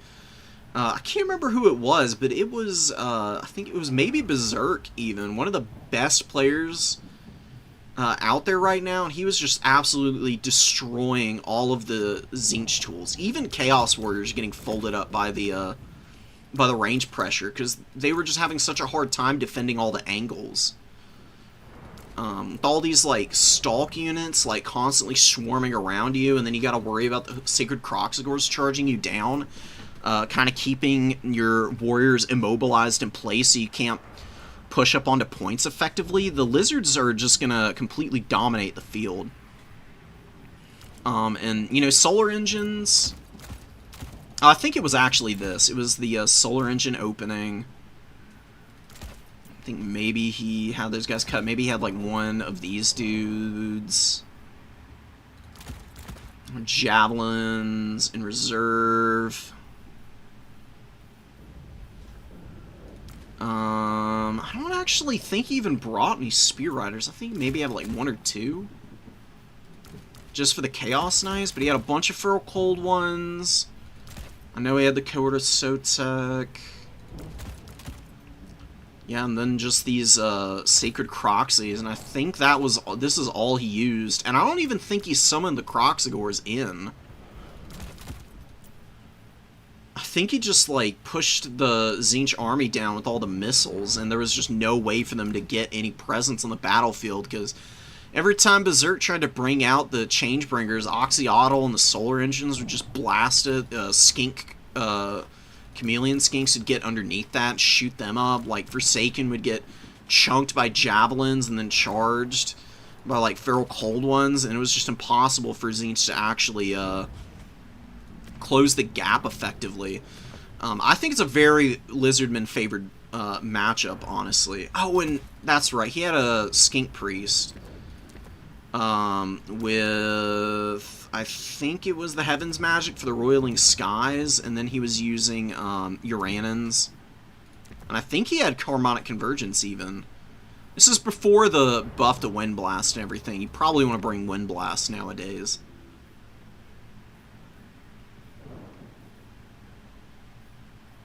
And Colossadon Hunters. I think this might be the exact build now. You've just got so many good options as lizards to, like, pummel tzeentch. Like, I mean, you've got all these sacred Croxigors that you can throw up, and they're just so good against everything. I mean, they beat up on Chaos Warriors well. Colossadon Hunters can, like, lock down any of the Chaos Lords or Exalted Heroes that might come in. Just surround them and pop Toad Rage and just rip them apart as they try to hunt Oxyotl. If they even find Oxyotl, because with Master Predator, him having Snipe, I mean, he is basically impossible to find. Like, he loses speed and charge speed, but you're not really even using that so much on him. You just have him running around with his 50 ammo and just popping people in the face from invisibility. And his... You know, normally you can find units that have Snipe, but that's because there's, like, 60 entities in them. For example, Natty Bubo's Sharpshooters, they have the little purple projectiles that you can figure out where they're at. High Elves with a few of their units and abilities. Yeah, the Gray, you can figure out where they're shooting from usually because they leave projectile trails behind them. And yeah, Oxyotl does too, but because it's one little skink and he fires like one dart at a time, it's basically impossible to figure out where he is.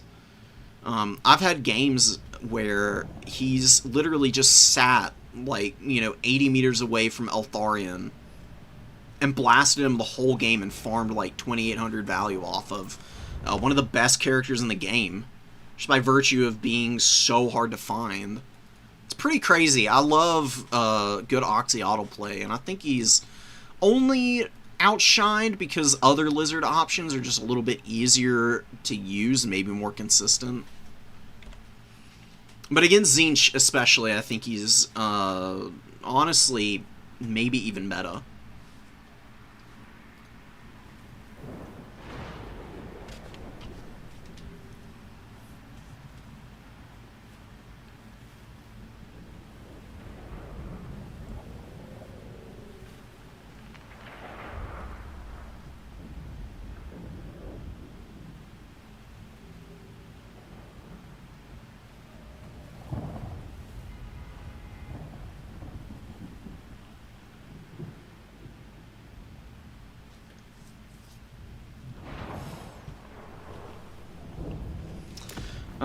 I think I'm going to call the stream here, guys. Just a little bit of a shorter one today. But, I've still got some stuff I need to do, work-wise. I've had a blast. I hope y'all had a good stream. I hope I gave everybody an opportunity to kind of shine and learn a thing or two. Hopefully a little later this week. I've got stuff going on Monday and Tuesday. Hopefully... like Wednesday, Thursday, I'll find an opportunity to be able to stream some more of the games that I've got here. So, keep an eye out for it. I'll probably just do, like, an announcement a few hours ahead of time. And we'll run them through then and there. So, take care, guys. I'll see y'all later. Peace out, guys.